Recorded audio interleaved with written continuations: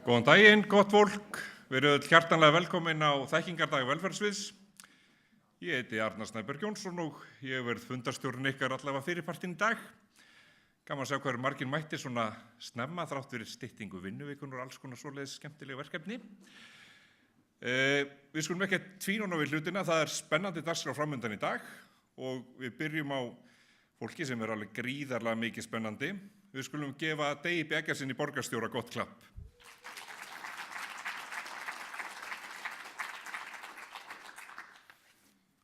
Þakka fyrir Arnar og komið öll blessa og sæl, gaman að vera með ykkur á Þekkvel 2018.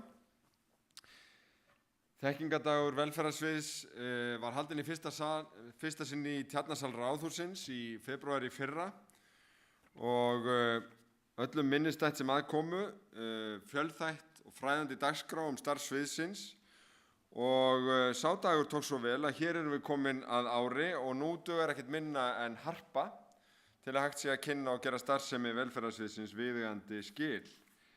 Fyrirkomulagið í fyrra þar sem blandað var saman áhugaverðum fyrirlestrum og fjölda örfyrirlestra gaf það góða raun að þetta verður áfram leiðin í ár, auk þess að vera með skemmtilega og fjölbreytta kynningabása hin ýmsu velferðarverkefni og nýsköpun í þjónustu. Ég veit ekki hvort að allir sem vinna hjá Reykjavíkurborg gerir sér grein fyrir því hvað starfsemi velferðarsviðs er gríðarlega fjölbreytt og ótrúlega mikilvæg. Hversu margar snertingar eða hversu mörg heimilin eru sem að velferðarsvið snertir, bókstaflega tugir þúsunda og þúsundur í hverju viku og á hverjum degi. Þið megi vita það að þegar ég fer sem ég gerir mjög mikið að út í hverfin og heimsæki þjónustustaðina, að þá er ég iðulega beðinn fyrir kveðju til ykkar, framlínu starfsfólksins og sérfræðingarna reyndar líka. Og til dæmis fór ég á Aflagrandann í þessari viku þar sem að eldra fólki kemur saman og í sérstaklega stórum hópum á miðvikudögum vegna þess að þá er sungið. En eins og allir sem hafa séð dagskrána sem stendur eldra fólki og öðrum til boða í miðborg, Vesturbæ og Hlíðum að þá er það reyndar þétt pökkuð dagskrá hvern einasta dag og það meira sér hægt að flakka á milli og sumir gera það í ferðaþjónustu aldraðra. Það var aðeins kvartað við snjómokstur að vísu og svo var ein eldri kona sem sagði: ef það væri ekki bara svo skelfilega gamalt fólk hérna. Ég heldur reyndar að hún hafi verið elst, sko. Og þannig er þetta stað fyrir stað. Ég hitti Birnu hérna áðan sem stýrir starfi Korpúlfa upp í Grafarvogi og það er orðið svo vinsælt að vera gamall í Grafarvogi að þau hafa farið frá því að vera 16 þegar Grafarvogur var að byrja að byggjast upp í yfir 1000 held ég bara, sem eru skráð í Korpúlfa og drífur fólk víða að eins og að Gerðubergi og annarri starfsemi. En starfsemi velferðarsviðs er ótrúlega flókin, alveg frá vöggu til grafar í orðsins fyllstu merkingu og eins og hlutir sem eru gerðir vel og ganga vel að þá eru oft engar fréttir af megin hlutanum á starfseminni. Það eru þessi atvik sem koma upp, sem fá athyglina og það er hluta veruleika sem við verðum að búa við. Undanfarið hafa til dæmis komið upp erfið mál sem við tökum öll nærri okkur.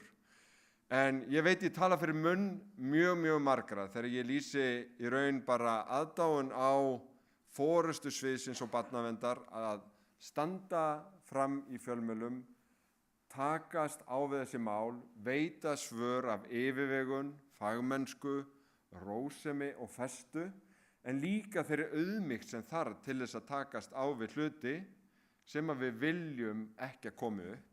Og fyrir það er ég mjög þakklátur. Svona, þið gerir mig stolt með framgöngu ykkar í erfiðum málum.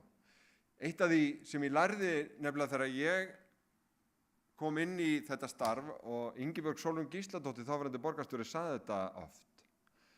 Stundum hefur maður ekki alveg á valdi sínu hvað gerist, heldur bara það hvernig maður bregst við. Í þessum málum að þá munum við að sjálfsögðu gera allt til þess að tryggja að hlutir sem við viljum ekki að gerist endurtakist ekki, en leið skiptir mjög miklu máli hvernig við bregðumst við þegar hlutir koma upp.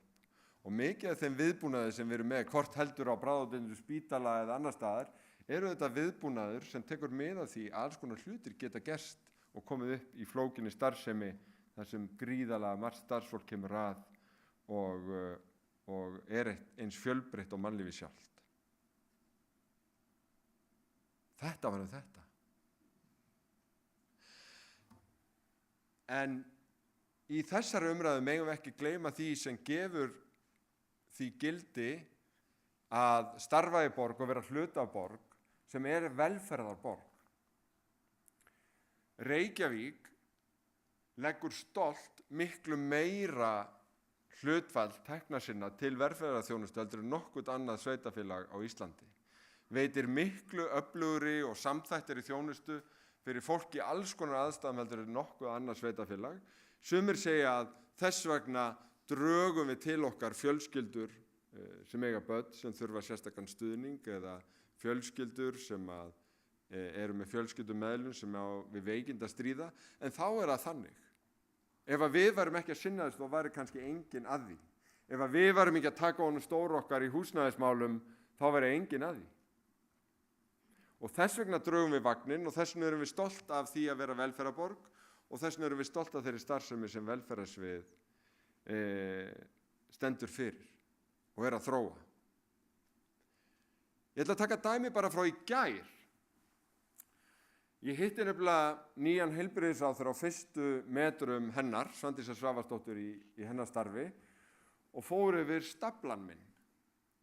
Ég kalla það staflann minn, þetta erindi sem ég búin að vera að senda nýjum heilbrigðisráðherrum og ég ekki búin að vera borgarstjóri lengi í rúm 3,5 ár en ég búin að eiga samstarf við 4 forsætisráðherra og 4 heilbrigðisráðherra á þessum tíma. Mjög örskipti og þetta erindi þar sem við erum að ýta á eftir metnaðarmálum okkar. Við viljum hjúkrunarrými, við viljum þróa heimaþjónustuna, við viljum þróa velferðartæknina, við viljum þróa lýðheilsuna og þessi jákvæðu uppbyggilegu verkefni gagnvart fólki fullu fjöri þannig að haldist nú bara þannig og þurfi sem minnsta þjónustu.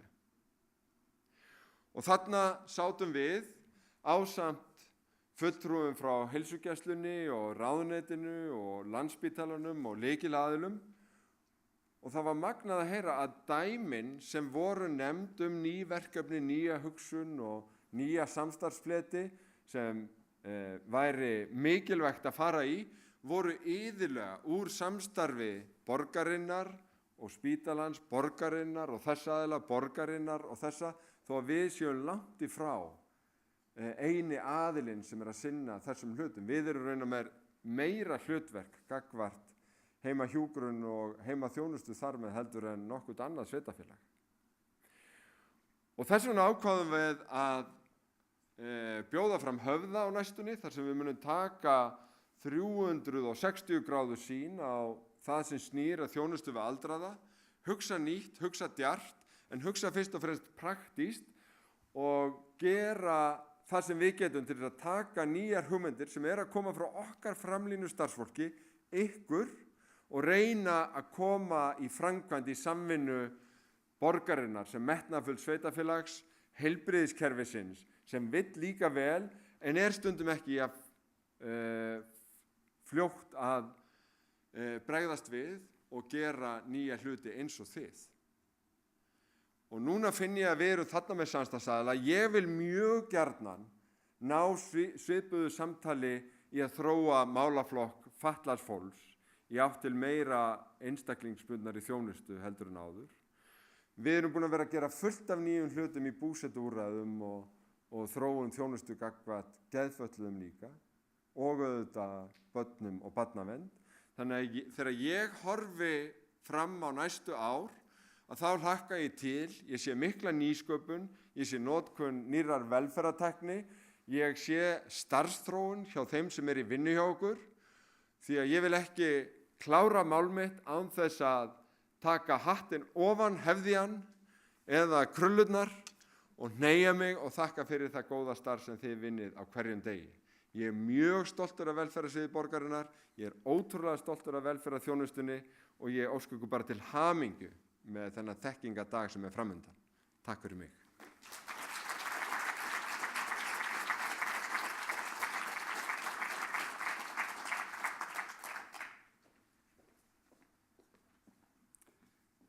Ég nú svo mikill partýstjóri í mér að mér finnst Dagur eiga skilið miklu betra klapp en þetta.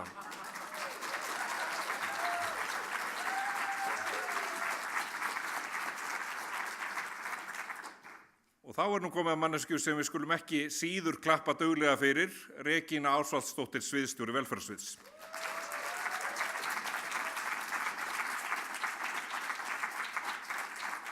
Góðan daginn og dásamlegt að vera með ykkur. Þetta lofa góðu þessi dagur, þekkingadagur velferðarsviðs og við Arna minn, hvernig ég nú með glærur þannig að það ekki hér sem að, já, bara svo við förum aðeins í gildin okkar, við erum með þessi gildi, virðing, virkni og velferð, en við þurfum að virkja þessi gildi. Það er ekki nóg að vera með þau á blaði, heldur viljum við ræða það í dag, hvernig við nýtum þessi gildi okkar í verki í okkar daglegu störfum. Við ætlum að fara í dag, þetta er vettvangur okkar til þess að kynna hvert fyrir öðru starfsemina. Við verðum með 10 stór erindi, við verðum með 18 örfyrirlestra og það eru 48 fyrirlesarar. Og þeir fengu smá námskeið, undirbúningshópurinn var svo framsýnn að þeir sem að halda hér fyrirlestur í dag, ég fekk að vísu ekki þetta námskeið, þess vegna mun ég högt aðeins, en þeir sem koma hérna á eftir, þeir eru allir búin að fara í pínu þjálfun og það var víst mjög skemmtilegt. Nú það verða kynningar hérna frammi og svo er það rúsínan í pylsuendanum, það er hvatningaverðlaun velferðarráðs og það verður klukkan 4 í dag og ég á vona að það muni vekja mjög mikla athygli. Við erum að leggja mikla áherslu á það á velferðarsviði að fylgja eftir þjónustustefnu Reykjavíkurborgar sem var samþykkt fyrir 1,5 ári síðan. Það er búið að búa til aðgerðaráætlun og ráða inn fólk sem mun fylgja þessari stefnu eftir, en ég get sagt það að í þessum hópi á velferðarsviði Reykjavíkurborgar eru fjölmargir sem lögðu í raun og veru grunn að þessari stefnu fyrir mörgum árum síðan. Þið kannist mörgum við áttavitann og það í raun og veru svona leiðarljós sem var haft þegar þessi stefna var mótuð. Og við ætlum að vinna að fagmennsku, en hvað þýðir það? Er þetta bara klísjur? Fagmennska þýðir að við mætum fólki þar sem fólk statt og notendamiðuð hönnun það líka. Þá erum við að horfa á upplifun fólks þegar við erum að meta þjónustu, þá förum við í ferðalag með viðskiptavininum og við erum að prófa þetta núna bæði varðandi fjárhagsaðstoðina, líka í stuðningsþjónustunni, hún hefur verið tekin út að undanförnu og þar þetta ferðalag viðskiptavinarins, sú aðferðafræði notuð, hvaða leið fór hann þegar hann var að sækja einhverja þjónustu hjá okkur og hvernig líður honum með það. Og í næstu viku þá erum við að horfa á, verðum með stóran dag, vinnudag, þeir sem eru að vinna í fjárhagsaðstoð, notendur og hagsmunasamtök og þar ætlum við að fara í gegnum Deloitte hefur verið að vinna með okkur, fara í gegnum upplifun okkar notenda, bæði þeirra sem eru að sækja fjárhagsaðstoð og líka þeirra sem eru að vinna í framlínunni við að veita þjónustuna. Þannig að það verður mjög spennandi. Skilvirkni og nærþjónusta. Nærþjónusta orðin svolítið vítt hugtak í dag.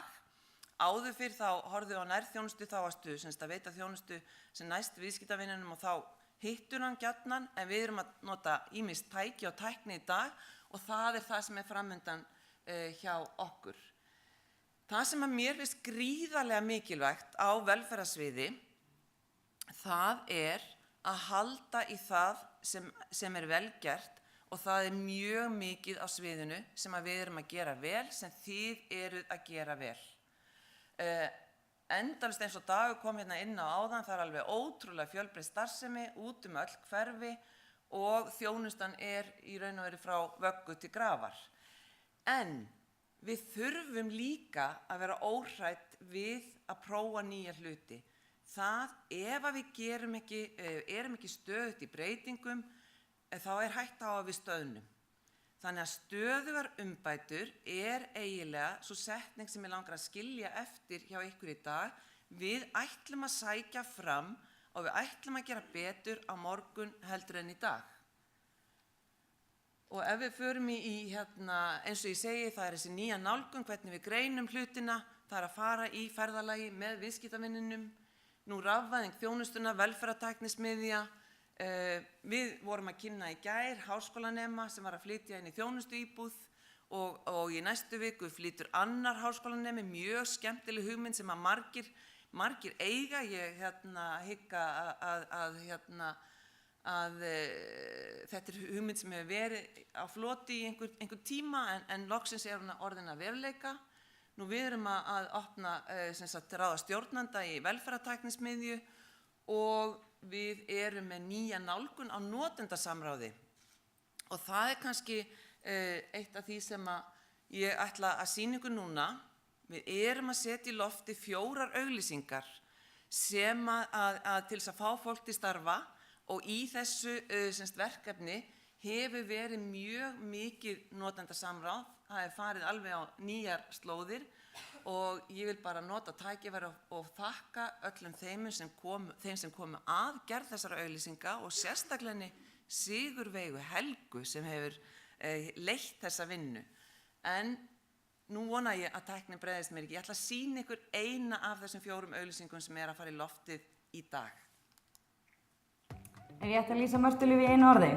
Getum við sett saman glaðlynd, brósmild, frábær, kát, hress. Það ekki orð? Já. Við köllum það allan orð. Ég heiti Helena Vignisdóttir. Hvað heitir þú? Marta Líf. Getur þú lýst mér? Já. Hvernig ég? Fyndin. Ég fyndin? Ertu alltaf að hlæja mér eða? Við Marta byrjuðum að vera saman í liðveislu og hún mikið inn á heimilinu hjá okkur, mér og kærastanum mínum. Og út frá því þá eiginlega endaði þannig að við tókum hann í stuðning. Og hún rauninni bara partur af okkur. Það ekki? Þetta líka bara fyrir hana. Hún kemst aðeins til okkar og við fáum að gera skemmtilega hluti með henni og fá að vera bara partur af hennar lífi og hún okkar. Það bara gefur mann svo ótrúlega mikið. Vináttutengslin og þessi fjölskyldutengsl skipta bara öllu máli. Bara þessi ást, manni þykir ótrúlega vænt hana. Mér lakar alltaf til að fá hana.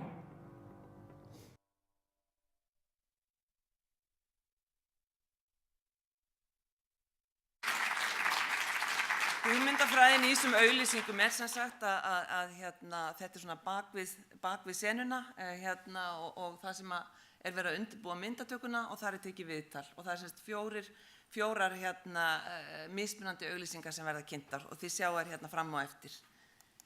En ég fór aðeins yfir gildin og ég verð að segja það að bara takk fyrir hlýlegu orð Dagur. Það yfirleitt gríðarlega gaman í þessari vinnu. Ég búin að vera í tæpt ár núna, en svo koma dagar sem að reynir virkilega á. Og þá nú gott að hafa góð gildi. En það sem að ég, þegar maður lendir í svona aðstæðum, að þá það mjög mikilvægt, það kannski það dýrmætasta sem við höfum, velferðarsvið, það traust almennings á okkur. Við getum ekki alltaf stjórnað aðstæðunum. Við getum ekki stýrt öðru fólki en við getum lagt grunn að því þannig að við fyrirbyggjum að erfiðir hluti gerist. Mér langar ekkert að segja nákvæmlega hvað ég að tala, ég held ég viti öll hvað það en það mikilvægasta fyrir okkur núna að endurskapa traust á starfseminni okkar. Og ég veit að við getum það. Það eru 2500 starfsmenn á velferðarsviði og það eru 99,9% af ykkur eru gjörsamlega frábær. En í svona stórum hópi þá getur ýmislegt gerst, en við ætlum saman að endurskapa þetta traust og hafa gildin okkar að leiðarljósi. Og það mjög mikilvægt að virkja kraftinn sem býr í ykkur. Þessi dagur, ertu farin að sýna með spjöld eða? Ok.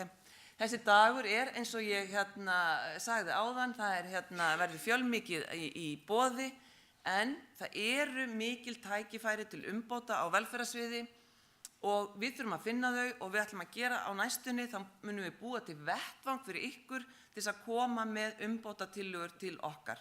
Þannig við ætlum að hefja vegferð í umbóta menningu.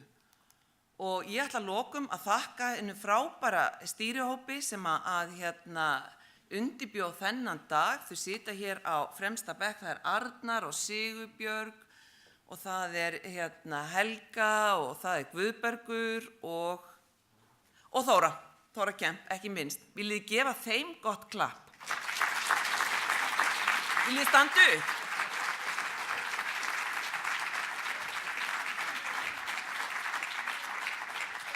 Þá þakka ég bara fyrir mig og hlakka til að vera með ykkur í dag. Takk.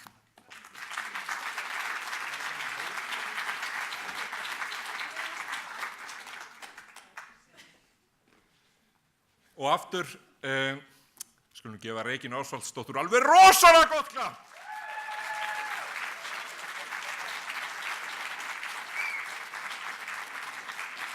Nú, næstur hér í pontu er Eyþór Arnalds.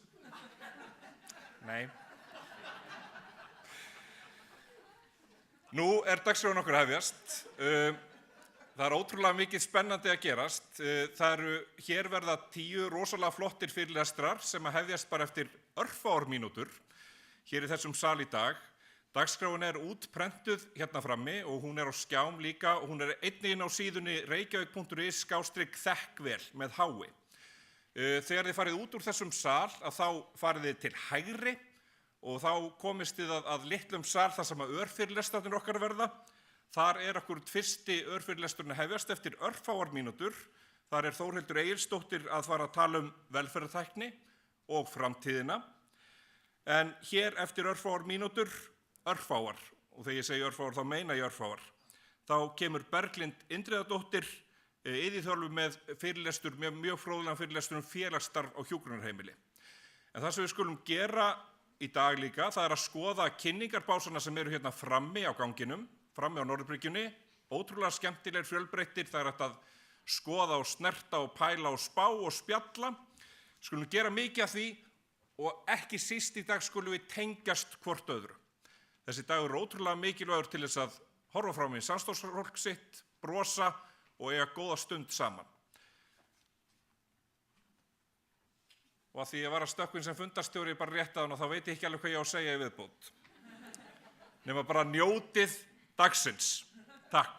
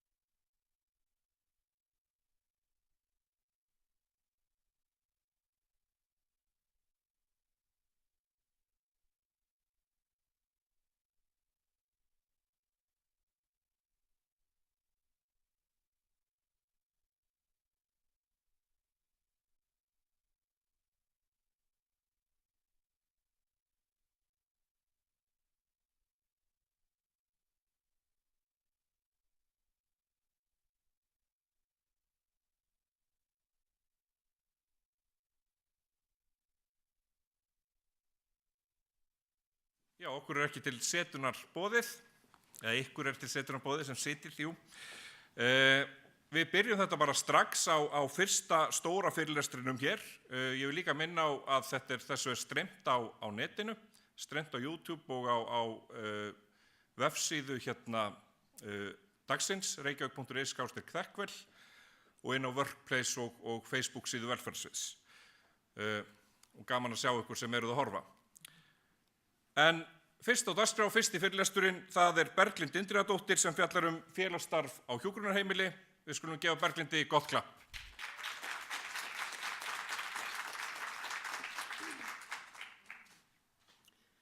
Góðan dag. heiti á fyrirlestrinum félagsleg virkni á hjúkrunarheimili, hún kannski er pínu hvað ég segja, ekki nógu djúp af því að mér langaði svolítið til að kafa ofan í það hvað það er í raun og veru sem við erum að reyna að gera þegar við erum með félagsstarf og virkni á hjúkrunarheimili. Ég er í hlutastarfi á Droplaugarstöðum og í Seljahlíð og þegar ég kom heim frá námi fyrir 15 árum þá voru iðjuþjálfar á Droplaugarstöðum og Droplaugarstöðar voru eitt af fyrstu heimilunum á Íslandi sem að tóku það skref að ráða til sín iðjuþjálfa. En eftir því sem ég best veit, það hefur ekki verið iðjuþjálfi í Seljahlíð áður. Og ég er semst búin að vera í starfi á hjúkrunarheimilunum í rúmt ár. Og eins og ég segi, það langaði mér svolítið til að kafa dýpra ofan í þetta hvað við erum að í raun og veru reyna að stuðla að með því að bjóða upp á virkni á hjúkrunarheimilum. Og mér langaði þess vegna til að segja ykkur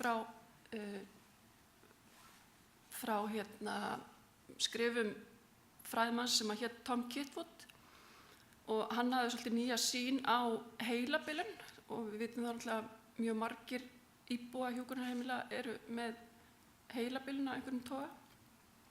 Og Tom Kitwood, hann sem sagt gaf út þessa bók 1997 sem heitir Ný sýn á heilabilun og hann starfaði við Bradford háskóla og einn af upphafsfólki Bradford Dementia Group sem er svona hópur sem hefur verið svona mjög framalega á heimsvísu varðandi ný úrræði og nýja hugsun varðandi þjónustu við fólk með heilabilun. Og þessi bók var þýdd á íslensku af Svövu Aradóttur hjúkrunarfræðingi og kom út árið 2007 og heitir í hennar þýðingu Ný sýn á heilabilun einstaklingurinn í öndvegi.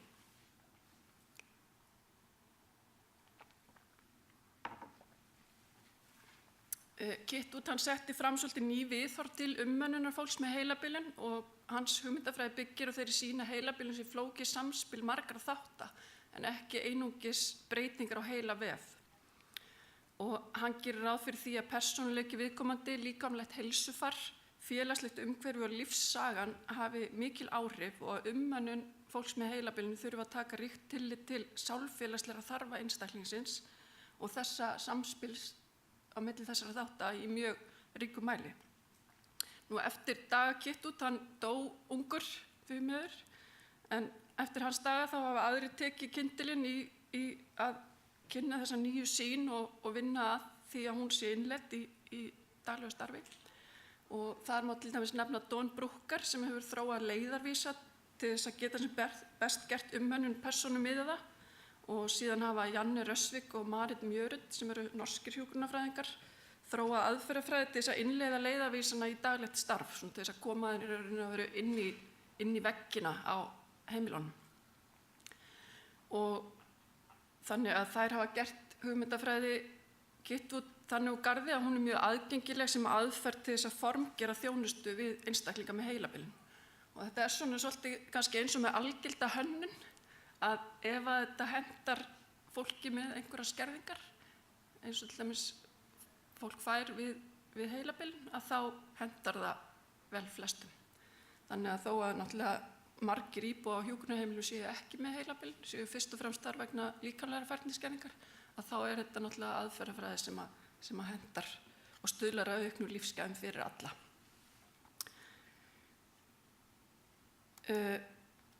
Þetta er svokallað þarfablóm Kitwoods, sálfélagslega þarfir sem má gera ráð fyrir að séu til staðar hjá öllum. Og venjulega er það vel sinnt að manns eigin frumkvæði að gloppur eða skortur á einhverju sviði kemur ekki fram. En við álag eða verulegan skort eða ef að gamalt dulið sár opnast á ný að þá geta þarfirnar komið í ljós og oft á mjög áberandi hátt. Og þarfirnar eru augljósari hjá fólki með heilabilun og verða meira áberandi eftir því sem að skilvirkni skerðing eykst og jafnframt á þá einstaklingurinn erfiðara með að taka frumkvæði að því sem geti leitt til þess að þarfirnar séu uppfylltar. Og þarfamunstrið er mismunandi og fer náttúrulega eftir persónuleika og lífssögu hvers og eins. Lífssagan er mjög mikill lykill þáttur í þessari hugmyndafræði og ég geti nú talað alveg hálfan dag lífssögu og notkun möguleika hennar og og gildi þess að hafa hana að leiðarljósi þegar við önnumst fólk. En ég ætla svona bara hratt að fara yfir þessar þarfir sem eru í þarfablóminu.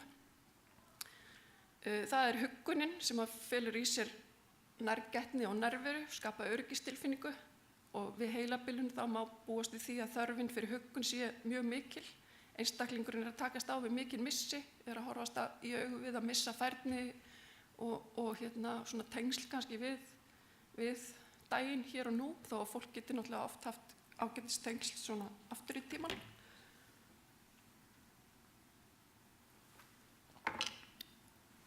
Og síðan eru tengslin, að það ósjálfur hvöt okkar að skapa tengsl og þvermenningarlegt fyrirbrigði. Og tengslin þau svona mynda ákveðið öryggisnet. Ég get svona sagt fyrir mig, skjálfandi með vatnsflöskuna, að það alveg svona ákveðið öryggisnet fyrir mig að sjá kunnulega andlit í salnum. Allt góða fólki sem ég vinn með í Seljalíð og Droplaugarstöðum. Bara gott að hafa ykkur hérna. En fólk með heilabilun, það gjarnan í aðstæðum sem að það upplifir undarlegar og það gerir þörfina fyrir tengsl ennþá sterkari. Og við getum haldið þessum tengslum í gegnum minningar og þarna kemur aftur skráning lífssögunar sterk inn. Þannig að við vitum kannski hvaða fólk viðkomandi hefur haft tengsl við fyrr í tíðinni. Við höfum svona kannski verið að markvisst að skoða, einhver hérna á heimilinu sem að viðkomandi þekkir, hefur unnið með eða jafnvel í fjölskylduböndum við. Við vorum að leiða saman systur hérna fyrir nokkrum dögum. Þar eru miklir fagnaðarfundir þar sem báðar eru að glíma við minnisgerðingu og mundu ekkert endilega eftir því að systir þeirra ætti heima á næstu hæð. Þannig að það eru bara oft fagnaðarfundir. Hlutdeildin. Það þörfin fyrir að tilheyra hópi og hún kemur mjög oft fram hjá fólki með heilabilun sem svona tilhneiging til að líma sig við annað fólk eða hreyfa einhverjum mótmælum eða trufla á einhvern hátt. Kannski má segja svona þetta með að hvað athygli betri en engin, eins og við segjum stundum. En ef það ekki gert ráð fyrir þessari þörf þá hætta á því að fólk sé skilið eftir hvort með öðru en alveg aleitt enga síður. Nú síðan þörfin fyrir sjálfsmynd, það að vita hver maður að vera í tengslu við fortíðin og að hafa sögu að segja. Og þar skipta 2 atriði mjög miklu máli. Það aftur lífssagan og þó að íbúi geti ekki endilega haldið í þann hluta sjálfsmyndarinnar sem byggist á eigin frásögn, þá getum við stuðlað að því að viðhalda þessari sjálfsmynd með því að hjálpa fólki að rifja upp sína sögu. Og svo mjög mikilvægt þarna líka að geta sýnt samkennd. Nú síðan það virknin, svona það sem að ég plataði ykkur til að ég væri að fara að tala um. En það svona þetta að vera þátttakandi í lífinu á þann hátt sem skiptir hvern og einn máli og nýtir hæfileika hvers og eins og krafta. Annars hætta á tilbreytingarleysi og leiða. Og því meira sem við vitum fortíð persónunnar, einhver það sem að færir henni gleði og ánægju, þeim mun líklegra að lausnin finnist. Og þarna lífssagan líka lykilatriði. Að við vitum eitthvað það hvaða bjarga fólk hefur haft og hvaða hlutum fólk hefur haft ánægju af áður. Nú, rannsóknir hafa sýnt það að 90% af starfsfólki sem að annast félagsstarf hjá fólki með heilabilun, því finnst mjög erfitt að finna iðju sem að fullnægir þörfum íbúanna og hefur tilgang. Af því að þetta svona mjög flókin línudans, má segja, að finna iðju sem að hæfir getu og áhuga fólk sem að lifir við skerðingar af ýmsum toga. En eftir því sem að ég legg mat á þá gengur þetta bara ljómandi vel á hjúkrunarheimilunum hjá Reykjavíkurborg.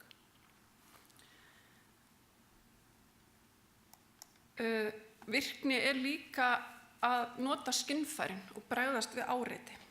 Og markmiðið með virkni það breytist svolítið eftir því sem að getan til að taka frumkvæði og skipuleggja daglegar athafnir frá A til Ö minnkar. Þannig að virkni getur farið að snúast að örva skynfærin til dæmis bara með því að sjá og heyra, lykta, smakka og snerta og hreyfa. Þannig að ef við hugsum þetta þannig að það fari svona hugsanaferli í gang við að finna lykt eða snerta hluti, að þá það virkni fyrir einstakling sem að hugsanlega hefur mjög skerta færni til að athafna á annan hátt.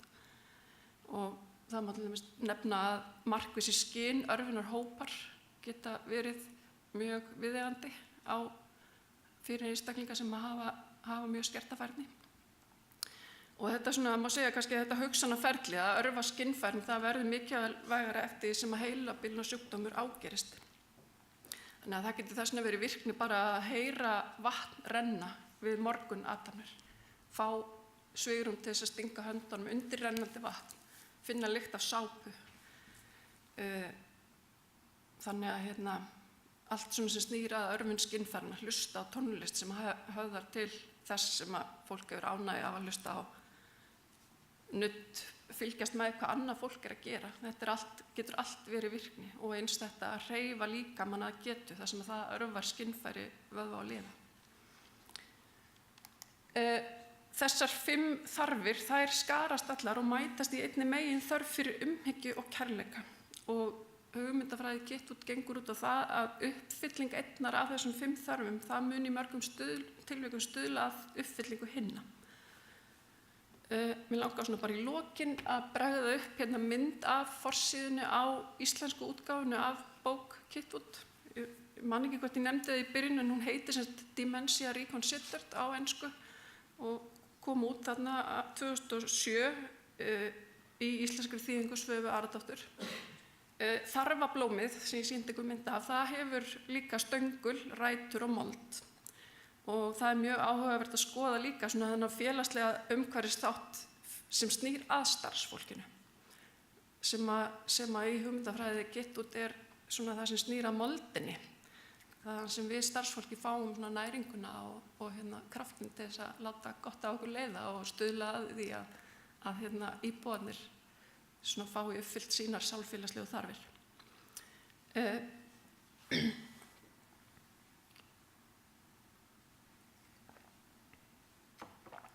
Þetta svona, virkar svona kannski svolítið eins og í fluginu, bara setja súrefnisgrímuna á sig fyrst, til þess að geta svo hjálpað öðrum. En já, þannig að moldin, hún snýr svolítið að menningunni á vinnustaðnum og hvernig hlúðra þarfum starfsfólks. Og eins og ég nefndi þá er þessi hugmyndafræði, þetta svona bara leið til þess að formgera þjónustu og stuðla að því að þjónusta verði betri og það er ekkert mörg hjúkrunarheimili á Íslandi sem hafa stigið þá skref að innleiða mjög markvisst einhverja hugmyndafræði. Þau hafa kannski mörg þeirra markmið sem að snúa það að því að bæta lífsgæði og sinna andlegum og líkamlegum þörfum, en það er kannski ekki beint að það séu mörg heimili sem hafa farið að innleiða einhverja svona formgerða aðgerða áætlun, hvernig ætlum við svo að ná þessum markmiðum. Og ég mjög hrifin af hugmyndafræðum. Mér finnst mjög gott að hafa svona ákveðin leiðarljós sem að sameina okkur í aðgerðum okkar.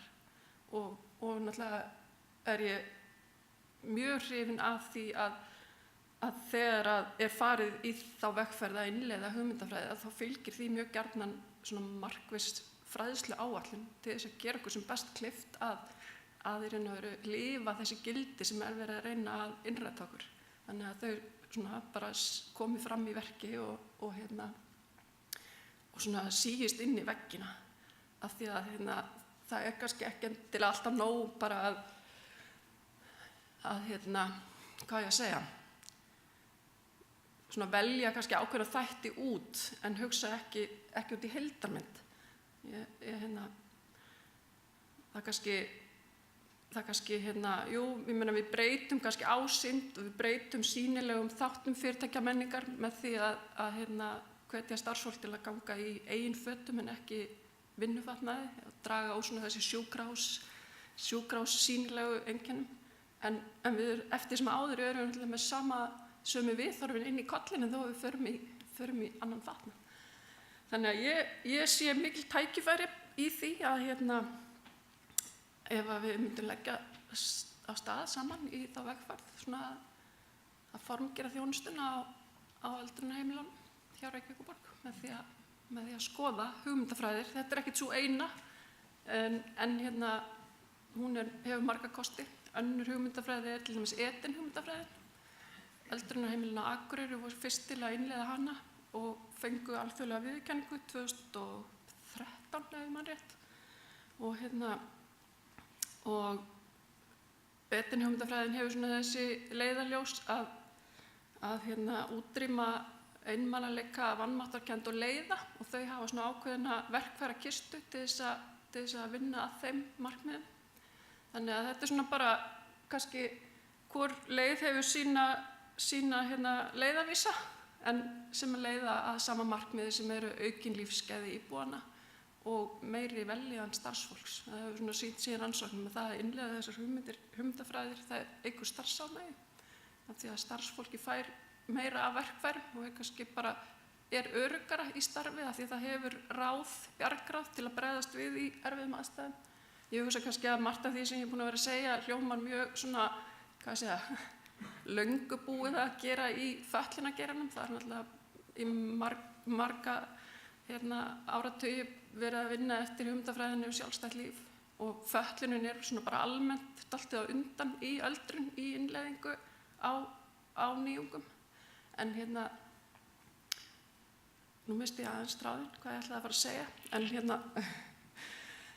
en já, þannig að þetta hljómar örugglega mjög svona kannski, ekkert sem eitthvað mjög nýtt fyrir mörgum hérna inni, en eins og ég segi, þá ekki mörg heimili hérna á Íslandi sem hafa lagt í svona vegferðir með að formgera þjónustu með svona markvissri innleiðingu og öllum þeim breytingum sem því fylgir. En ég bara búin að segja það sem mig langaði til að segja, og ég þakka bara kærlega fyrir tækifærið til að segja ykkur frá þessu. Og hérna, ef það einhverjar spurningar, þá tími villi.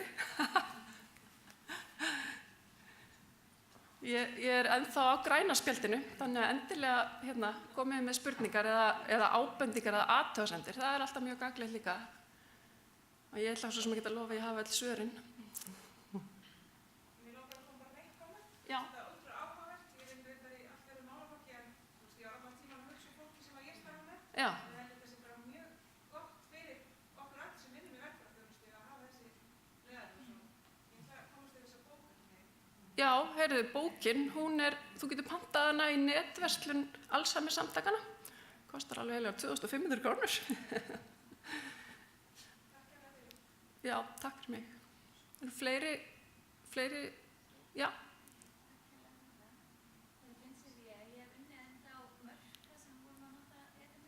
Já.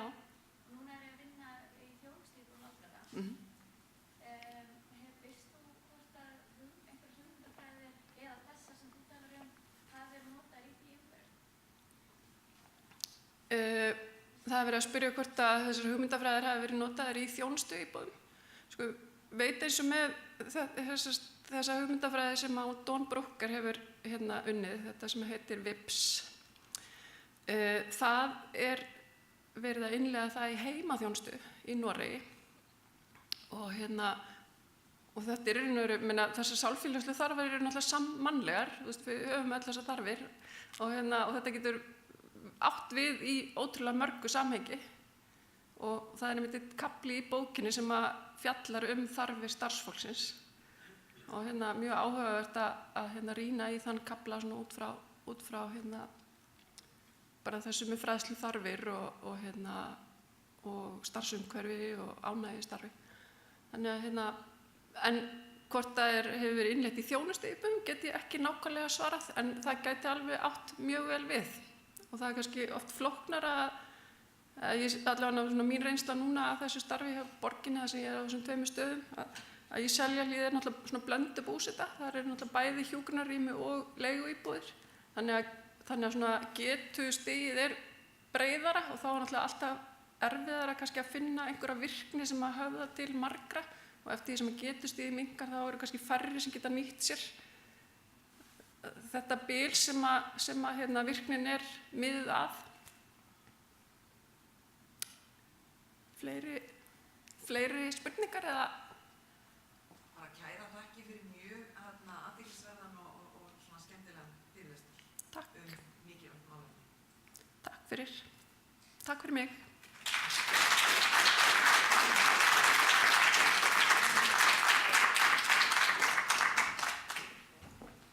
Þökkum Berglindi kærlega fyrir afskaplega áhugaverðan fyrirlestur.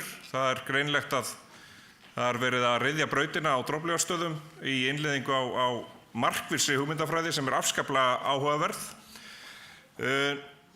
Núna milli fyrirlesta verður nokkura mínútna hlé. Næst fáum við klukkan 10 fyrirlestur fjölgun utangarðsfólks og hvert við stefnum í þeim efnum. Það eru Ásgeir Pétursson og Guðrún Þorgerður Ásgeirsdóttir sem að halda þann fyrirlestur. Ég kem og hrópa inn fólk hérna á eftir þegar fyrirlesturinn er að hefjast. Hann hefst klukkan 10.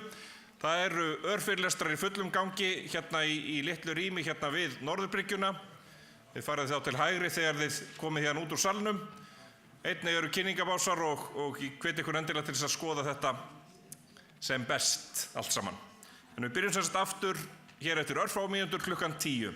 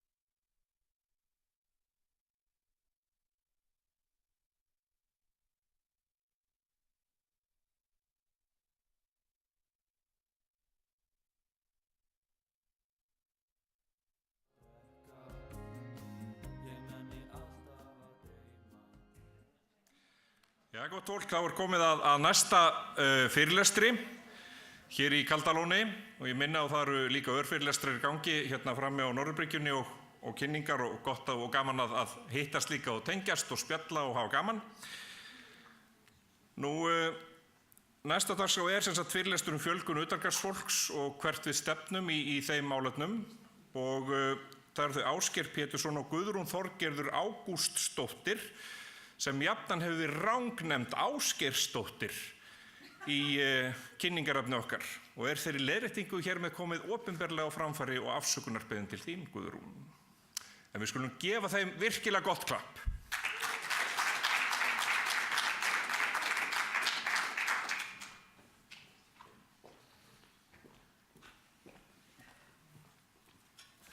Góðan daginn. Góðan daginn. Við vildum bara hafa það alveg á hreinu að við erum ekki feðgin. Þetta snýrist nú meira það. Ég er ekki Ásgeirsdóttir, heldur Ágústsdóttir. En ég heiti sem sagt Guðrún Þorgerður Ágústsdóttir, svo þið eruð örugglega búin að ná því. Er félagsráðgjafi og starfa í vettvarsráðgjafateymi ásamt honum Ásgeir og fleiri góðu fólki. Og við erum ætlum í dag að fjalla fjölgun utangarðsfólks. Það hefur kannski ekki farið fram hjá þeim sem hafa áhuga á málaflokknum eða að starfa að velferðarmálum að það hefur verið mikil fjölgun í hópnum og við ætlum að velta svona upp þeirri spurningu hvert erum við að stefna. En þegar við erum að tala utangarðsfólk þá erum við að tala fólk sem er heimilislaust, er á götunni, er að nýta gistiskýlin en við erum líka að tala þá einstaklinga sem eru í sértækri búsetu á vegum velferðarsviðs Reykjavíkurborgar og er að fá þjónustu. Sko, þetta eru svona þær tölulegu upplýsingar sem við búum yfir. Árið 2005 þá lét félagsmálaráðuneytið kallaði eftir því að sveitarfélögin á höfuðborgarsvæðinu myndu telja þá einstaklingar sem féllu undir þeirra skilgreiningu heimilislausa og þá voru 49 einstaklingar sem voru skilgreindir heimilislausir. Árið 2009 stóð velferðarsvið Reykjavíkurborgar fyrir fyrstu svona kortlagningunni á hópnum og þá voru 100 einstaklingar sem féllu undir þeirra skilgreiningar heimilisleysi eða utangarðs. Árið 2012, 4 árum seinna, var aftur talið og þá voru orðin 80% aukning, 179 einstaklingar. Og þannig við erum í rauninni að tala bara þarna einstaklingar með lögheimili í Reykjavík, ekki hina.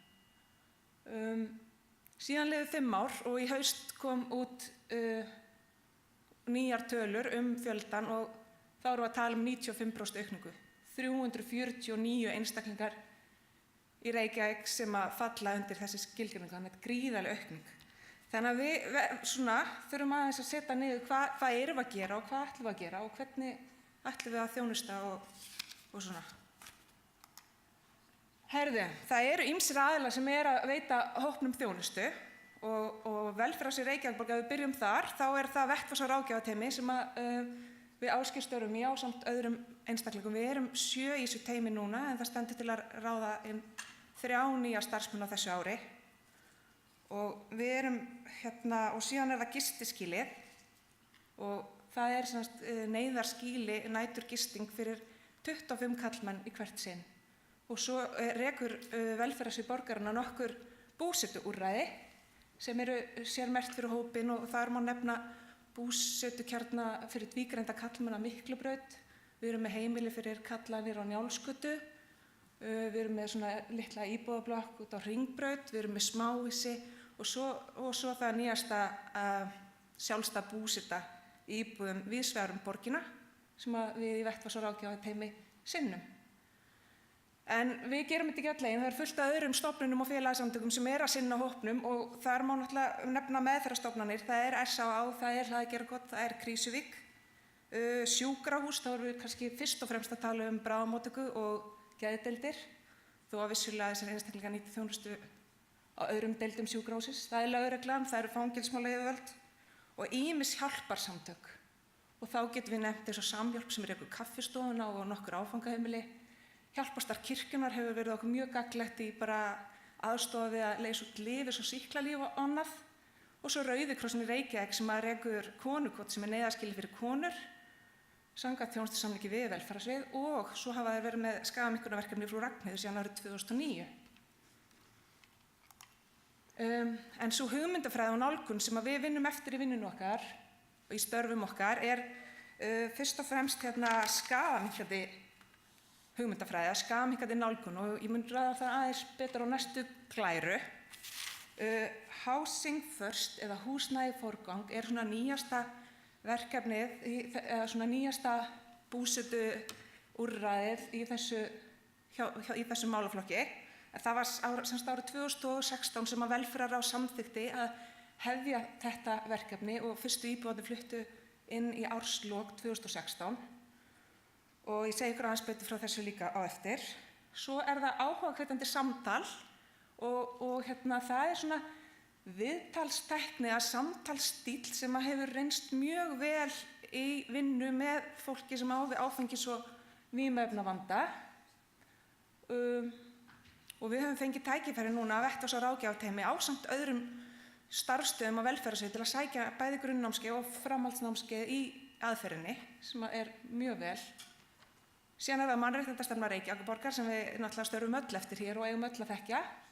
Og síðan það stefna Reykjavíkurborgar í málefnum utangarðsfólks frá árinu 2014 til 2018.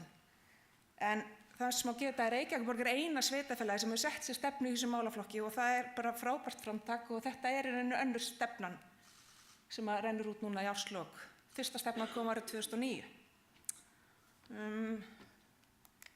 Skaðaminnkandi nálgun, þetta mjög mikilvæg nálgun í vinnu með hópnum.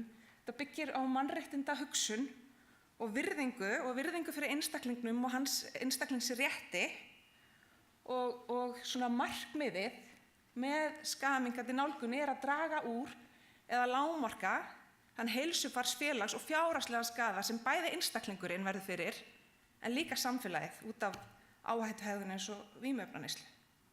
Og dæmi svona skaðaminnkandi íhlutanir nálaskiptið þjónusta eins og Frú Ragnheiður hefur staðið fyrir, Rauði krossinn síðan 2009, búsetuúrræði eins og Reykjavíkurborg rekur nokkur, viðhaldsmeðferð í rauninni, það hefur verið, SÁÁ hefur veitt viðhaldsmeðferð frá aldamótunum en þá þeim sem háðir eru ópíumlyfjum gefið önnur lyf sem bæði valda ekki fráhvörfum eða fíkn. Svo það neyslurými sem hafa nú verið mikið í fjölmiðlum og umræðinu núna upp á síðkastið og við erum bara vonandi alltaf skrefinu nær að opna slíkt. Og dagsetur, það var ekki dagsetur á vegum Hjálpræðisins frá árinu 2007 til 2015 og ekki neitt núna en þannig að það svona spurning hvað verður. En markmið íhlutana í anda skaðaminnkandi nálgunar að halda lífi, viðhalda heilsu og bæta heilsufar. Og markmið með nærþjónustunni að mynda tengsl við hópinn, þetta oft mjög jaðarsettur hópur, ná sem tengingu og trausti og veita fræðslu og þjónustu án skilyrða. Og þá erum við að tala það ekki skilyrði að vera edrú. Það engin, edrúmennska ekki skilyrði þessara þjónustu.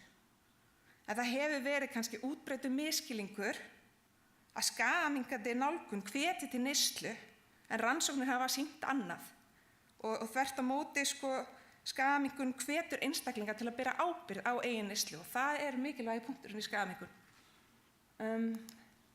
Húsnæði í forgang, verkefni sem velferðarsvið byrjaði núna með árið 2016. Þetta hugmyndafræði sem byggð sem í anda skaðaminnkandi nálgunar og snýst það að einstaklingum boðið varanlegt húsnæði beint á götunni. Ekki 6 mánuðir edrú eða neitt slíkt. Þú bara færð húsnæði með stuðningi. Og eins og við erum að vinna þetta hér núna, þá erum við annars vegar með sjálfstæða búsetu, þar sem að einstaklingar hafa fengið útlita íbúð víðsvegar borg, eða húsnæði með vakt, og þá annarkvort hlutavakt eða sólarhringsvakt eða eitthvað slíkt. Í Housing First fá einstaklingar einstaklingsmiðaða þjónustu sem veitt af þverfaglegu teymi sem í okkar tilfelli kallast vettvars- og ráðgjafateymi en oft talað sem eða ACT-teymi eða Assertive Community Treatment og Halldór Júlíusson mun vera með erindi núna hér í þessum sal klukkan 11:30 ACT. Og þjónustan fer fram á heimilum notenda, þannig að okkar vinnustæðar á langstærstu leyti heimil annars fólks. En ávinningurinn af húsnæði í forgang að þetta dregur náttúrulega úr neikvæðum afleiðingum áhættuhegðunar og á líf fólks. Þetta eykur lífsgæði og stuðlar að valdeflingu og samfélagslegu kostnaður lægri en þegar fólk á götunni, en þess að gríðarlega dýrt að hafa fólk á götunni. Þó að það sé kannski dýrara eins og fyrir sveitarfélagi að veita þjónustuna eða einstaklingsmiðuðu þjónustuna og íbúðina. En ef við skoðum stóra samhengi þá er það mikið ódýrara fyrir samfélagi sem heilda, því að þá er ekki öll þessi neyðarkerfi að kikka inn eins og þegar fólk er í þeirri neyð að vera á götunni, eins og gistiskýli, lögregla, innbrot, dómstólar, sjúkrabílar, sjúkrahús, allt þetta sem fólk er að díla við á hverjum einsta degi. En nú ætlar Ásgeir að taka við og halda áfram. Takk.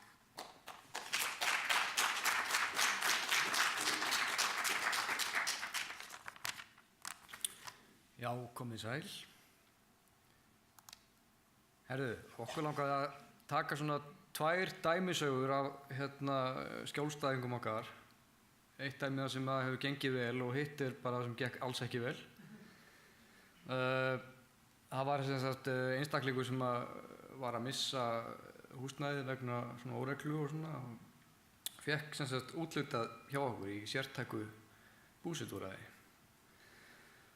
Og frá fyrsta degi þá bara höfum við sinnt þessum einstaklinga eiginlega hverjum degi og við sýnt bara miklar góðar breytingar og neyslan bara eiginlega alveg hætt og þessi hefur tengst fjölskyldu sinni upp á nýtt alveg og bara gengur mjög vel og við teljum að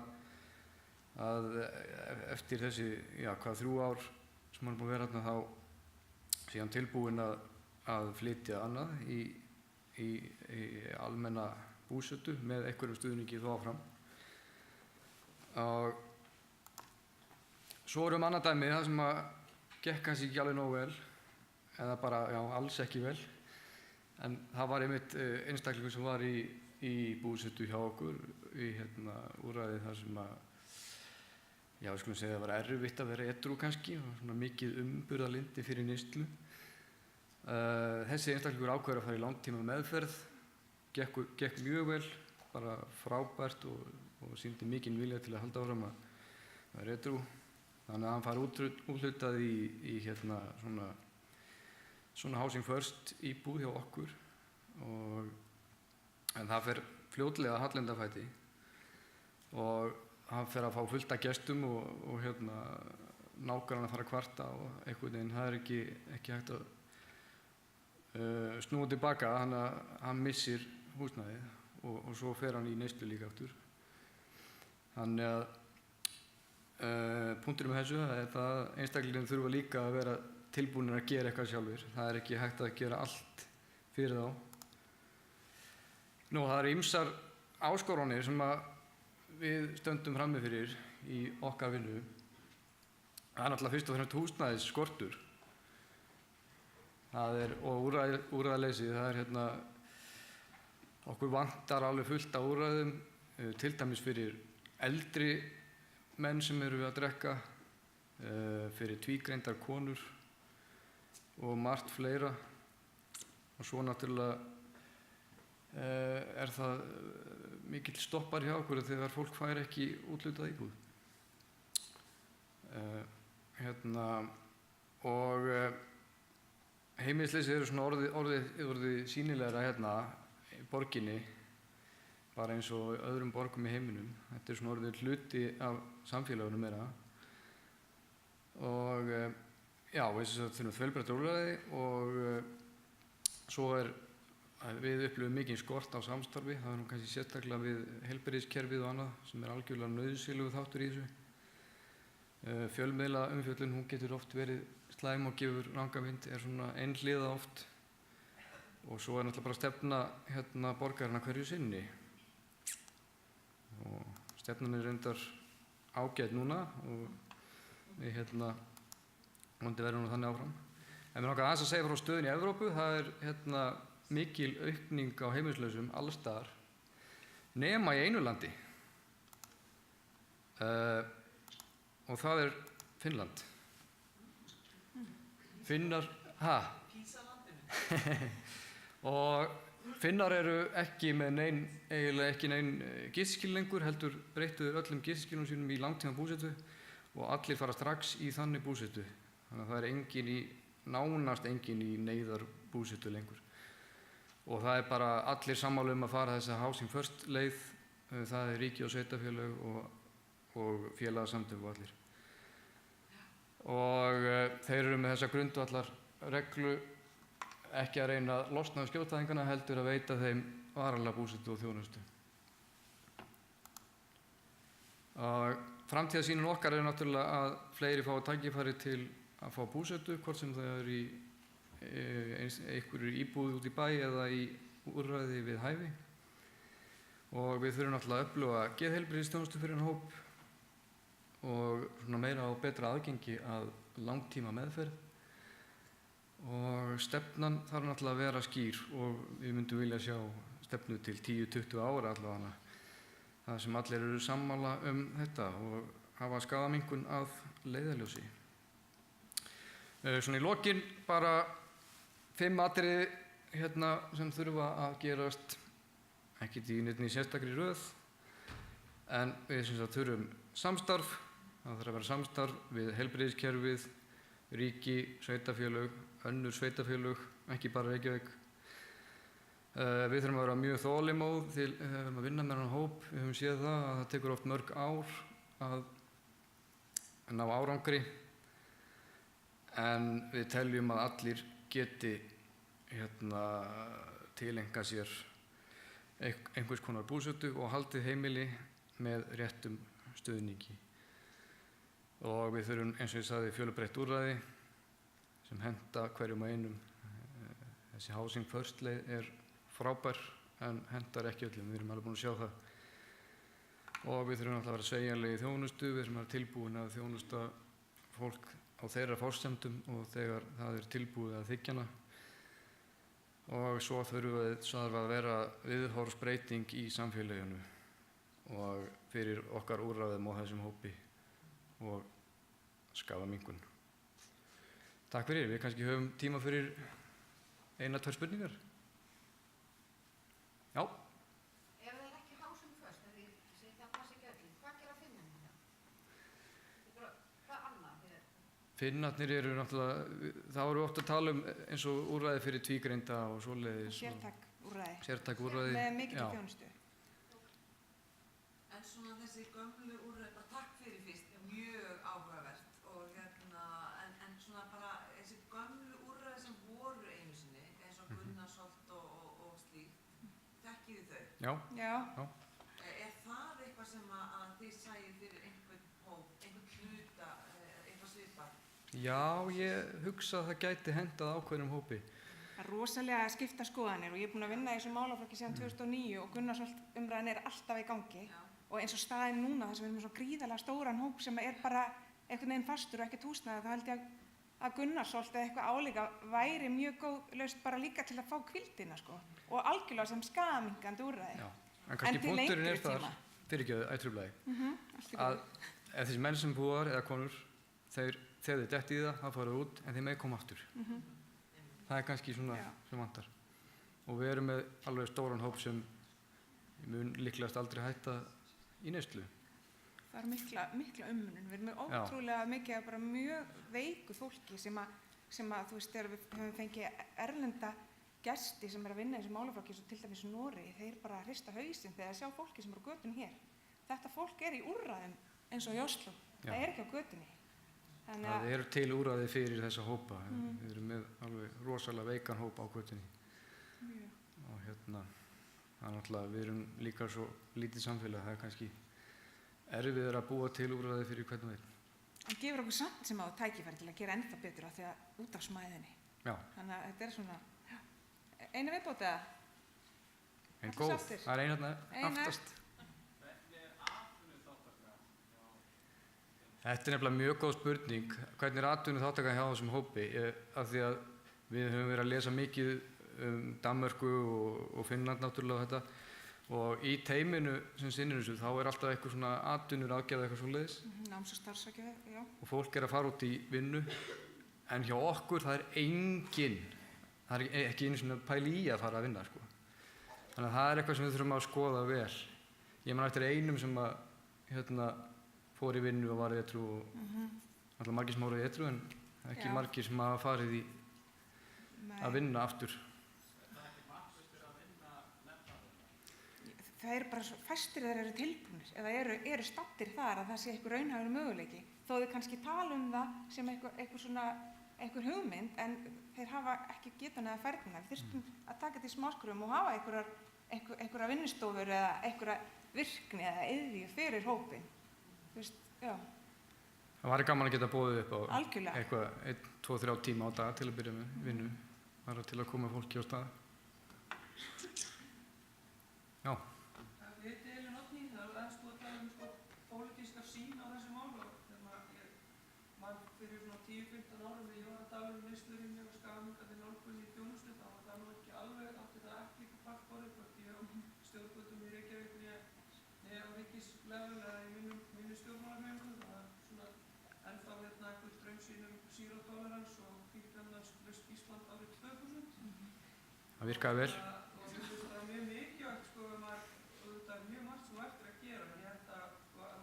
Saman sín og opinbera stefnumótun 2018 eða kannski 2004 kannski frekar að það hefur orðið algjör kúvending í þessum málaflokki og 2-3 síðustu heilbrigðisráðherrar hafa til dæmis tekið þessari umræðu neyslurými bara mjög alvarlega. Fólk hélt að ég væri bara eitthvað klikkuð þegar ég byrjaði. Það er mjög ánægilegt hvernig umræðan er að verða. Og þetta er bara löglega fíkniefni, fólk er að blanda saman löglega umræðu og neyslurýmaumræðu. Rými og meiri svona, vitund þessi mál og þá finnum maður ennþá og mikla svona hræðslu og vanþekkingu meðal almennings. Þannig að næsta hlutur okkar sem erum svona á pólitíska sviði er að breiða út þessa þekkingu meðal og þeirra sem að sinna málaflokkum líka breiða út þessa þekkingu meðal almennings að skaðminnkun er ekki á sama löglegum og framvegis. Nákvæmlega. Ég held einmitt. Annars bara takk fyrir Já. En ég held einmitt að þegar við förum á stað með neyslurými þá er algjört grundvallaratriði og það líka spilar inn á viðhorfsbreytinguna gagnvart úrræðunum að gera það vel, gera það allaleg, hafa sér þjálfa starfsfólk, nóga peningi. Oft einhvern veginn ætlum við að taka upp hjólið eða taka upp hugmyndan annars staðar en við erum ekki með fjármagni til þess að gera það eins og á að gera og þá einhvern veginn fer allt þúfur. Og ég meina í svona úrræði að því að hreint umhverfið, hreint búnaður, með sérþjálfan starfsfólk til að bregðast við, það verða overdósana og það þarf að vera fólk sem getur brugðist við. Ok, takk fyrir okkur.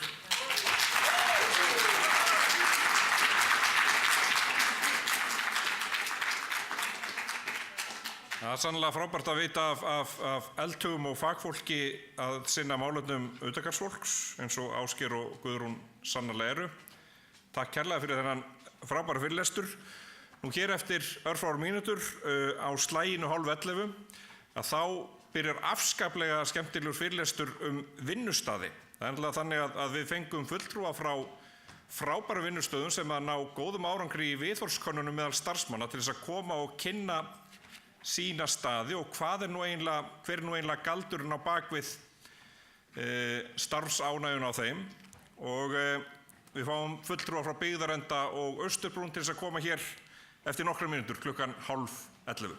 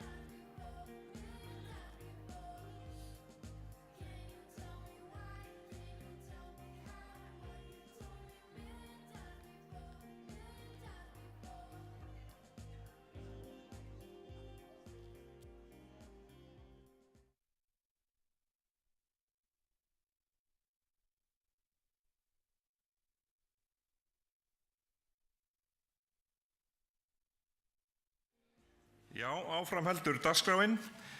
Þá komið að það koma núna 2 starfsstaðir, eða fulltrúar 2 starfsstaða svona í knippi. Við erum semst að fara að fjalla hvað gerir þessa starfsstaði svona frábæra, hver ástæðan fyrir mikilli og góðri starfsánægju, annars vegar í Byggðarenda og hins vegar í Austurbrún. Við skulum bjóða þær Rögnu Ragnarsdóttur og Sólveigu Birgisdóttur frá Byggðarenda hér fyrst. Velkomnar í pontu. Gefum við gott klapp.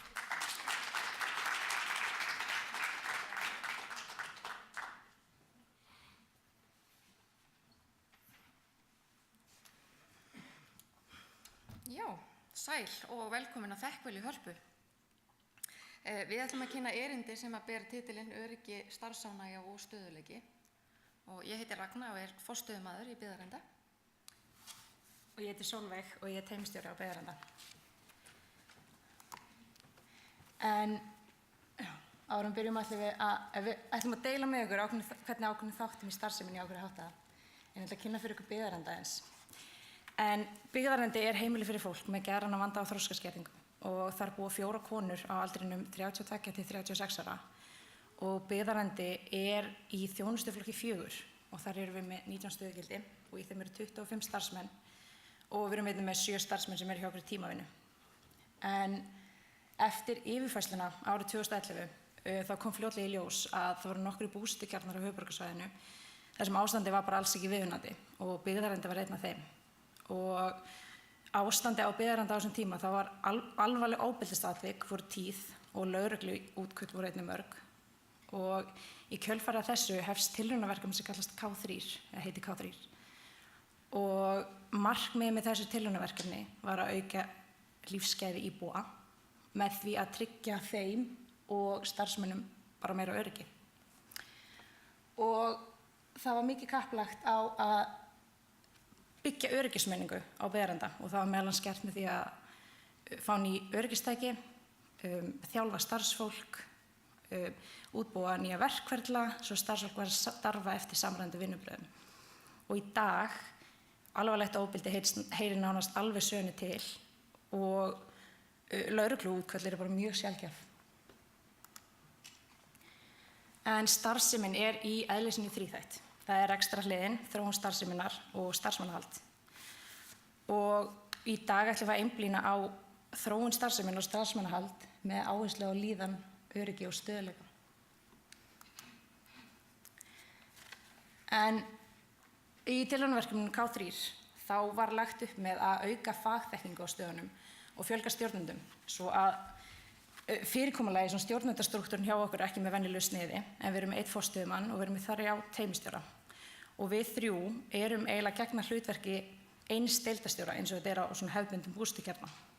Og við erum í 50% á vöktum og við erum 50% í fagvinnu og okkar helsta hlutverk er að bara halda þétt utan íbúamálin. En með þessu fyrirkomulagi þá höfum við mjög mikið svigrúm til þess að deila ábyrgð og dreifa ábyrgð bæði milli okkar og annarra starfsmanna á Byggðarenda.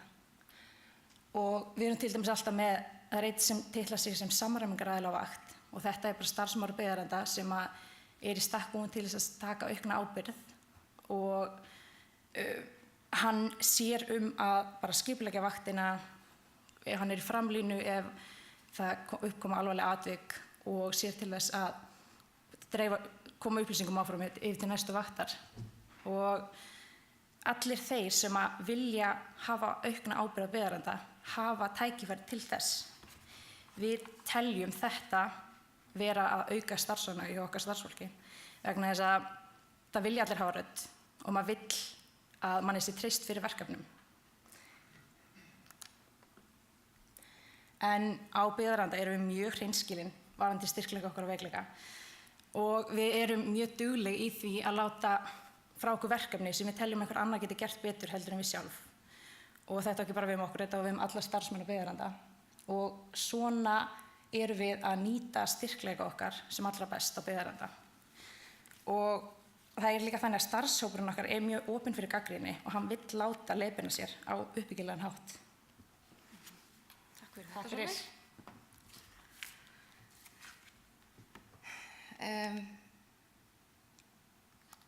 Já. En til þess að viðhalda góðri starfsemi og fyrirbyggja endurtekin atvik þá eru verkferlar uppfærðir reglulega með tilliti til aðstæðna og þetta er gert til þess að tryggja flæði og samræmd vinnubrögð. En vissulega eru ákveðnir verkferlar sem að breytast ekki, til dæmis lítur að aðkomu lögreglu og viðbrögðum við bara alvarlegum atvikum. En það er unnið í teymum á Byggðarenda og það er mikið lagt upp úr því að sem flestir komi að verkferlum. Og við erum að prófa okkur áfram í teymisvinnu á Byggðarenda núna og við erum með svona hreyfanleg teymi. Þetta í rauninni markmið er að sem flestir komi að bara málum hvers íbúa. Vegna þess að ef að íbúi og starfsmaður eru ná ekki saman eða eiga með samskipti, að þá er bara ótrúlega mikilvægt að viðhorf beggja komi fram og í rauninni bara að viðhorf sem flestra komi fram til þess að bara bæta þjónustuna og líðan íbúa og starfsmanna.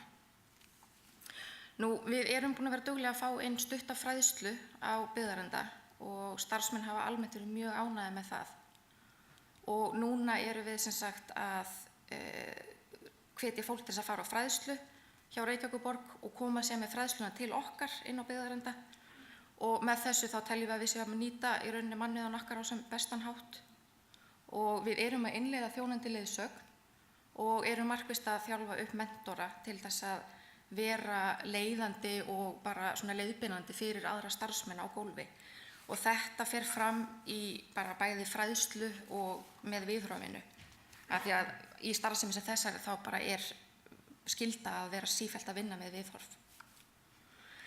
En ég legg mikið upp á því að fólk rýni í eigin hegðun og hvernig það er að bregðast við í svona ólíkum aðstæðum vegna þess að með því að svona meta eigin hegðun og viðhorf að þá er starfsmaðurinn að gefa sér tækifæri til þess að vaxa í starfi og veita þannig þjónustu sem að byggir á meiri gæðum. Og eins og stjórnendur vita að þá fer mikill tími í starfsmannamál vegna þess að það er mjög mikilvægt að vera vakandi fyrir líðan starfsmanna og grípa strax inn í ef að það koma upp mál alveg sama hvort að þau eru lítil eða stór. Og það er ein forsenda þess að viðhalda ánægju og öryggi starfsmanna sem að enn og aftur hefur áhrif á gæði þjónustunar. Og það er mjög hætt við því að það geti haft neikvæð áhrif á þjónustu við íbúa ef að starfsmaður er ekki ábyrgur á eigin líðan. Ef að ég mæti önug í vinnuna og leyfi mér að vera önug að þá er bara gefið að samskipti mín við íbúa og starfsmenn þau verða ekki byggð á gæðum. Það er bara mjög einfalt. En flókin og erfið starfsmannamál eru í er ég að gleyma að skipta um gleiru? Já. En flókin og erfið starfsmannamál þau eru í mínum höndum en stundum þá er óþarfi að ég sem forstöðumaður komi að ákveðnum málum vegna sem með aukinni þjálfun teymistjórana þá eru þau í stakk búin að takast á við smærri starfsmannamál sem er stundum bara miklu auðveldara að leysa á vaktinni. Og þannig að það bara við reynist oft mun farsælla. En stundum þegar uppkoma erfið atvik að þá er mjög mikilvægt að hafa svigrúm fyrir púst og viðrun á Byggðarenda. Og stjórnendur eru alltaf aðgengilegir, alveg sama hvort að það er á staðnum, símleiðis eða með tölvupósti. Og við erum vakandi fyrir því að veita starfsmönnum tækifæri á að tjá sig og í rauninni stundum eru vaktaskipti nýtt fyrir púst en stundum vill fólk bara tala við hlutin í einrúmi og þá bara ber að virða það. En það ríkir almenn starfsmanna ánægja á Byggðarenda og hún lýsir sér í mikilli vinnugleði og gagnkvæmri virðingu. Og hópurinn er samheldinn og það er umhyggjumenning. Og við erum svona nokkuð duglega að hittast utan vinnunar en bara svona allt innan eðlilegra marka. En eins og Minsky segir hérna á þessari glæru að þá leiðir stöðuleiki til óstöðuleika og því lengur sem ástand helst stöðugt því meiri óstöðuleiki verður þegar uppkoma flóknar aðstæður. Og allt sem hefur komið fram hérna, það hefur áhrif á öryggi, starfsánægju og stöðuleika. Og þessir þrír þættir þeir tengjast með óyggjandi hætti. Við erum að vinna í viðkvæmu umhverfi þar sem að forgangsatriði er að tryggja öryggi íbúa og starfsmanna. Vegna þess að ef að öryggi er ekki tryggt að þá hefur það áhrif á lífsgæði íbúanna. Og í starfsemi sem þessari, þar sem að dýnamíkin mjög flókin, að þá óstöðuleiki helsti stöðuleikin. Og þetta þýðir í raun að það mjög mikilvægt að tileinka sér þann eiginleika að vera stöðugur í óstöðugu umhverfi. Og þetta þýðir í rauninu bara að stöðuleikin hann þarf að búa innra með okkur af því að við erum verkfærin í þessari vinnu. Takk fyrir okkur.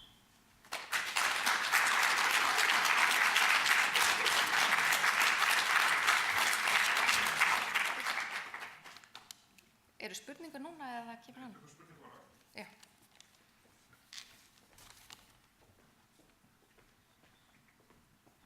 Takk fyrir Sólveig og Rögnu kærlega fyrir þetta. Við vindum okkur strax í næsta fyrirlestur starfsánægju á vinnustöðum og það fulltrúi frá Austurbrún. Það vill svo skemmtilega til að hann ber fallegasta nafn í heimi. Þetta nafni minn Arnar Össur Harðarson. Gefum honum gott klapp.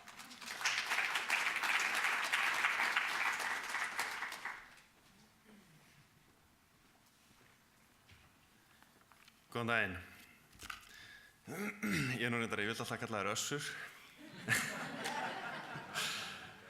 Kannski skiptir ekki öllu máli. En kynningin mín í dag ber heitið hvers vegna líður eiginlega svona vel í vinnunni. Og þetta spurning sem við spurðum starfsfólki okkar eftir að það var haft samband við mig og ég var beðinn að halda þetta erindi hér í dag. En Austurbrún 6 og Dalbæri 23 eru íbúðakjarnar fyrir geðfatlaða. Á kjörnunum búa samtals 16 íbúðar og það 14 starfsmenn. Á Dalbæri 23 eru 6 þjónustuþegar eða íbúar, eins og við köllum það yfirleitt. Og þar er einn sem þiggur þjónustu út frá kjarna og það allt saman karlar á aldrinum 37 til 77 ára. Á Austurbrún 6 eru 10 íbúar og þar 6 utankjarna þjónustu en ólíkt svipuðum kjörnum hjá borginni að það búa allir í sömu blokk, þannig að það mjög auðvelt að nálgast utankjarna fólkið okkar. Það allt saman karlar líka fyrir utan eina konu og eru þá á aldrinum 29 til 66. Starfsmenn vinna á vöktum. Það eru dagvaktir frá 8 til 4, kvöldvaktir frá 2 til 10 og næturvaktir frá 10 til 8 morguninn eftir. Sjálfur byrjaði ég upphaflega sem sumarafleysingamaður 2014 og tók við sem deildarstjóri fyrir 2 árum síðan. Góður starfsandi skiptir öllu máli í því starfi sem við erum að vinna. Það er svo augljóst að það þarf alltaf að nefna það, en það er samt svo mikilvægt að það er ekki hægt að sleppa því. Við erum með mjög fjölbreyttan hóp af starfsfólki á aldrinum 27 til 65. Við erum með 5 konur, 6 kalla, 1 frá Rúanda og allt hinn eru Íslendingar.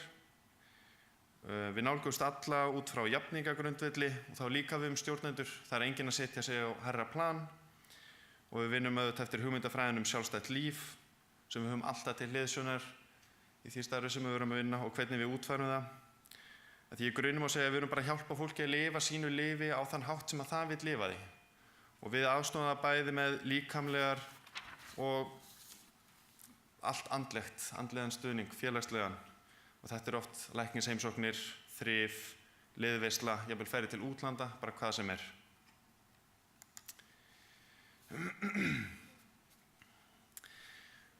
Í starfsþróunarviðtölunum sem við erum nýbúin að taka við alla starfsmenn var eitt af helsta sem stóð hvað mest upp úr vaktatöflan. Það nefndu það allir. En vaktatöflan er alltaf gerðar nokkra mánuði fram í tíman og það veitir starfsmönnum mikið öryggi eigin sögn. Og ég heyri það að einhverju búin að taka eftir að þetta eru ekki starfsmennirnir á Austurbrún. Ég ákvað að vera ekkert ofleiðilegur með því að gera sjálfa mig að Trump. En ljósbláu liturinn dagvaktir og dökkbláu kvöldvaktir og þarna sést hvernig þetta er sett upp. Og við reynum alltaf að hafa vikurnar svipaðar með það markmið að draga úr álagi á vaktavinnufólkinu okkar. Þannig reynum við að reyna að hafa helst eins og dagvaktir eina vikuna og svo kvöldvaktir aðra vikuna. Og af því að þetta rúlar og er alltaf eins þá getur fólk oft séð langt fram í tíma hvernig það er að vinna, svona páska, jól, langt umfram það sem kemur fram á vaktatöflunni hverju sinni. Þegar ég tók við fyrir 2 mánuðum síðan þá var vaktataflan alltaf sett inn handvirt og það var til þess að það komur reglu upp villur í uppgjörinu. Þannig eitt af það fyrsta sem ég gerði þegar ég tók við það var að láta vaktatöfluna reikna út fjölda vaktana sjálf hérna í endan og þannig að maður fékk prósentuhlutdeildin sem var svo hægt að bera saman við raunprósentur samkvæmt ráðningarsamning. Vaktataflan var líka alltaf prentuð á pappír fyrir báða staðana þangað fyrir 2 mánuði síðan. Það kom upp svo stað að ég var á vakt og svo var allt í einu klukkan orðin 9 og nálgast 10 og hinn starfsmaðurinn ekkert mættur. Þannig ég hringi í hann og þá sagði hann, samkvæmt planinu og ég get að vera á vaktinni. Og þá var hún bara því miður með gamla úrelta útgáfu af uppkasti sem var ekki alvöru planið. Þannig ég fór að gera tilraunir með það að setja vaktatöflun inn í Google Sheets og veita svo starfsmönnum aðgang og það hefur valdið bara þvílíka lukku og fólk almennt mjög ánægt með það vegna þess að núna geta nálgast vaktatöfluna hvar og hvenær sem í símanum, svo lengi sem með net í símanum, sem og alla breytingar sem eru gerðar setja inn leið þannig að þú ert alltaf með nýjustu útgáfuna vaktatöflunni í vasanum. Og þetta dregur úr pappírsón sem að mér finnst svona pínu kaldhæð að því ég með nóturnar mínar á pappír.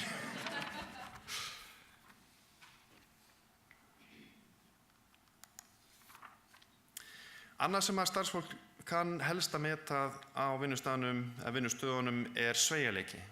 Það að segja að það allir alltaf tilbúin að rétta hvorum öðrum hjálparhönd, til dæmis starfsmaður þar að sinna einhverju mikilvægu á vinnutíma, að þá eru starfsmenn alltaf tilbúinir að skipta og skipta vöktum þannig að fólk getur sinnt í sem það eru áhuga á. Og þetta bara kúltúr sem við myndast hjá okkur yfir langan tíma.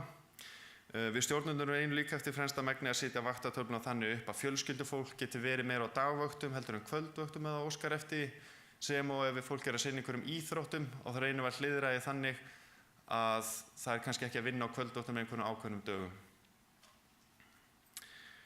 Annað að við leyfum starfsfólki eftir að sinna einhverju sem það þarf að gera, einhverju sem það langar að gera á vinnutíma utan vinnustaðarins ef það hefur íbúa með sér. Að því að eins og kannski mörg ekki að þekkja með okkar hóp og þau eru búin að vera kannski stofnunum áratugum saman og hafa litla reynslu af ýmsu eins og bara skiptum dekk á bíl. Og þannig að við leyfum þá oft, ef íbúi hefur áhuga að fara með þetta, að fara með það því að við lítum á þessu win-win fyrir bæði starfsmannin og íbúan.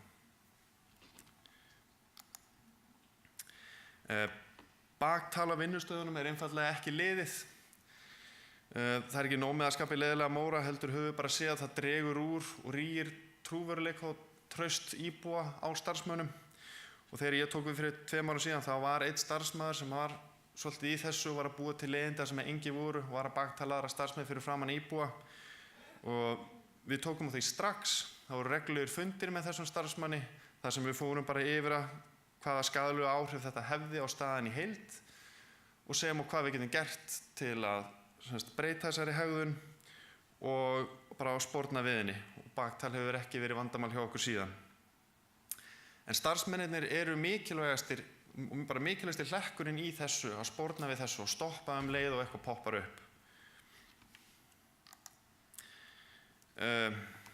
Ég var á fundi núna daginn með öðrum kjörnum sem að komu vel út úr viðhorfskönninni og þau nefndu öll partí. Við erum ekki með partí. Og ég var beðinn að nefna það sérstaklega. En við erum einstaka sinnum með það, mjög sjaldan. Við náttúrulega reynum eftir mesta megni að hafa gaman í vinnunni og sjá til þess að bæði íbúum og starfsmönnum líði vel á vinnutíma. Og af því að þetta semst þannig að það eru flestir í háum prósentum og vaktirnar skarast í 1-2 tíma, að þá erum við mikið með sama fólkinu, þannig að maður kynnir samstarfsfólki sínu mjög vel.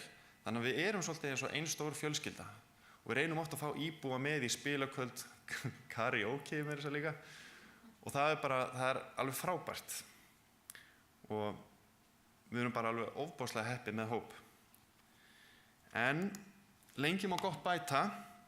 Við erum nýfarin að taka þátt í tilraunaverkefninu á styttingu vinnuvikunnar sem að starfsmenn hafa verið mjög ánægðir með og það hófst núna 11. febrúar. En styttingin þannig að starfsmaður sem í fullu starfi mætir annarkvort klukkutíma seinna eða fer klukkutíma fyrr án þess að hafa áhrif á laun þeirra. En þar sem að en þeir starfsmenn sem eru ekki í 100% að þá deilist tímafjöldi bara niður á prósentuhlutfallið þeirra. Þannig að fólk má fara stundum pínulítið fyrr og við þurfum að vera mjög nákvæm. Annað verkefni, ef svo má kalla, sem við byrjum á fyrir nokkur síðan, við náttúrulega mætum á allt sem við teljum nýta okkur, alla fræðslu sem er í boði hjá Reykjavíkurborg, en að auki að þá byrjuðum við núna fyrir árið síðan að fara reglulega á ráðstefnur. Og við fórum á fyrstu ráðstefnunni í fyrra og við ætlum að fara aftur núna helst í ár. Og markmiðið náttúrulega með því er að skoða hvað er að gerast í löndunum í kringum okkur, hver er þróunin, hver eru stefnurnar, hvaða trendir í gangi og hvað getum við tekið af þessari þekkingu og komið inn á okkar stað til að gera Austurbrún og Dalbraut bara einu af bestu stöðunum. Og bara þannig að þjónusta sem við bjóðum upp á sé bara eins og besta sem við viljum sjá. Mér langar svo bara örstutt að þakka fólkinu sem við höfum verið að vinna með. Að það er bara öllu starfsfólkinu á Laugarössumeðferðardeild. Við höfum átt frábært samstarf við þau núna undanfarin 3 ár. Mér langar sérstaklega að þakka Herdísi Hólmstein sem hún standið svo klettur á bak við okkur oft í erfiðum málum og að sjálfsögðu öllu starfsfólkinu á Austurbrún 6 og Dalbraut 23. Og að auki langar mig að þakka yfirmanni mínu sem situr þarna aftast fyrir allt sem hún er búin að kenna mér undanfarin 2 ár. Ég er búin að læra alveg ótrúlega mikið af henni og bara fyrir að gefa mér það frelsi til að þróa staðinn frekar. Takk fyrir.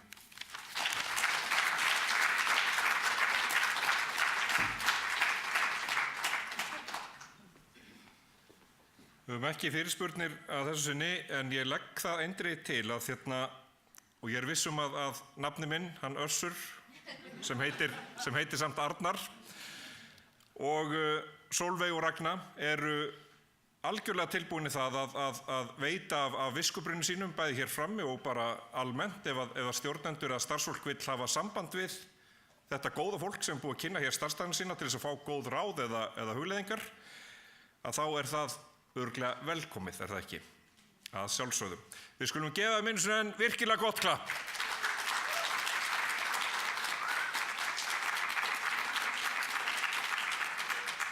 Núna eftir hádegi þá verður samskonar knippi af fyrirlestum þar sem að starfsstjórnendur í Álfalandi og Vesturgötu koma og kynna sitt. Það er sína starfstæð, það er 2:30.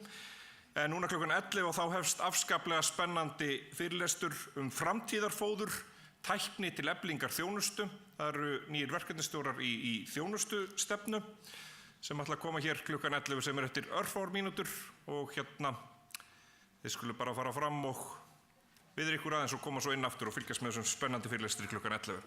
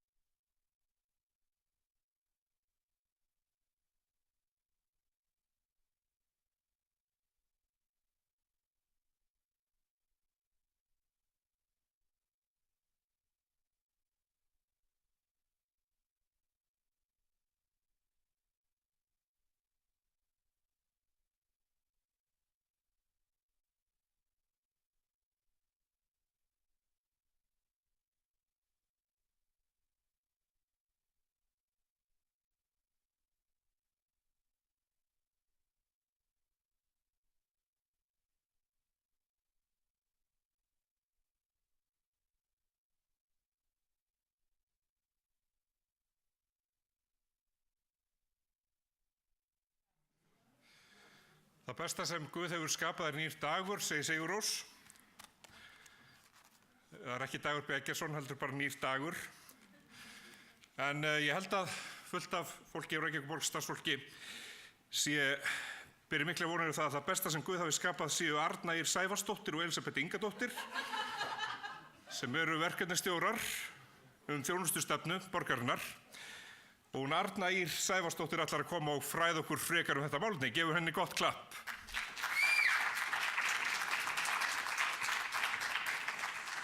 Þakka þér kærlega fyrir, Arnar, fyrir þessa gríðarlega mikla væntingastjórnun í kynningu.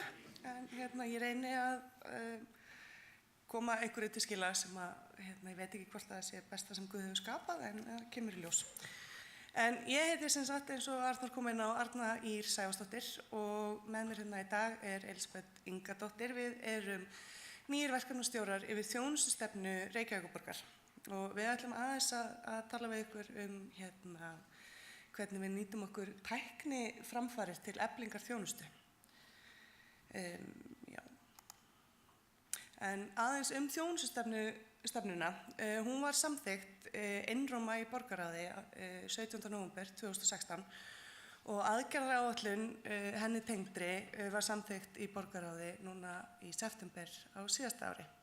Það var þverpólitísk samstaða að endurskoða og samræma þjónustuferla borgarinnar út frá notendamiðaðri hönnun og ég mun aðeins segja ykkur frá þessu hugtaki notendamiðaðri hönnun seinna. En þjónustustefnan, hún byggir á þessum 8 vitum þjónustu, framúrskarandi þjónustu sem ég held að þau öll á velferðarsviði kannist mjög vel við og þeir hafa verið við lýði í dálítinn tíma, en þeir eru náttúrulega vissulega það að taka hlýlega á móti viðskiptavinum okkar og við sinnum þeim fljótt og vel. Við vinnum saman og við vísum engum erindum frá og við komum fram við viðskiptavini af virðingu.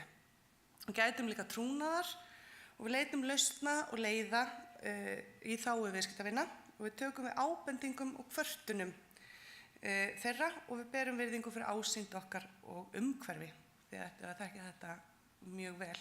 Og stefnan byggir rosalega á þessum 8 vitum og þeir eru svona leiðarljósið í gegnum stefnuna. En megin markmið stefnunar eru 4 og það er fagmennska og notendamiðuð hönnun, skilvirkni og nærþjónusta. Og í því felst að við þurfum að sinna allri þjónustu á fagmennsku og við þurfum að flétta fagmennskuna inn í alla þjónustu þætti borgarinnar sem við erum nú mjög góð í enda erum við öll fagmenn og sérfræðingar á okkar sviði. En notendamiðuð hönnun felst í því að við þurfum að hanna þjónustuna og skipuleggja hana út frá þörfum og sjónarhorni notenda. Og skilvirknin felst í því að þjónustuveitingin, hún þarf að ganga auðveldlega fyrir sig og greiðlega svo einfalt sé fyrir notendunar að bera sig eftir henni og nýta hana. Og með nærþjónustuna eigum við að við þurfum að veita þjónustuna eins nálægt notendanum og kostur er og hvort við eigum við rafrænar lausnir eða í físísku rými. En aðeins okkur, við kallum okkur þjónustu teymi í augnablikinu, við hófum störf í desember og við erum ekki alveg búin að finna svona nafn yfir okkur, við erum ekki alveg nógu töff ennþá. En við erum sem sagt verkefnastjórar þjónustustefnunar, ég og Elísabet. Við erum að auglýsa eftir 3. aðila inn í teymið okkar og kannski kemur þessi 3. aðili með snilldarhugmyndina það hvað við heitum. En það er ekki bara við sem erum að huga þessum verkefnum, heldur vinnum við mjög náið með rafrænni þjónustumiðstöð og Snjallborginni. Og saman myndum við ákveðna svona þrenningu sem styður Reykjavík inn í framtíðina. Og við vinnum að því að brjóta niður síló, milli deilda og sviða í borginni með því til dæmis að innleiða workplace. Við erum að vinna að því að við horfum á Reykjavíkurborg sem einn vinnustað en ekki samansafna 100 vinnustaða af því að saman erum við bara miklu sterkari. Og það er svolítið svona stóra markmiðið og við þjónustuteymið, Snjallborgin og rafræn þjónustumiðstöð vinnum mjög hönd í hönd í áttina að þessum markmiðum. En við gerum ekki bara þessi verkefni, heldur við að innleiða þessa stóru stefnu sem ég nefndi aðeins áðan og við þurfum að kynna hana þvert á borgina. Hún nær yfir alla þjónustuveitingu borgarinnar, bæði innri og ytri þjónustu, af því að Reykjavíkurborg starfsstaður með 9.500 starfsmönnum, cirka bát, það alls konar plús, mínusar þarna á ferð, og það náttúrulega gríðarlega mikilvægt að þjónustuveiting sé líka sterk innanfrá. Þannig að við þurfum að kynna stefnuna og innleiða hana, en svo við samt fyrst og fremst stoðdeild og stuðningur við önnur svið borgarinnar í þeim skrefum sem þessi svið og starfsstaðir vilja taka í því að efla þjónustu og efla tæknilegar framfarir í þeirri þjónustu. Og þar vinnum við aftur mjög náið með rafrænni þjónustumiðstöð og Snjallborginni.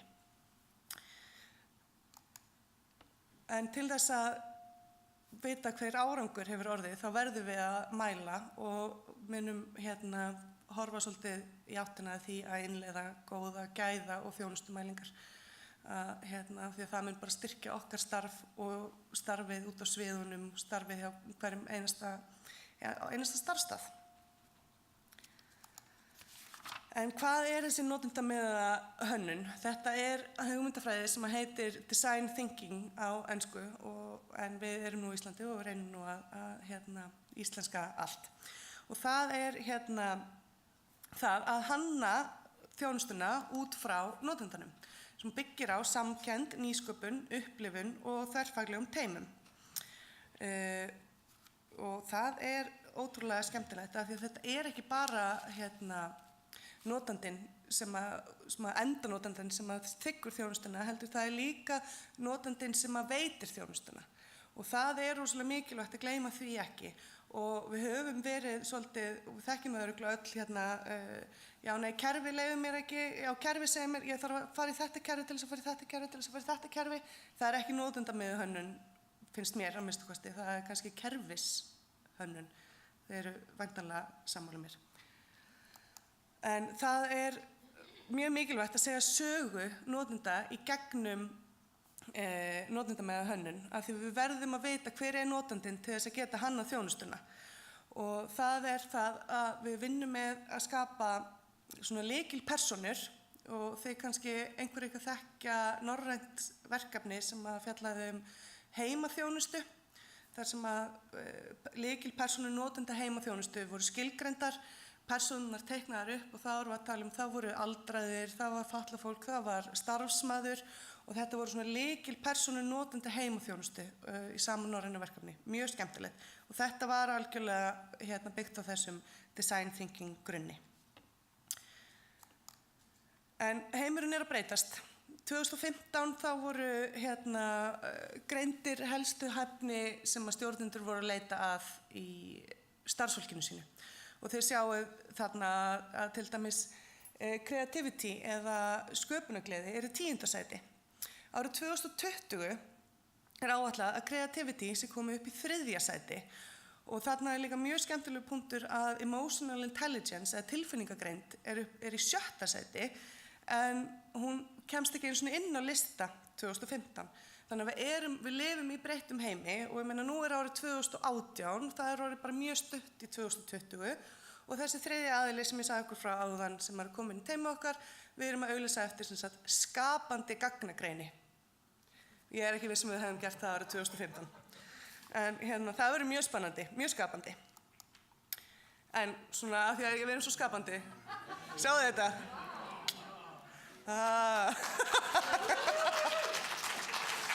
Það þarf aðeins að gera smá.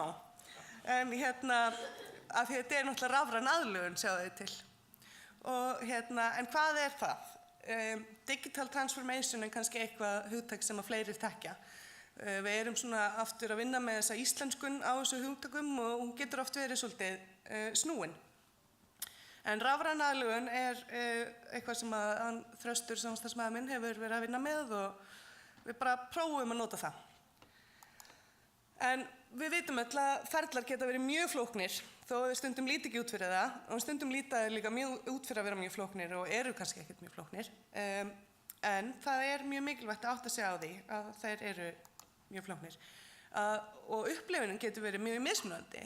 Upplifun notandans eða þjónustu þegans getur verið ein, upplifun starfsmannsins eða þjónustu veitandans er önnur, og þetta eru bæði notendur ferilsins. Og af hverju er þetta svona flókið á köflum? Þú veist, það er alveg merkilegt. En þetta snýst ekkert bara breytta tækni. Við erum ekkert bara að koma með eitthvað kerfi og bara, heyrðu, þetta er leyst, þetta er ný tækni, heldur við þurfum að breyta hugsunni, hvernig við hugsum þessi ferla og hvernig við hugsum þessa þjónustuveitingu, hvernig nálgumst við hana. Það er mjög mikilvægt. En með fjölbreytnum, rafrænum lausnum hafa íbúar líka tök á því að hafa bein áhrif á þjónustu og stjórn borgarinnar, og íbúar líka, ekki bara íbúar, heldur líka starfsmennir. Þú veist, við erum að reyna að brjóta niður og hætta að hafa þetta svona flókið. En þá er bara spurningin, hvernig sjáum við velferðarþjónustu Reykjavíkurborgar eftir 5 ár? Þú veist, tækifærin eru óendanleg. Er hún þægileg og aðgengileg fyrir notandann? Og munum að notandann er bæði starfsmaðurinn og þjónustu þeginn? Ég meina, ef það er hægt að opna búð, matvöruverslun, sem er 100% sjálfsþjónusta, þar sem þú labbar inn, tekur vörurnar í körfuna og labbar út á þess að fara á kassan, þá hljótum við að geta gert einhverja góða hluti í velferðarþjónustu. Líka ef við getum afgreitt okkur sjálf í IKEA, við förum bara sjálf á kassan, og svo getum við líka fengið okkur eigin ís.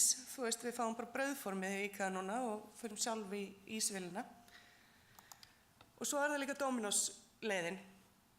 Ef að Dominos getur sagt okkur, pizzaðinn er komin í ofnin, pizzaðinn er á leiðinu til þín, og þú veist, þú færð SMS þegar allt gerist í ferlinu, þá hljóta að vera stór tækifæri í velferðarþjónustu að yfirfæra þessa Dominos-leið yfir á það sem við gerum.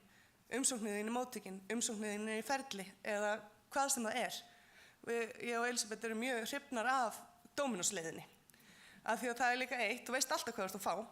Pítsan er alltaf eins og þú veist alltaf að þú færð SMS-ið og nákvæma tímasetningu, og það eiginlega bara skeikar valla að, þú veist, dyrabjöllunni er hringt á sömu mínútu og appið sagði þér að þú varst að fá pítsuna, og nú þarfst ekki einu svona lengur að standa og borga manninum, heldur þú borgar bara í appinu. Þú veist, þetta er tæknin og þetta er rafræn aðlögun, segðu þið til. En hvað er að gerast á velferðarsviði? Það er nefnilega ýmislegt farið af stað og það er búið að greina fjárhagsaðstoðina. Það er búið að greina núverandi stöðu á fjárhagsaðstoð, og í þessu rafrænu aðlögun þá eru þetta rauninni 4 þættir. Það er greining á núverandi stöðu, það er hönnun ferils, og svo er ferillinn rafvæddur og svo er hann innleiddur. Þannig að þetta eru 4 partar. Fjárhagsaðstoðin er búin með skref 1. Það er búið að greina stöðuna. Þannig að næsta mál á dagskrá er að hanna nýjan feril, rafvæðan og innleiðan. Akstursþjónusta, bæði fyrir eldri borgara og fyrir fatlað fólk, það er búið að rafvæða ferilinn. Núna er bara næsta skref sem að verður bráðlega að innleiða nýjan rafvæddan feril. Og svo er nú gaman að segja frá því að bara í þessari viku þá er ákveðið hvaða næstu ferlar verða teknir fyrir í rafvæðingunni, og það verða sem sagt sérstakur húsnæðisstuðningur verður tekinn fyrir, umsókn stuðningsþjónustu og umsókn eða tilvísanir vegna skólaþjónustu. Þannig að þetta eru næstu skref í rafvæðingu þjónustu á velferðarsviði, sem er bara ótrúlega spennandi hvað bara velferðarsvið er búið að standa sig bara gríðarlega vel, og hvað er mikill hugur á þessu sviði og bara ótrúlega gaman að taka þátt og styðja þessa vegferð áfram. Þannig að fleira hef ég ekki að segja nema takk, og ef það er einhverjar spurningar þá má bara endilega láta vaða.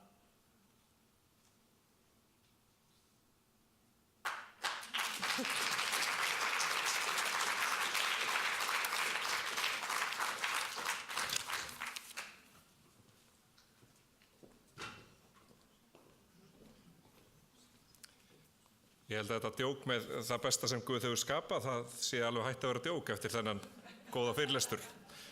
Skulum gefa Örnu og Elisabeth gott klapp aftur.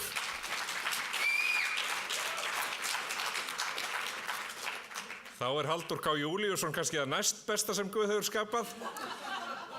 Það kemur ljós klukkan 11:30 eftir nokkra mínútur. Þá heldur hann hér fyrirlestur ACT, gagnreynda stuðningsaðferð í búsetu. Það að gera að taka sér örstutt, labba aðeins fram, taka sér örstutta pásu og fjölmenna síðan hér inn aftur og hlusta á Halldór með sinn fyrirlestur.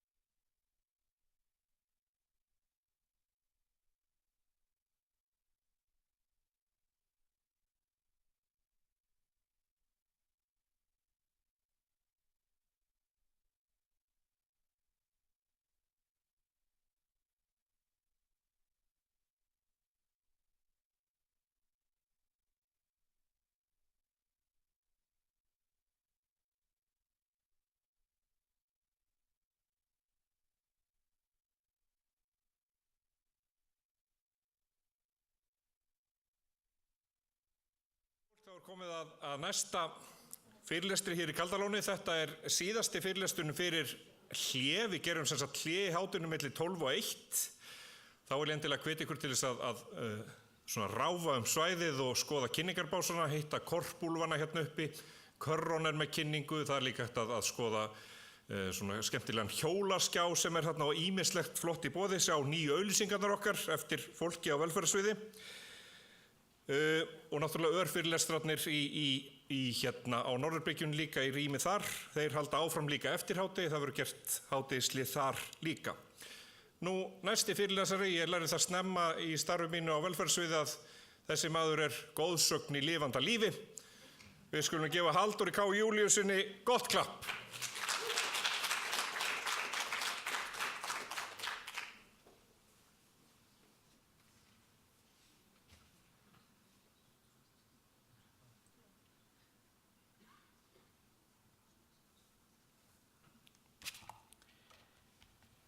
Já, komið blessuð og sæl. Ég ætla að ræða hér ACT og það var gaman að hlusta hér á fyrirlesturinn áðan notendamiðaða hönnun út af því að ég held að þetta sé gott dæmi notendamiðaða hönnun. Þessi þjónusta er þannig til komin og bara gaman að koma hérna beint á eftir þessu. Og vera hérna í frontinu þó ég sé komin til ára mína. Jæja. Ég ætla að ræða ACT og hvernig fer ég yfir á næsta. Ég geri það hérna einhvers staðar. Hérna, allt í lagi, það er fínt, gott. Ég ætla að byrja bara til þess að svona setja sviðið að segja aðeins frá hérna Norðmönnum sem að hafa Bunch of Money að sinna félagslegri þjónustu og þeir gerðu hjá sér á árunum fyrir 2008 þá gerðu þeir ítarlega úttekt á geðheilbrigðisþjónustunni og sem að skilaði í heilmikilli skýrslu og þar kemur fram að það er einn hópur sem er sérstaklega útundan í þjónustu og það er hópur sem að einkennist af vera með alvarlega geðræna erfiðleika, oft tengt neyslu og fíkn og tengt frávikum í þroska eins og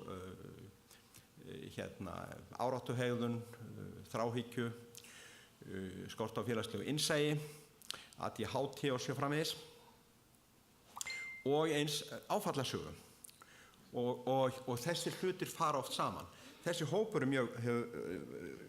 kom fram að hann er mjög erfiður í þjónustu hjá þeim og það sem hann á sameiginlegt er þetta að eiga erfitt með að eiga samstarf þjónustu og jafnvel vera á móti því að þiggja þjónustu. Og af þeirri ástæðu kannski þá hefur hann verið út undan. Og þetta var eitthvað sem þeir vildu sérstaklega sinna og taka á. Nú spurningin er þá þekkjum við, er svona fólk hér líka á Íslandi eins og í Noregi og auðvitað er það og við þekkjum þetta því miður allt og vel að þessi hópur fólk sem er hérna með geðföllun, oft með einhver neysluvandamál líka og frávikið þroska það verið mjög erfitt að veita þessu fólki þjónustu. Reykjavíkurborg er aftur á móti tiltölulega nýlega búin að taka við þjónustu þessara hópa. Með straumhvarfaverkefninu, þegar það kom til Reykjavíkurborgar 2008-2009 held ég, þá kemur þessi hópur inn í bústöðuþjónustu hjá Reykjavíkurborg. Málefni fatlaðra koma svo ársbyrjun 2011 og af því þar er líka ákveðin hópur sem fellur undir þessi skilyrði. Og þetta er sem sagt vandi sem við þekkjum vel hér og höfum verið að takast á við og átt kannski í svipuðum vandræðum með eins og Norðmenn. Nú hvað gerðu Norðmenn svo, hvaða ályktun drógu þeir af þessari niðurstöðu sinni? þeir fara yfir sviðið, hvað hægt að gera fyrir þennan hóp, hvernig stendur á því að það erfitt að veita honum þjónustu. Og niðurstaðan hjá þeim ACT, ACT, Assertive Community Treatment. Og þeir bara gleypa þetta og skella sér í að koma upp svona teimum. Ég ætla aðeins að koma að nafninu á þessu, þetta enska, og assertive hefur marga merkingar. Má segja að sem persónleika eiginleiki þá lýsir þetta því hjá karlmönnum sem heitir ákveðni og hjá konum hefur oft verið kallað frekja, sem alltaf algjört rugl. Þannig, þetta er náttúrulega sami hluturinn. Þetta assertive eitthvað sem viðvarandi, eitthvað sem uppileitandi og áleitið og jákvætt í þessu. Þetta valdeflandi, það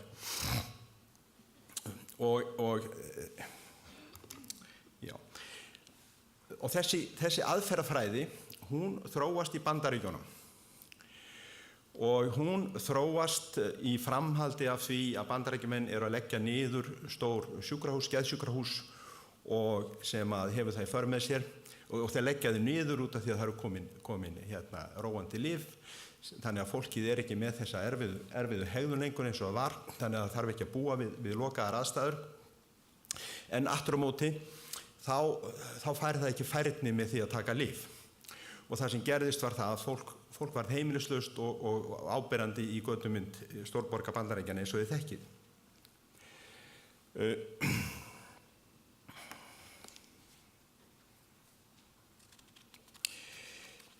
Og þá fara þeir að reyna að byggja þjónustu til þess að sinna þessu fólki í búsetu. Og þjónustan verður svo að þetta svona treymanleg teymi sem að sinna fólki heima hjá sér. Og já, ég er komin á langt hérna.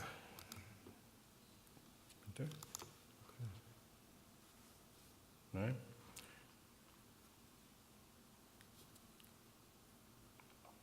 Nei, ég glemdi þessu. Já, í hverju felst breytingi þá í nálgunni í ACT, og það þessi notendamiða eða notamiða hönnun. Hún felst í því að hugsunin snúið við. Fólkið á erfitt með að sækja þjónustuna, það hluti af þeirri fötlun sem það hefur, og þessi þá snúið við, það þá þjónustan, hún fer til fólks. Það svona grunnhugsunin, þetta færanlegt, hreyfanlegt teymi sem fer inn á heimili og vinnustæði, veitir þjónustuna þar. Teymið þverfaglegt, það er þekking á allri þeirri þjónustu, félagslegri sérfræðiþjónustu sem fólk þarf á að halda, og meira en það, því að í þessum teymum, hugsunum í þessum teymum það að það sér líka heilbrigðisþekking þar inni, bæði hjúkrun og geðlæknisþekking, fyrir utan félagsráðgjöf, meðferðarráðgjöf og starfsráðgjöf og svo framvegis. Og að þessi teymi, þau eru ábyrg fyrir þessari þjónustu. Félagsráðgjafinn í teyminu ábyrgur fyrir allri félagslegri þjónustu og afgreiðum félagslegra umsókna hjá notendum, eru þá málstjórar allra. Geðlæknirinn sér lyfjagjöf og svo framvegis. Þannig að teymið með ábyrgð, það er grunnhugsun í þessu að ábyrgð, þessi ábyrgð sé hjá teyminu. Það heldur utan alla þjónustu og líka ADL þjónustu og annað stunning, þannig að það er mikið breidd í teyminu, sérfræðingar og fólk sem þá stuðningsfulltrúar og svo framvegis.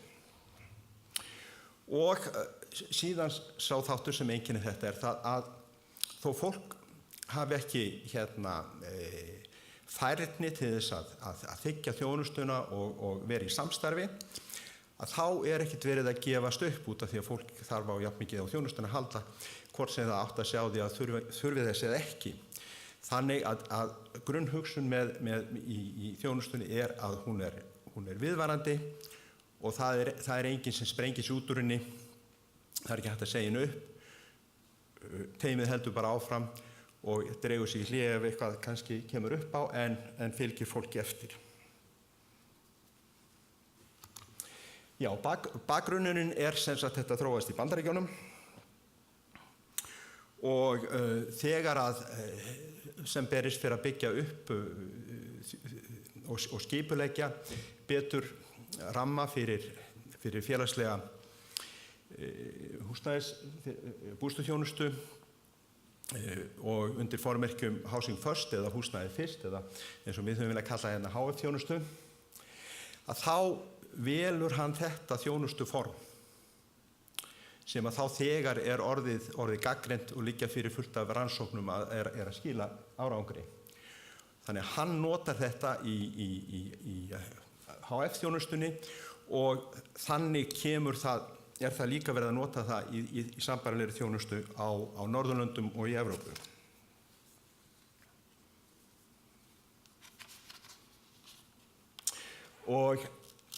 Og það er fullt af gagnrýndum af rannsóknum á þessu og ég birti þetta nokkrar.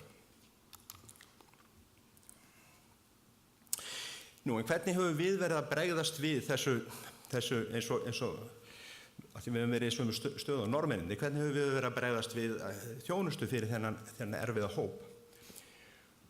Og að því við höfum fyrst og fremst greint þjónustu okkar eftir umönnunar þunga og þeir sem eru með minnstan umönnunar þunga, þeir eru í sjálfstæðri búsetu, þeir sem eru með meiri þunga, þeir fara í sértaka og þeir sem eru með mestan fari í vistun og hjúkrun.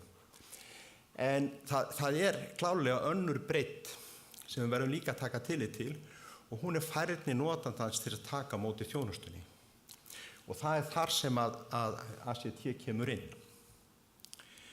Að hún er, því að auðvitað ACT-þjónusta er dýr, hún er dýrari, hún er flóknari, auðvitað reynum við að leysa mál á einfaldastan hátt, en heimurinn er flóknari en það sé hægt að skipta þjónustunni upp eftir einu skala, heldur færni notandans að taka á móti þjónustu skiptir miklu máli. Og það er þar sem þessi notendamiðaða hönnun náttúrulega kemur inn.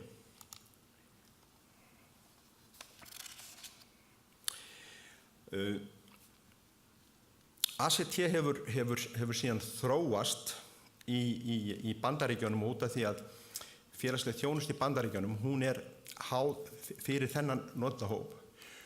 Hún er háð tryggingakerfi út af því að það eru sjálfstæðir aðilar sem framkvæma þjónustuna og sækja síðan fjármagn í tryggingakerfið fyrir þjónustunni. Þess vegna þurfa þeir að sýna fram á að sú þjónusta sem þeir að veita, hún uppfylla ákveðin skilyrði. Það sé ákveðin kvalitet á henni, það sé ákveðin gæð á henni. Og það hefur leitt til þess að Bandaríkjamenn hafa gengið mjög langt í því að skilgreina þessar gagnrýndu aðferðir eins og ACT, þannig og þróa mælitæki til þess að mæla fullnægir þetta þessum gæðastöðlum sem við setjum. Það hefur gengið langt í því og búið til matstæki sem hjálpa okkur svo líka til þess að átta okkur á því hvernig á að byggja upp svona þjónustu. Og þegar Norðmennirnir fóru af stað með ACT, að þá hjálpaði þetta þeim og þegar þeir gerðu mat síðan og úttekt á þessari þjónustu, þá notuðu þeir þetta matstæki. Tool for Measurement of Assertive Community Treatment. Og þetta eru mjög nákvæmar kröfulýsingar og þarna inni eru árangursmælikvarðar á öllum sviðum og auðvelt að nota þetta þá taka niðurstöður af svona úttektum saman í rannsóknum og það er líka fyrir.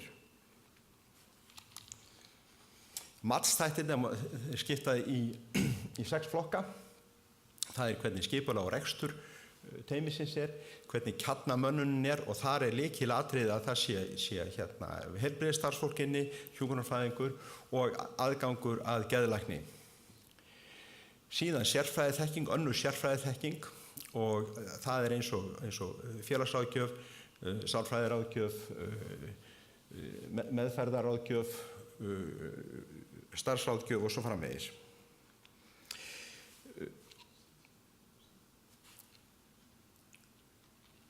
Og síðan að það sé ákveðin kjarnavirkni, að teymin að þau hittist reglulega, að þau haldi utan sína starfsemi með skipulögðum hætti, þau séu með skrái upplýsingar og svo framvegis. Síðan að ábyrgð, að sérfræðiþjónustan sé með ábyrgðin, að ábyrgðin hvíla á henni, það er þá matsatriði, eitt af þessum þáttum sem verið að meta til dæmis eru félagsráðgjafarnir málstjórar. Og síðan að vinnan sé einstaklingsbundin og það liggi fyrir einstaklingsbundnar þjónustu áætlanir. Þetta eru þeir þættir sem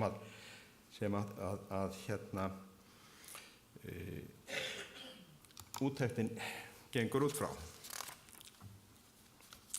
Og eins og ég segi, þá gerðu Norðmenn síðan, þeir hrindast að miklu átaki og fóru að stað held ég 14 teymi hjá þeim, 12 af þeim voru svo síðan, þeir gerðu úttekt, þá gerðu þeir úttekt á 12 teymum, náðu upplýsingum frá 12 teymum og stærðir þessara teyma voru frá 10 til 6 manns. Upptökusvæðin voru frá 40.000 og upp í yfir 100.000 og frá Bandaríkjunum koma þær upplýsingar að það séu svona einn af hverjum 1000 íbúum sem þurfa á svona sértækri þjónustu af þessari gerð að halda. Þannig að ef við yfirfærum þetta á Reykjavík þá ætti það að vera svona það ætti að vera svona eitthvað 100-120 manns hérna eitthvað svoleiðis.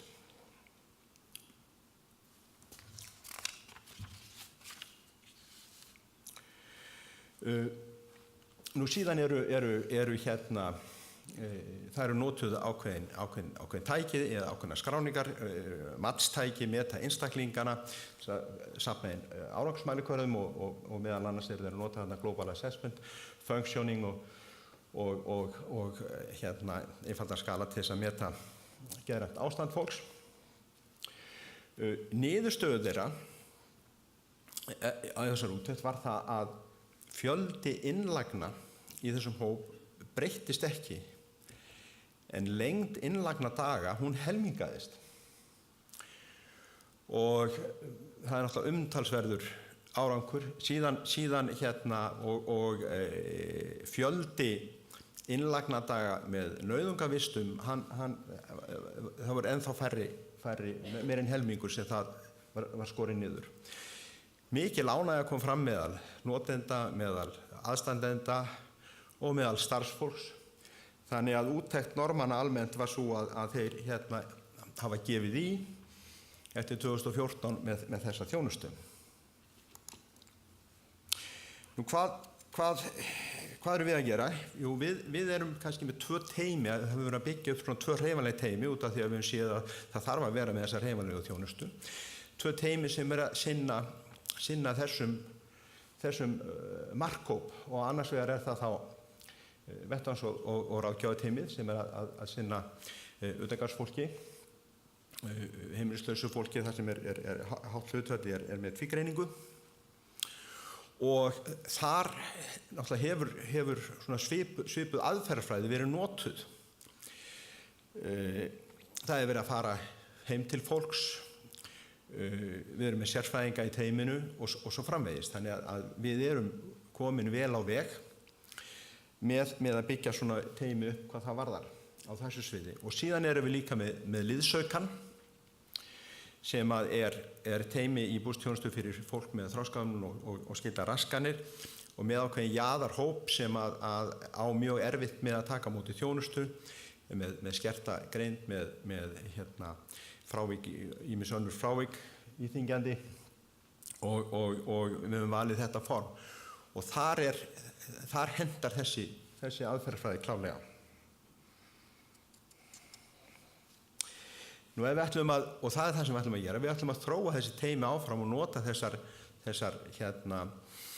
þennan ramma sem að liggur fyrir varðandi uppbyggingu svona teyma, þróa þessi teymi í þá átt að þau falli frekar að skilgreiningu ACT-teyma. Og það ýmislegt sem við þurfum að gera í því. Við þurfum að fara yfir þessa þætti og klárlega breyta eitthvað í sambandi við mönnun, innra skipulagi hjá okkur annað, og þar höfum við ofboðslega góðar upplýsingar og góðar fyrirmyndir, þannig að þetta liggur fyrir opið. Og það næsta sem gerist það að við núna í byrjun mars, 7. 8. og 9. mars, þá verðum við með námskeið, fáum danska konu, Rie Klöver Eriksen, sem var starfaði hjá Kaupmannahafnar kommunu, eða Kaupmannahafn í átaki sem þið gerðu í HF-þjónustu frá 2009 til 2014 og meðal annars þar sem að þeir voru að innleiða ACT-teymi, og hún ætlar að vera með námskeið í þar sem farið yfir þessa aðferðafræði. Og ég bara hvet ykkur til þess að koma á það námskeið. Og þetta verður mín lokaorð. Ég birti hérna bara 10 rannsóknir sem hafa birst 2018 á ACT. Þannig það endalaust verið að rannsaka þetta. Notendamiðuð hönnun í þjónustu. Gjörðu svo vel.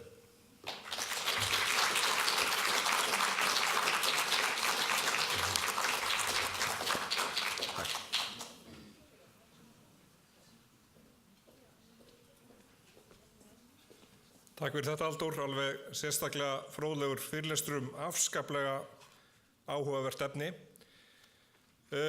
Nú gerum við hádegishlé. Það verður hafist aftur handa hér í Kaldalóni við fyrirlestra klukkan 1. Þannig að við tökum alveg klukkutíma pásu núna. Það verður líka gert hlé á örfyrirlestrum á meðan, en endilega finnið ykkur eitthvað skemmtilegt að gera hérna frammi eða skreppið í og ykkur kaffi og svo framvegis, en við komum semst aftur hér klukkan 1 með fyrirlestur skólaforðun.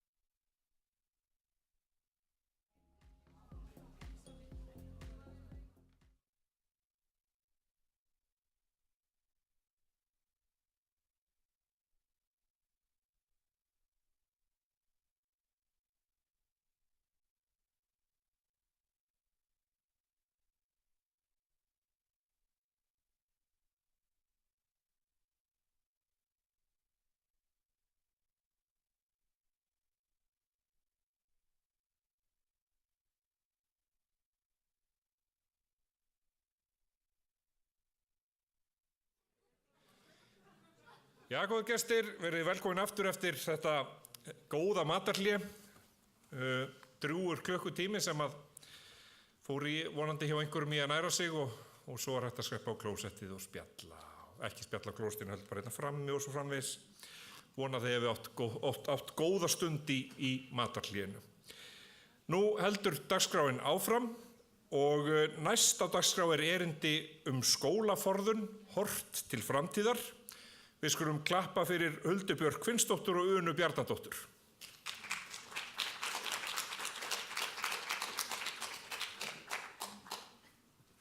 Komið þið sæl, heyra allir í mér. Heyrið alveg það næst uppi. Nei, við skulum bara hafa þetta svona.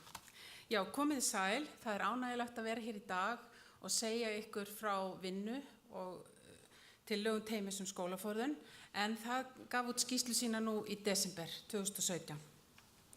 Teymið var skipað 9 aðilum frá skóla- og frístundasviði og velferðarsviði, nánar tiltekið þjónustumiðstöðvum, Barnavernd Reykjavíkur og námsflokkum Reykjavíkur.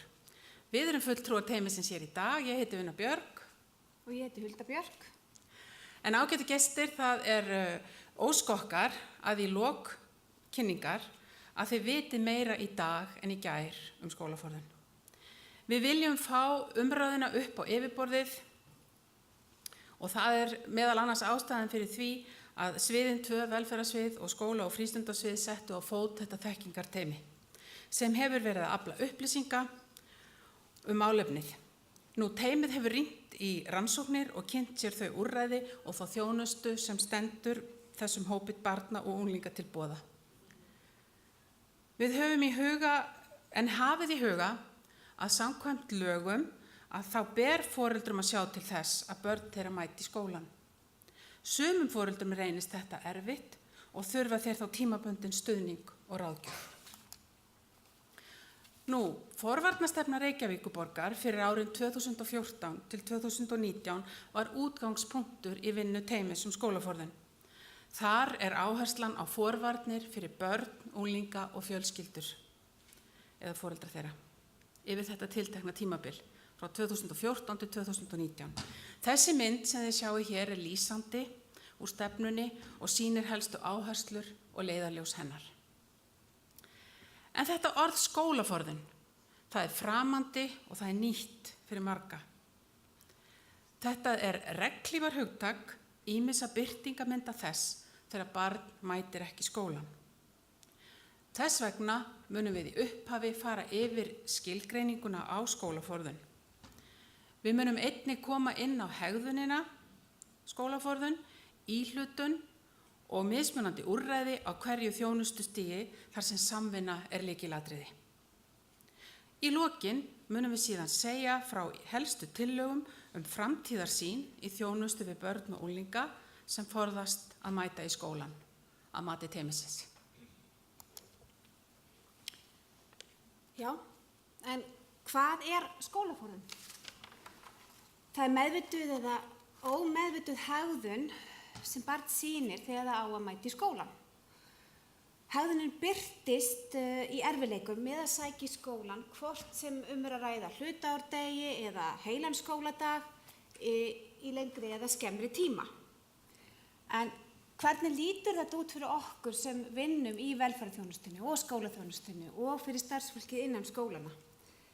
Á hverjum degi er einhvers staðar alltaf verið að vinna í þessum málum, bæði innan velferðar- og skólaþjónustunnar og innan skólana. Það er verið að reyna að finna úrræði og stuðning fyrir þessi börn og fjölskyldu þeirra. Og þessi mál geta mjög oft verið mjög flókin. Skólaforðun barns getur haft áhrif á alla fjölskylduna og í alvarlegustu tilvikum þá höfum við verið að sjá heilsubrest í fjölskyldum, skilnaði eða atvinnumissi. Til að fá heildarmynd af þjónustuúrræðum fyrir þá sem glíma við skólaforðun var notað módel bandaríska skólasálfræðingsins Wimmer. Við skoðum þjónustu og úrræði út frá litum í tengslum við stigskiptingu skólaforðunar eins og myndin sýnir. Stigskiptingin stýrist af verklagsreglum sem settar voru á laggirnar af skólafrístundasvið og velferðarsvið. Og reglurnar skýra viðbrögð þessara stofnana við skóla, sóknar og ástundunarvanda á hverju stigi fyrir sig.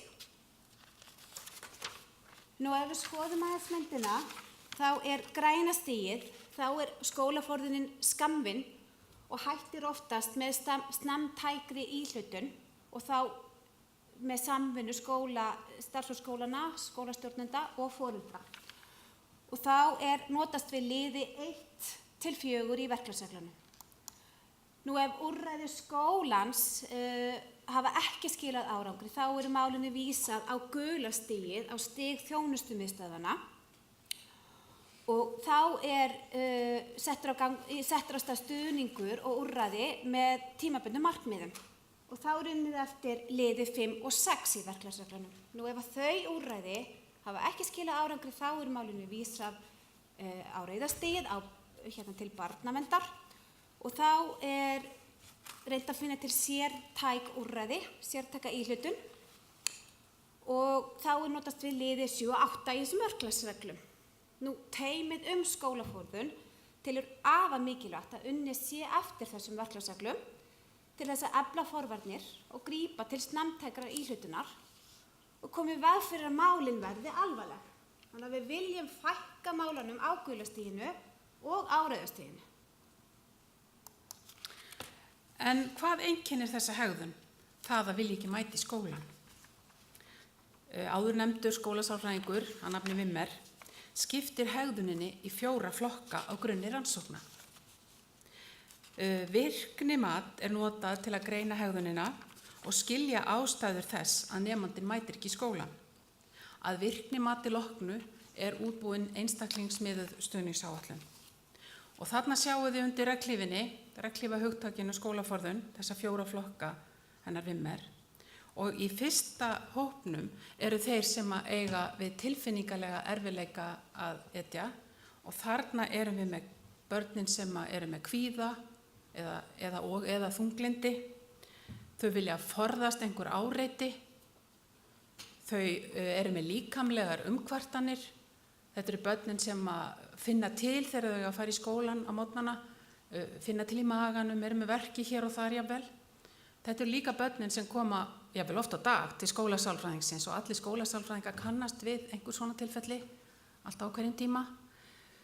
Og leið og mamma eða pappi segir, jæja elskan, þú mátt bara vera heima, þá hverfa einkennin eins og dögg fyrir sólu. Það svona einkennir þennan flokk. Hópur 2 hjá Wimmer þeir sem mæti ekki í skólan því þeir vilja forðast einhverjar aðstæður, einhverjar óþægilegar aðstæður.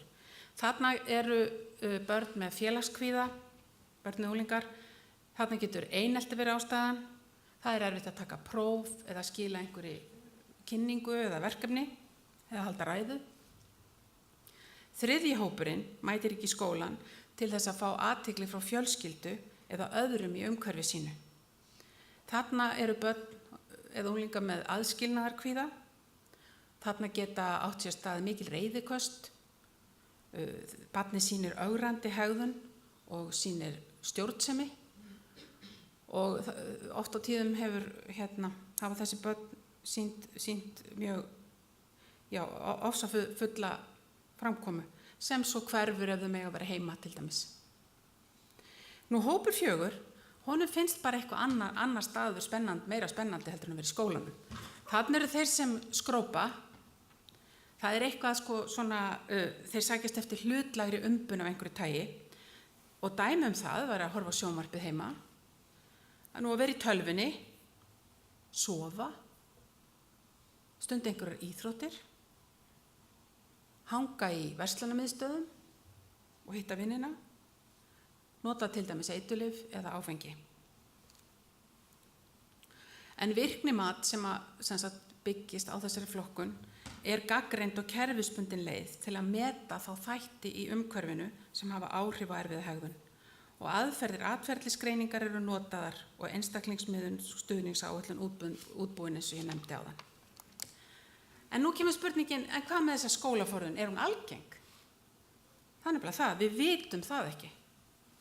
Við vitum ekki hversu stór hópur hér á landi eða í borgin okkar glímir við þennan vanda. En við höfum hins vegar ýmsar vísbendingar hafa komið fram aukinn kvíða hjá börnum og unglingum og til dæmis í rannsókna og greiningar, þar hafa komið fram þessar vísbendingar og vinna okkar í teyminu leiddi óumræðilega í ljós að fagfólk, skólafólk, það hefur bara áhyggjur af þessu og miklar áhyggjur sumir. Það kom mjög berlega í ljós. Og einkum náttúrulega líka í tengslum við, að því við vorum að svona fókusera á börn í efri bekkjum grunnskóla og neðri bekkjum framhaldsskóla, að í tengslum við brotthvarf og námi, að þá þetta bara, það búið að sanna það með rannsóknum að þar eru tengsl. En bandarískar rannsóknir, þeir eiga til tölur yfir þetta og þar talað að sýna sem sagt rannsóknir að skólaforðun á bilinu 5 til 28% á hverjum tíma, breytilegt. Já, rannsóknir sýna að þétt og skilgreind samvinna nær umhverfis hjá barninu sem glímir við skólaforðun skiptir öllu máli, eins og sjáum á þessu módeli. Og þetta nær umhverfi þá þjónustumiðstöðvarnar, barnavernd, heilsugæslan, leik- og grunn- og framhaldsskólarnir og sjálfsögðu fjölskyldan sjálf, barnið og unglingurinn. Og í alvarlegustu tilvikum þá eru barn- og unglingageðdeildin stundum með í þessu. En það sem einkennir oft þessar fjölskyldur að þær eiga innbyrðis í samskipta erfiðleikum og fjölskyldurnar hafa því ennþá meiri þörf á samstilltan stuðning hjá þessum stofnunum. Ein af megin tillögum skólateymisins skólaforðun að vinna því að auka samveru þessara kerfa. Og það líklegra að börnin fái þá stuðning strax og það sé hægt að grípa til snemmtækra íhlutunar. Heildarsýnin afmarkast enn og aftur af leiðarljósum forvarnastefnunnar sem við sjáum að umlykur þetta samstarfsmódel. Snúum þá kvæði okkar aðeins í kross. Eins og Una sagði áðan að þá fundum við á teymisfundum okkar og frá gestum sem komu til okkar að leyfisbeiðnum þeim hefur fjölgað frá foreldrum vegna barna sinna á skóladögum. Og svo virðist vera sem grunnskólarnir eru vanbúnir verkfærum til þess að takast á við þetta og sporna við þessu. Og teymið skólaforðun telur að það sé þörf á vitundavakningu í þjóðfélaginu og í samfélaginu hjá okkur, bæði hjá foreldrum og hjá fagfólki. Og miklar fjarvistir úr skóla geta verið kvíðavaldandi fyrir börn og unglinga og geta haft það áhrif að skólaforðun fer að þróast þegar þau missa ítrykkað úr námi. En þessi ágæti maður hérna myndinni, þetta hann Nikulás. Hann faðir 3 barna á grunnskólaaldri. Hann einmitt að pæli því hvort hann eigi að kaupa ferð til Tenerife, fjölskylduferð á tilboðsverði í september. Nikulás hins vegar búinn að fá upplýsingar um það að hann búinn að heyra viðmiðum hvað telst viðunandi skólasókn í grunnskóla. Það vekur líka til umhugsunar að miðjubarnið hans fær stundum í magann þegar það á að mæta í skólann. Og þá þýðir ekkert annað en að leyfa barninu að vera heima og sjá hvort það jafni sig. Og stundum barnið frá alveg allt upp í 2 daga í viku út af þessu. Og viðmiðin sem Nikulás að hugsa eru bandarísk og sýna hvað telst vera viðunandi skólasókn. Og þessi viðmið segja til það, og þetta byggt á rannsóknum, að þegar barn fjarverandi 18 daga af heilu skólaári, og heilt skólaár 180 daga, það að segja ef að barn fjarverandi 10% af heilu skólaári, það hefur það áhrif á líðan barnsins og námsárangur.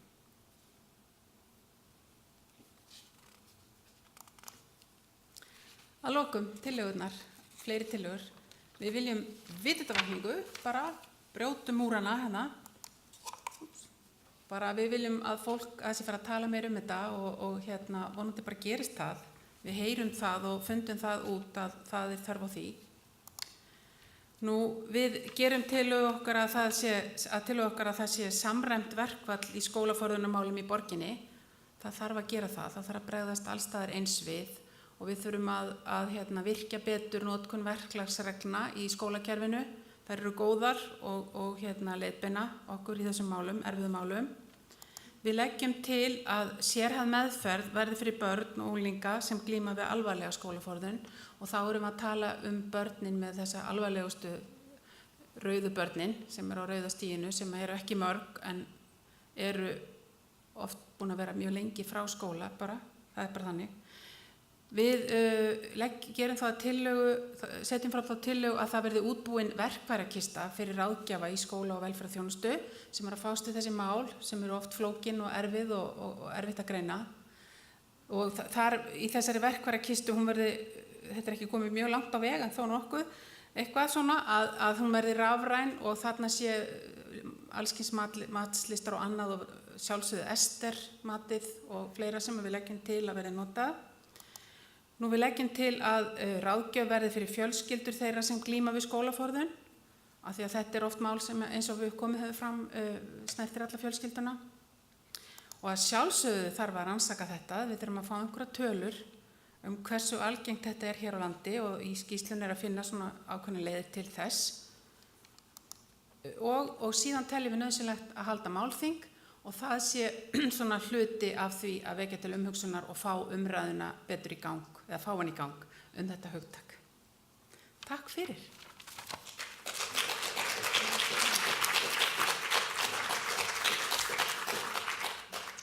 Ég hugsa við höfum einhver tíma fyrir spurningar eða vangaveltur.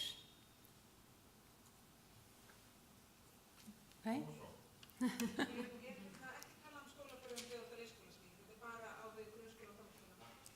Rannsóknir sýna að þetta byrjar í leikskóla. Nei, það er að því að við vorum erindisbréfið okkar, við unnum þetta eftir erindisbréfi og þetta var í efri bekkjum grunnskóla og neðstu bekkjum framhaldsskóla. En það er bara partur af óunninni vinnu. Það er rannsóknir sýna það að strax þegar sagt er í leikskólanum verður bara heima hjá mömmu í dag eða eitthvað svona, ef það er engin sérstök ástæða eða barn er ekki veikt til dæmis, að þá byrjaru að kenna ákveðna hegðun ef þetta heldur áfram. Og það er bara, já, þetta bara byrjar í leikskóla. Það byrjar sko ekki í unglingadeild. Miðstigi gjarnan. Nú, ef það er ekki fleiri spurningar, þá bara þakka fyrir okkur. Takk. Takk.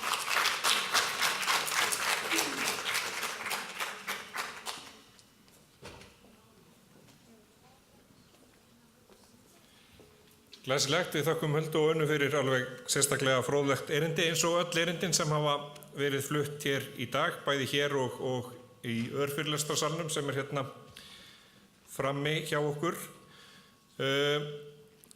Nú kveður aðeins við annan tón, bæði í umfjöllunarefni og í fyrirlestraformi, því að við erum að fá hérna ansi spennandi fyrirlestur klukkan 13:30 frá teymi umsækjenda alþjóðlega vernd og ég hvet ykkur öll til þess að fylgjast vel með. Þessi fyrirlestur hefst eftir 5 mínútur.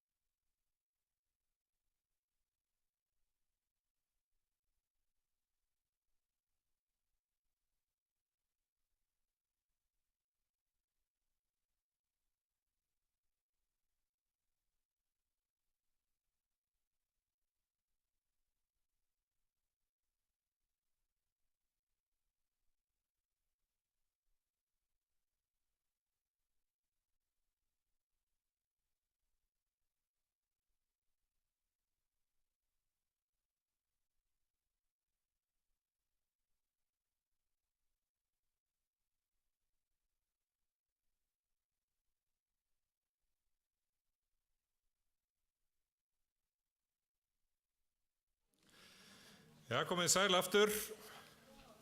Þá klukkan orðin 1:30 og það eru stórir hlutir að fara að gerast hér á sviðinu í Kaldalóni.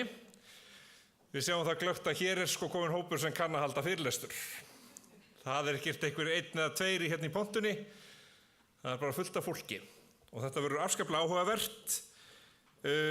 Þetta teymi umsækjandi alþjóðlega vernd sem ætlar að flytja fyrir okkur fyrirlesturinn Vissu þið. Við skulum bara gefa þeim orðið og gott klapp í leiðinni.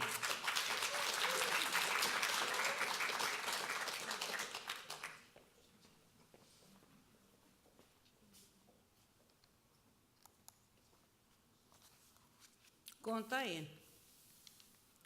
Mikið gaman að vera hérna með ykkur í dag og leyfa ykkur að fá smá innsýn inn í það hvernig teymi sem þjónustar umsækjendur alþjóðlega vernd vinnur. Einstaklingar og fjölskyldur sem sækja alþjóðlega vernd eiga oft langt ferðalag að baki eftir að hafa yfirgefið land sitt og ættingja og einungis tekið það nauðsynlegasta með sér. Í vinnu okkar með þeim erum við oft minnt á það hvað við erum heppin að búa við öryggi og góð lífsgæði en það endurspeglast oft í samskiptum okkar við hópinn hve mikla fórnir þau hafa þurft að færa. Vissu þið heitið á kynningunni okkar hér í dag. Við erum 9 manna teymi, einungis 8 í dag þar sem einn frá vegna veikinda. En eins og þið sjáuð á nöfnum okkar uppruni okkar ólíkur.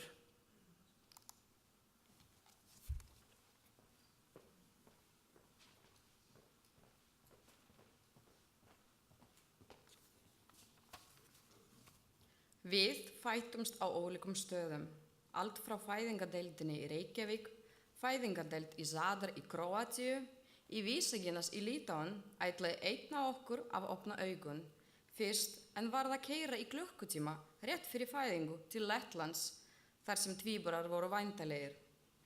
Einn úr teyminu fættist í Árhús í Danmörku og einni getum við státa okkur af fæðingu eins í teyminu í Berat í Albaníu og Mýrleft í Marokko og var það heimafæðing. Þetta ágæta teymi talar 12 tungumál og þegar vel líkur á hópnum þá fer fjöldi tungumála upp í 14 til 16. Einstaklingar sem sækja alþjóðlega vernd hér eftir umsækjendur eru þeir sem koma á eigin vegum til landsins og sækja formlega vernd af mannar eða pólitískum ástæðum. Yfirvöld ákveða hvort viðkomandi falli undir skilgreiningu Flóttamannastofnunar Sameinuðu þjóðanna flóttamenn.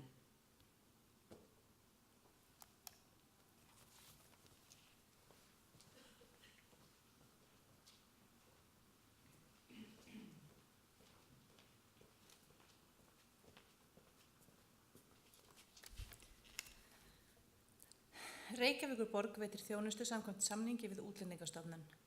Í því felst að umsækjendur hafi þak yfir höfuðið, fái grunnframfærslu, hafi aðgang að almenningssamgöngum, nauðsynlegri heilbrigðisþjónustu, tækifæri til menntunar, frístundar og virkni sem þó þjónusta túlka þegar við á.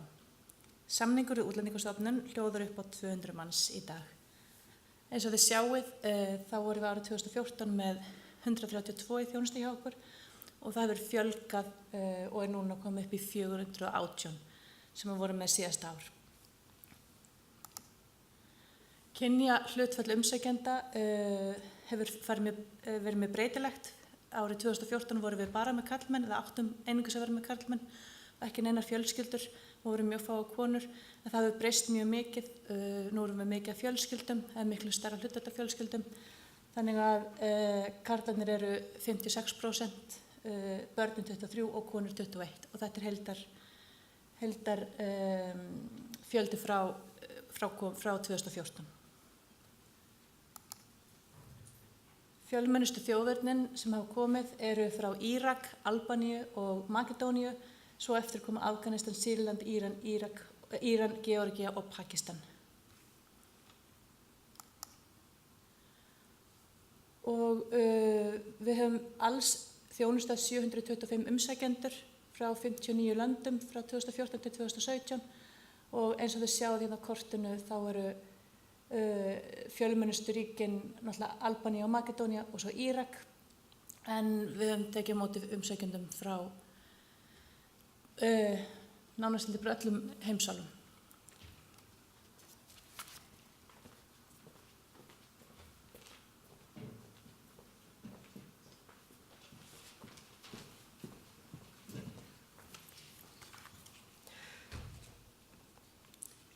Að ræða fjölbreyttan hóp fólks sem hefur mismunandi þarfir og því þarf móttökukerfin og þjónustan að vera sveigjanleg. Þegar ný fjölskylda kemur í þjónustu til okkar, förum við í heimavitjun mjög fljótlega. Við söfnum upplýsingar hagi, líðan og þarfir foreldra og barna, ásamt upplýsingum fyrir skólagöngu, barna og ungmenna. Teymið sem þjónustar umsækjendur vinnur þvert á borgina og sinnir vikulegum viðtölum í þeim hverfum sem eru næst búsetu viðkomandi. Veitir félagslega ráðgjöf. Unnið út frá heildarsýn, styrkleika og valdeflingar nálgun sem á sér stað í stuðningsviðtölum og vitjunum. Og svo Welcome to Iceland. Það eflaust margt sem fer í gegn að umhuga umsækjendur í heimavitjunum.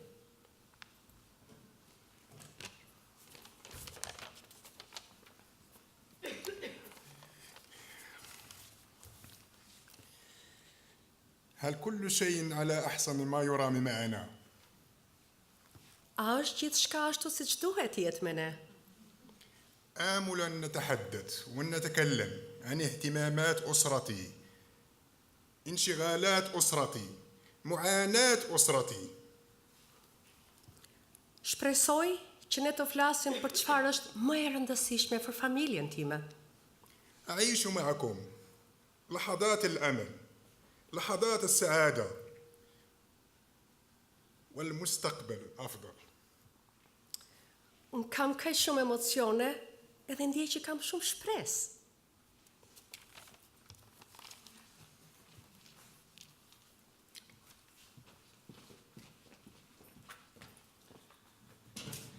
Í heimavitjun til fjölskyldum fer fram sálfræðilegur stuðningur og fræðsla til foreldra varðandi væntanlega leikskóla og grunnskóla við barna og unglinga. Rætt meðal annars andlega líðan, tannheilsu og svefnheilsu og fleira. Einnig eru gefnar upplýsingar mögulegar tómstundir og frístundir fyrir börnin. Sálfræðiviðtöl við börn og fullorðna eftir þörfum. Skimaði meðal annars eftir áfallastreituröskun. Flest barnanna hafa orðið fyrir slæmri reynslu í heimalandi sínu eða á flóttanum. Áföll í æsku geta aukið hættu á að barnið þjáist af persónuleikaröskunum, kvíðaröskunum og geðröskunum. En framtíðarhorfur barna sem fá sálfræðilega aðstoð sem fyrst eru mun betri. Brugðust skjótt við. Það staðreynd að yfir 80% af umsækjendum sem eru hjá okkur í þjónustu vísað burt aftur á landi. Við reynum því að sá fræjum og skapa börnunum góða reynslu og minningar sem þau taka með sér í veganesti út í lífið.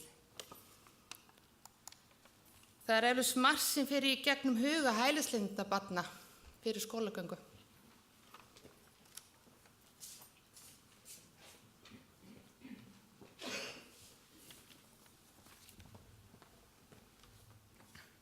Napokon ću se moći igrati. У меня есть наконец-то возможность играться с детьми в школе. Da li ću imati prijatelja? Получится ли у меня завести друзей? Nadam se da će mi dobro ići u školi. Я очень надеюсь, что у меня все получится в школе.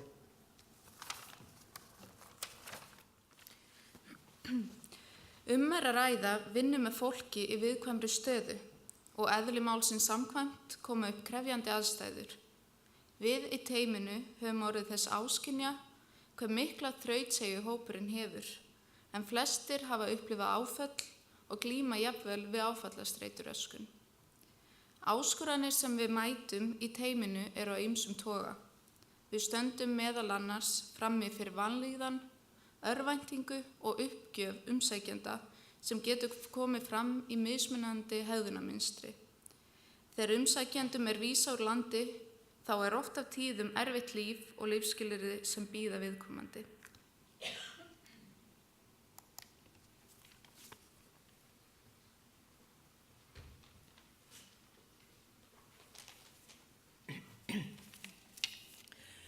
Virkni mikilvæg fyrir alla.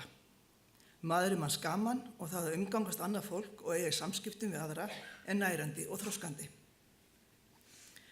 Virkni einnig hjálpleg þegar kemur að því að kynna fólk fyrir landinu og íslenskri menningu. Nýjung í virkni hjá okkur í teyminu 3 dansnámskeið í samvinnu við Dansgarðinn. Fyrsta námskeið af 3 hófst í síðustu viku. Að ræða námskeið í þjóðdönsum og kvikmyndagerð sem sérstaklega ætlað körlum. Í dag hefst svo annað námskeið sem ber heitið samtímadansnámskeið og það 3. fer af stað á næstu vikum. Við hvetjum umsækjendur til hreyfingar, svo sem sund, líkamsrækt og göngutúra. Við hvetjum þá einnig til að sækja tungumálanámskeið en þeim gefst kostur á að velja á milli ensku og íslensku. Annað dæmi virkni fyrir fjölskyldur verkefni sem kallast foreldramorgnar og samvinnuverkefni milli þjónustumiðstöðvar Vesturbæjar miðborgar Hlíða og leikskóla í hverfinu.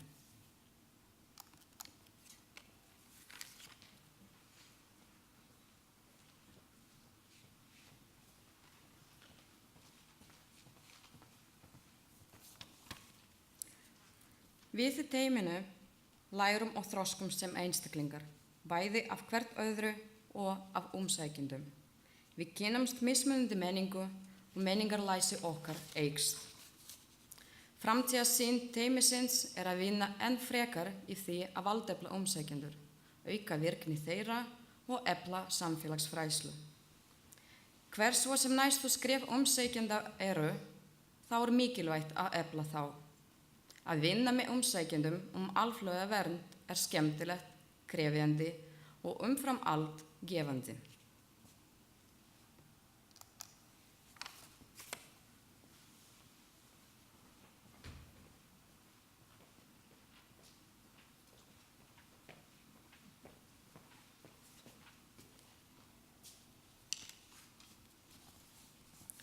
Þá komið að lokum þessara kynningar. Vonandi hafið þið fengið smá innsýn inn í þá vinnu sem teymi umsækjendur alþjóðlega vernd sinnir. Við lögðum upp með að lýsa því helsta sem teymi sinnir sem og að veita smá innsýn inn í hugarheim umsækjenda.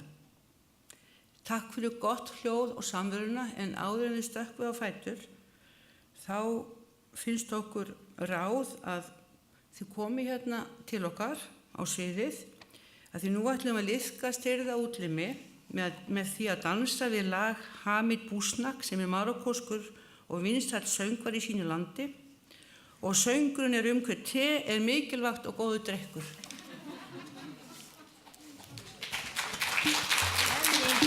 حميد لا ما تهجر اجي يا وليدي اجي تصير واحد كل ديالك هاري روحك يلا بسم الله فكرتينا حاجه بديك الاغنيه ديال وهالكاس حلو وهالكاس حلو وهالكاس حلو اللي بغى الجلسات حلالو وهاد الكاس ما كان بحالو وهالكاس حلو هالكاس حلو هالكاس حلو هالكاس حلو اللي بغى الجلسات حلالو وهاد الكاس ما كان بحالو وهالكاس حلو اتيب العنبر اتيب العنبر اتيب العنبر اتيب العنبر يا حامد عليه ما نصبر يا ولدي الكاس حلو برادتي برادتي العمر برادتي برادتي مشحر والله عليه ما نصبر غير زد عمار هالكاس حلو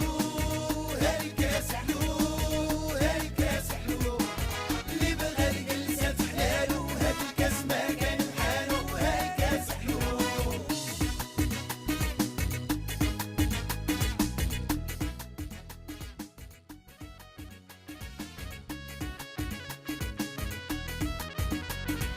أتيب النعناع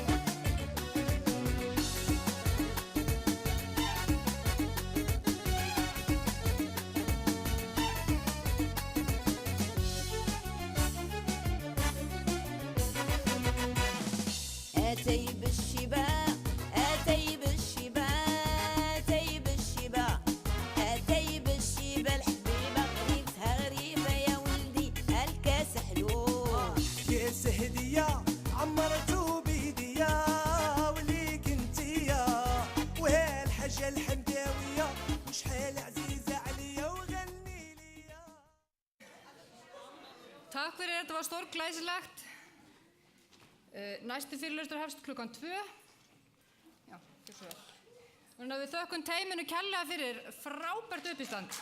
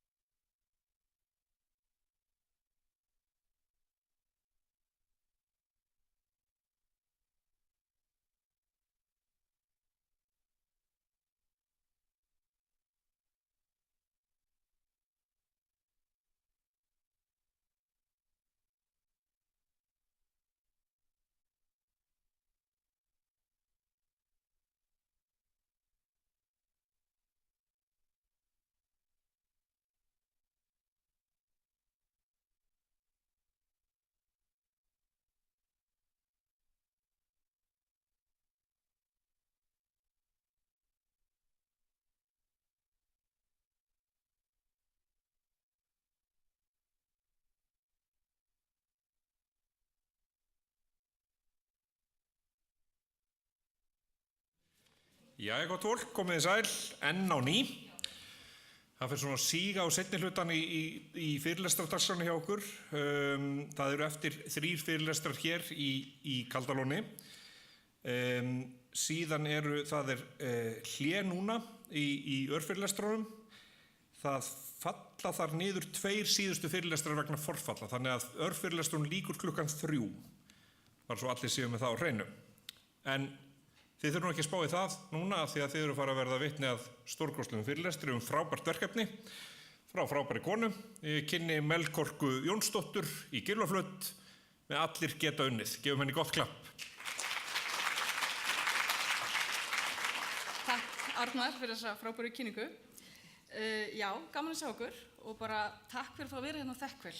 Alveg rosalega glöð að fá þetta tækifæri að kynna þetta frábæra verkefni sem mér er mjög kært. Og ég heiti sem sagt Melkorka Jónsdóttir og ég er forstöðukona í Gylfaflöt dagþjónustu sem er í Grafarvoginum.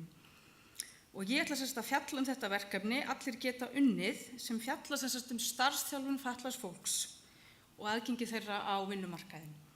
Og þetta er verkefni sem tengist Gylfaflöt dagþjónustu, vinnustaðnum mínum og hefur einnig tengingu við MPM-nám sem ég stunda núna í Háskólanum Reykjavík. Og ég ætla bara að segja svo hrigalega glöð að hérna fólk frá Gylfaflöt sem situr upp í sal, 5 flottar konur. Úhú! Hæ, stelpur! Og ég vil bara segja svona verkefni, svona frumkvöðlega verkefni, fer ekkert að staðna með góðu fólki. Góðu fólki á vinnustað og fólk sem er tilbúið að vinna með manni og að taka þetta áfram. Og ég er mjög þakklátt fyrir það. Takk fyrir, þið eru frábærar. Gefið gott klapp. Ég ætla að segja fyrst, áður ég held áfram, örlítið bara Gylfaflöt dagþjónustu. Margir hérna inni þekkja Gylfaflöt, einhverjir ekki, en þetta er vinnustaður fyrir ungt fatlað fólk á aldrinum 20 til 35 ára. Ég hef verið hérna forstöðukona í 6 ár og þetta farið gegnum ýmsar breytingar síðan ég kom þarna inn. Í Gylfaflöt starfa núna að jafnaði 32 einstaklingar með fötlun og 34 leiðbeinendur eða starfsmenn. Gylfaflöt er verkefni á vinnumiðuð dagþjónusta sem þýðir að við lítum svo á að öll virkni sé vinna í sjálfu sér. En það er ekki greidd laun í Gylfaflöt. Þau störf sem innt eru að hendi í Gylfaflöt eru margvísleg og við erum með mörg fjölbreytt tilboð. Helst ber að nefna smiðjuna okkar, listasmiðjuna, þar sem við vinnum með leir og textíl og við erum líka með lítið smíðaverkstæði. Svo vinnum við með matreiðslu, endurvinnslu, við förum í vettvangsferðir, við förum í sund, göngutúra, hreyfingu og við vinnum almennt líka með lífsleikni ungs fólks. Þannig að það er ýmislegt í gangi í Gylfaflötin á hverjum tíma. Svo sjáum þið brosið okkar þarna. Þetta er svona einkenni Gylfaflatar og okkur þykir rosalega vænt það. Þið sjáum að hárið á kallinum í svona mörgum litum. Þetta er svona regnbogalitirnir sem að tákna svona litróið hjá mannfólkinu, sem sagt fjölbreytileikan hjá okkur öllum og við erum ólík en samt svo lík. Þarna sjáum þið kallinn í öðru formi, hann er svolítið stærri þarna. Hann var búinn til í smiðjunni fyrir svona 5 árum síðan af smiðjustjóra sem var þá sem heitir Hafdís og hann er stór og mikill og unninn úr leir og hárið á honum er sem sagt úr þæðri ull. Og hann hefur farið víða svona í góðgerðarmálum og til kynninga. Núna er hann heima í Gylfaflöt og bíður þar eftir að komast út aftur í samfélagið og kynna sig. Og svo sjáum við einnig þarna vörur sem við höfum verið að framleiða og erum að búa til í smiðjunni, bolla og skálur og annað og þetta er til sölu og þið eru bara ávallt velkomin að koma til okkar og kíkja í heimsókn og versla hjá okkur.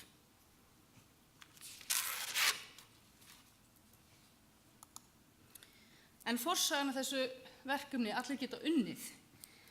Sko, þetta nafn, Allir geta unnið, þetta kom bara til núna eftir áramót.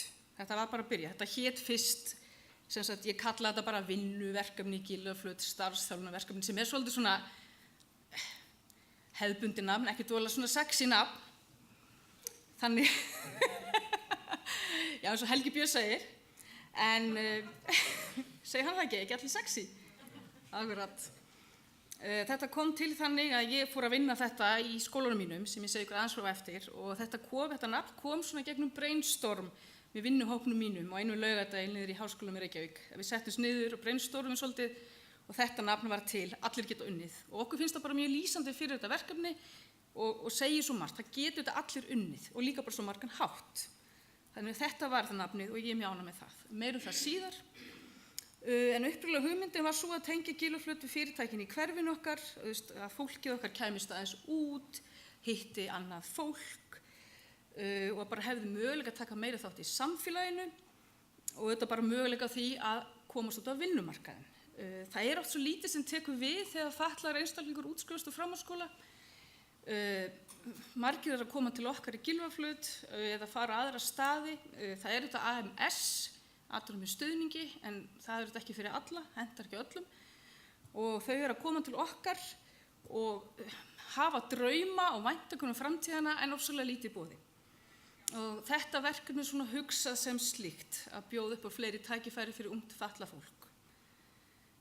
Svo ég segi annað, þá það svona svolítið mín skoðun að svona dagþjónustur eins og það í dag, það að vera svolítið úreltar, þetta svolítið gamalt fyrirbæri, við þurfum að fara að breyta þessu, við erum svona dagþjónustur eins og í dag, þá erum við að safna saman fólki með ólíkan bakgrunn, með ólíkar fatlanir á sama stað, í einhver svona tómstundamiðu verkefni og vinnutengd verkefni.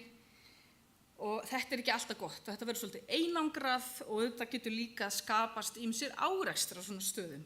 Það eru allir á sama stað í einu. Þannig við þurfum að fara meira út í samfélagið og taka þátt og vinna.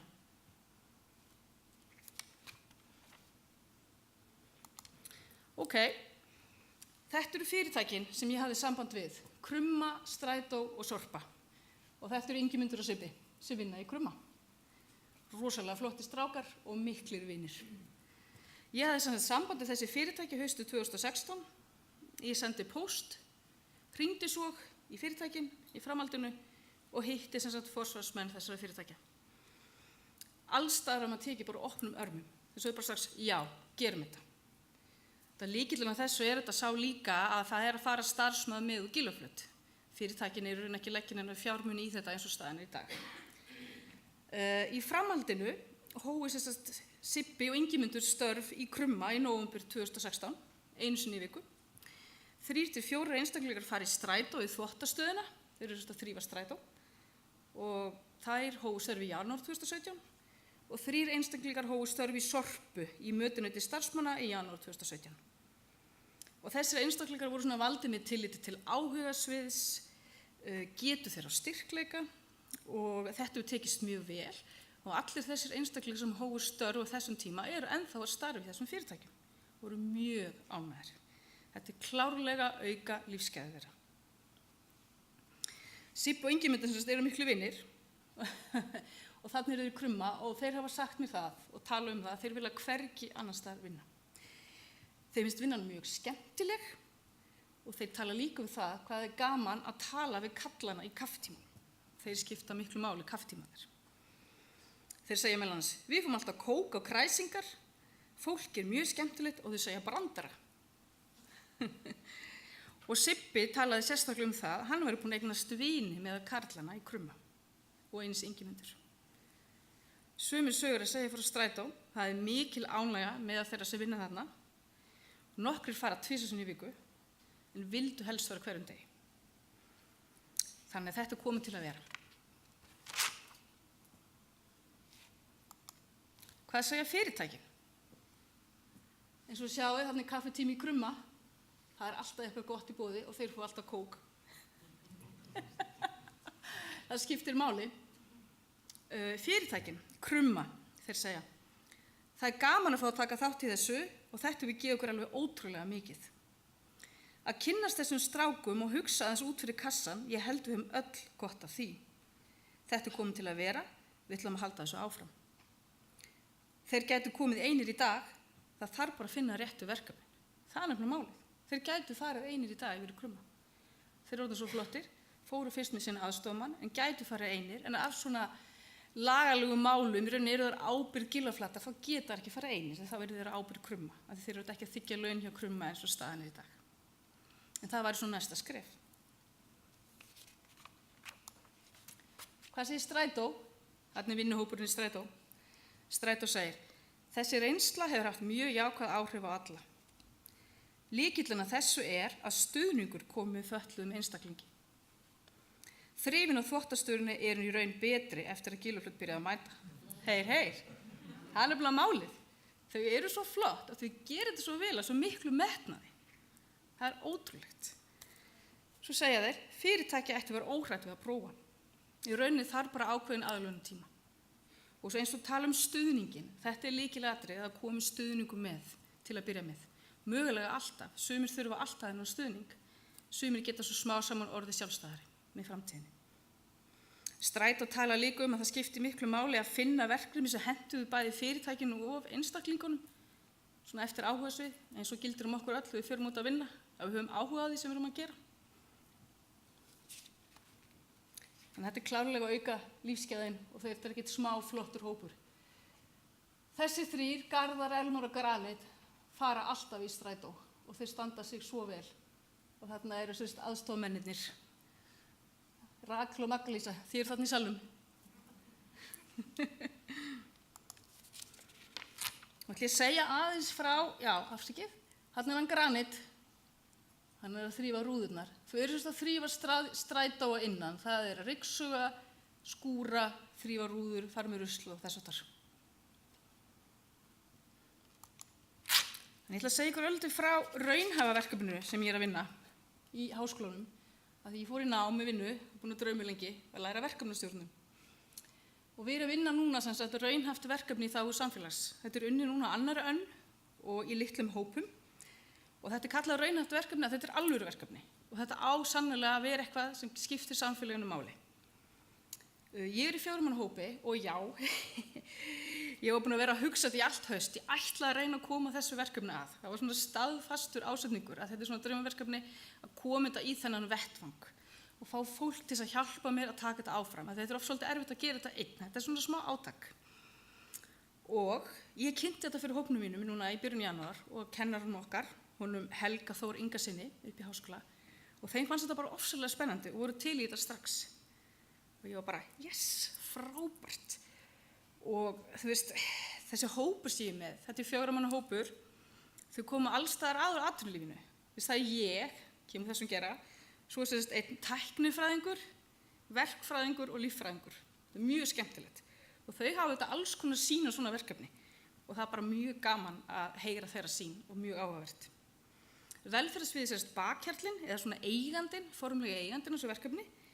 Og tengilegur okkur þar er hann Arni Friðrik Karlsson sem situr líka hérna í salnum. Hæ! Við fundum með honum svona einu sinni í mánuði, hópurinn, svona svokallaðir verkfundir, þar sem við erum að fara yfir hvernig gengur og hvað er framöndun og þess aftar. Við vinnum þetta semsagt í samvinnu við velferðarsvið. Bara svo gamans, þá ætla ég að sýna ykkur stjórnskipulagið verkefni. Mér er þetta svolítið töff, þetta er bara tekið beint úr verkefnisáætlunum okkar sem við skiluðum inn í janúar í HR. Og eins og sjáu þarna gulureitunum þá er þetta þessi svona helstu hagsmunaaðilar og þeir sem skipta máli, þannig að fyrirtækin, það er Gylfafljót dagþjónusta og svo þetta hagsmunasamtök fatlara. Og við erum sérst búin að vera undanfarnar vikur að hitta þessi samtök og ræða við þau þetta verkefni. Og þar er allir segja bara, vá, þetta er frábært, við verðum að halda áfram með þetta og við viljum gera allt fyrir ykkur til að koma svo áfram. Og það er meðal þroskahjálp, sjálfsbjörg, átak og fleiri. Og þarna er verkefnateymið okkar, þarna græna og velferðarsvið þarna fyrir ofan sem eigundur verkefnisins. En hvað ætlum við að gera? Hvert er markmiðið? Við ætlum semst að gera áætlun semst fyrir innleiðingu á verkefninu allir geta unnið sem við afhendum til velferðarsviðs núna í byrjun maí. Takmarkið er það að velferðarsvið getur með góðu móti tekið við þessum upplýsingum og þeirri áætlun sem tilverður og vinni það áfram með þessa innleiðingu þá vonandi í samvinnu við Gylfafljót og vonandi í samvinnu við mig af því ég er reyna að gera það er markmiðið. Kynningarefnið hugsa fyrir fyrirtækin fyrst og fremst, það er markhópurinn okkar og til dæmis Facebook síða, heimasíða, einhvers konar myndbrand mögulega, auglýsingaplakot líka. Þetta er svona svolítið í vinnslu núna, einmitt í samvinnu við Friðrik. Og þetta langtíma markmið er að auka möguleika fatlaðs fólks til að komast út á vinnumarkaðinn og auka bara almenna vitund í samfélaginu málefni fatlaðs fólks og það geta allir unnið og gefa þeim aukin tækifæri.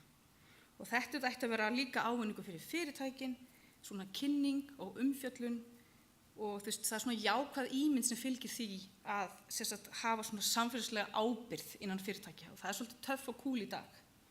Það er mér samtök fyrirtæki sem heita Festa sem að tala þessa samfélagslegu ábyrgð. Þannig að þetta að koma svolítið sterkt inn og tengist líka sjálfbærni í heiminum og í samfélaginu. Þannig við erum á góðum tíma. Hvað var aðföng og fjármögnun, þá er þetta bara í vinnslu, þetta er alveg óvissustigi, þetta er bara vinnslu sem staðan í dag og við erum bara að kanna þetta núna og eins mögulega styrktar aðeila í svona verkefni. Af hverju er þetta mikilvægt? Þetta er mannréttindamál. Arnar að sýna mér 5 mínútur eftir. Þetta er mannréttindamál og ég set þarna upp samning Sameinuðu þjóðanna um réttindi fatlaðs fólks, heimsmarkmið Sameinuðu þjóðanna. Þar stendur í viðmiði 6 að eigi síðar en árið 2030 verði full og gagnleg atvinna og mannsæmandi störf að veruleika fyrir allar konur og karla, fyrir ungt fólk og fatlað fólk.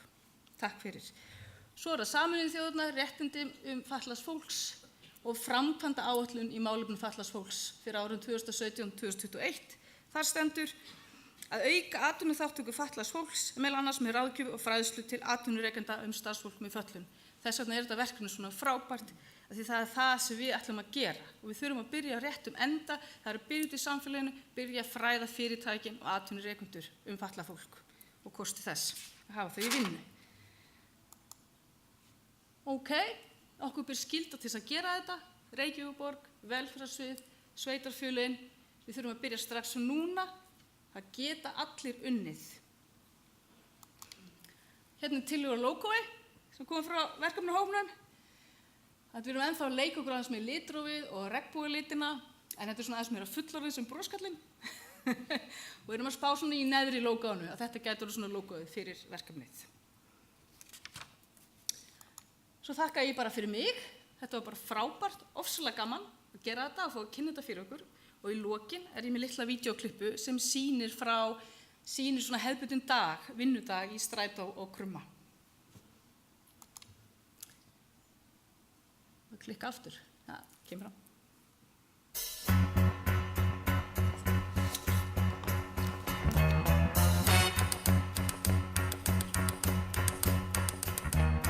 Tumble out of bed and I stumble to the kitchen, pour myself a cup of ambition and yawn and stretch and try to come to life. Jump in the shower and the blood starts pumping. Out on the streets the traffic starts jumping with folks like me on the job from 9 to 5.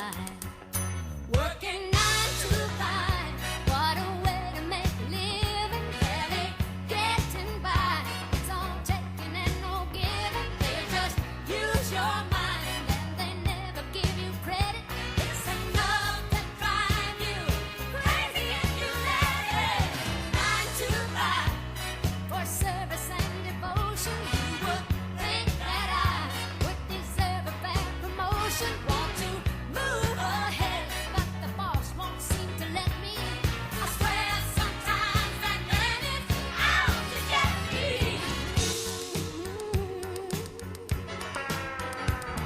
They let you dream just to watch him shatter. You're just a step on the boss man's ladder, but you got dreams he'll never take away. In the same boat with a lot of your friends, waiting for the day your ship will come in and the tide's gonna turn and it's all gonna roll your way. Working 9 to 5, what a way to make a living. Barely getting by, it's all taking and no giving. They just use your mind and you never get the credit. It's enough to drive you crazy if you let it. 9 to 5, yeah, they got you where they want you. There's a better life and you think about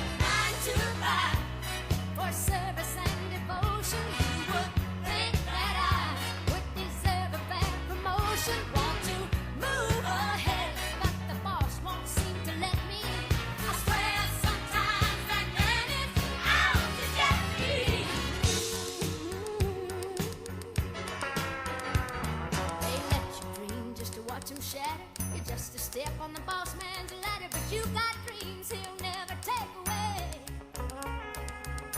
You're in the same boat with a lot of your friends, waiting for the day your ship will come in and the tide's gonna turn and it's all gonna roll your way.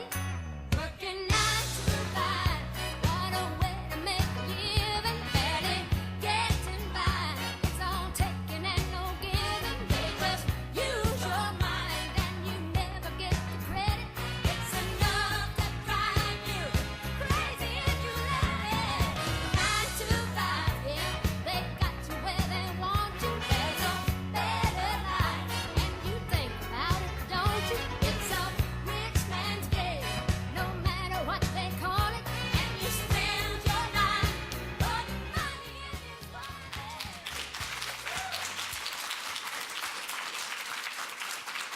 Takk. Það var meira áttar.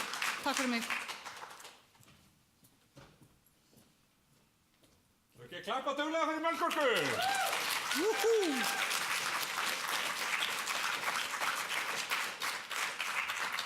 Hann hlýnar óneitanlega í hjartanu við að fá svona frábæra kynningar og það er búið að gerast oft í dag. Ég þakka Dolly Parton fyrir þetta fína innlegg í styttingu vinnuvikunar Reykjavíkurborg. 9 to 5, við erum öll í því í dag væntanlega. Nú, það er komið að næsta fyrirlestri, þó ekki alveg strax, það eru nokkrar mínútur þangað til að næsti fyrirlestur byrjar. Þá ætlum við að fara aftur að ræða starfsánægju, ánægju og hamingju á vinnustöðum og hvernig maður nær því nú eiginlega fram, og það verða Álfaland og Vesturgata sem að verða kynntir á eftir. Margrét Lísa og Hulda Guðrún koma hér og fræða ykkur þetta eftir nákvæmlega 6 mínútur. Það er smá pása og svo koma allir inn aftur. Flott.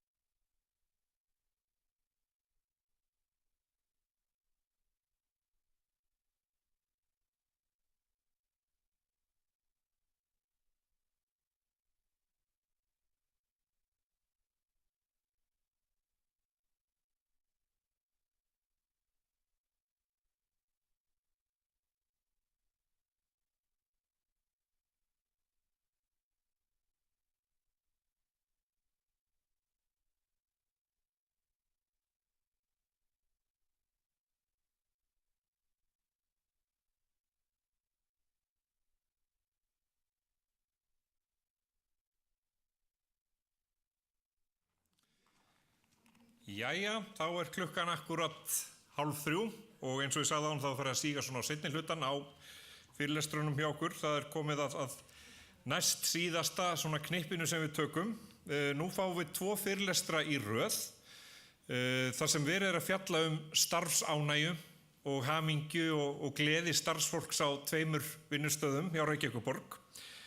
Þetta eru Álfaland og Vesturgata sem verður fjallað hérna núna og við ætlum að ríða á vaðið með Álfalandið og það hún Magga Lísa okkar, Margrét Lísa Steingrímsdóttir sem við ætlum að gefa gott klapp.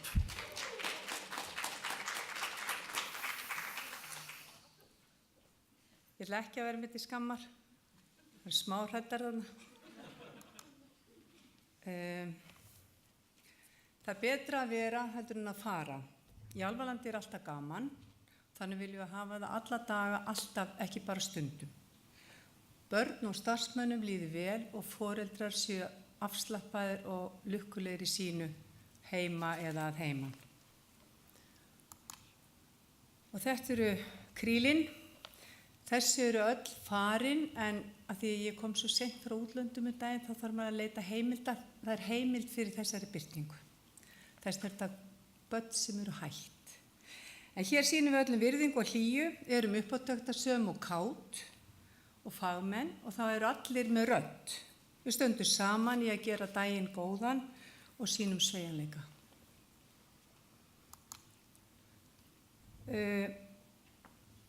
Hvaðan kemur þetta fólk?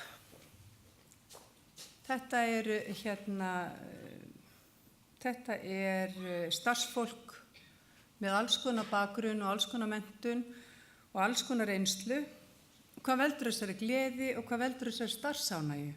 Af því að þetta er ekki í fyrsta sinn sem við erum að mælast með einhverja svona góða starfsánægju og það er ekki að því ég stendi yfir þeim þegar svara könnunni. Er það manngæska? Nú, við erum mjög ólík, bæði hvað varðar aldur, áhugasöm og áhugasvið og allt það. Við bætum hvort annað upp.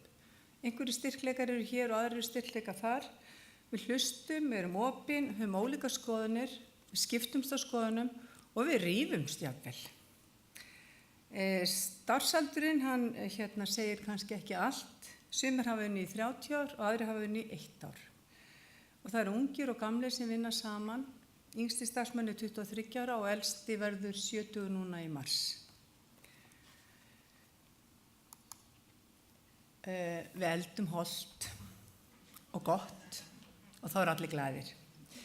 Það er mikil áhersla á hollt og gott fæði, fjölbreytt og sem er unnið frá grunni. Orðatiltæki sjaldan hef ég flotinu neitað, ég sótti gamla þjóðtrú, en hvernig skuli hegða sér í viðvist álfa. Í þjóðsögum Jóns Árnasonar er eftirfarandi: en svari maður eða þiggi boð álfa, þá á maður heillaður og verður vitstóla og aldrei síðan mönnum sinnandi. Því varð manni sem Fúsi hét og satt úti á jólanótt, stóð lengi þangað til ein álfkonan kom með stóran flotskild og bauð honum að bíta í. Þá leit Fúsi við og sagði það sem síðan er orðtæki haft: sjaldan hef ég flotinu neitað. Beit hann þá bita sín úr flotskildunum og trilltist og varð vitlaus. Þannig er það nú sjaldan hér en við reynum að gera gott.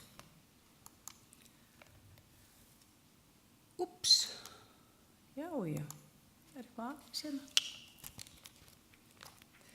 Nú við erum með metnað í öllu. Við sjáum sjálfum húsið að öllu leyti, garð og því að þetta er heimili en ekki stofnun.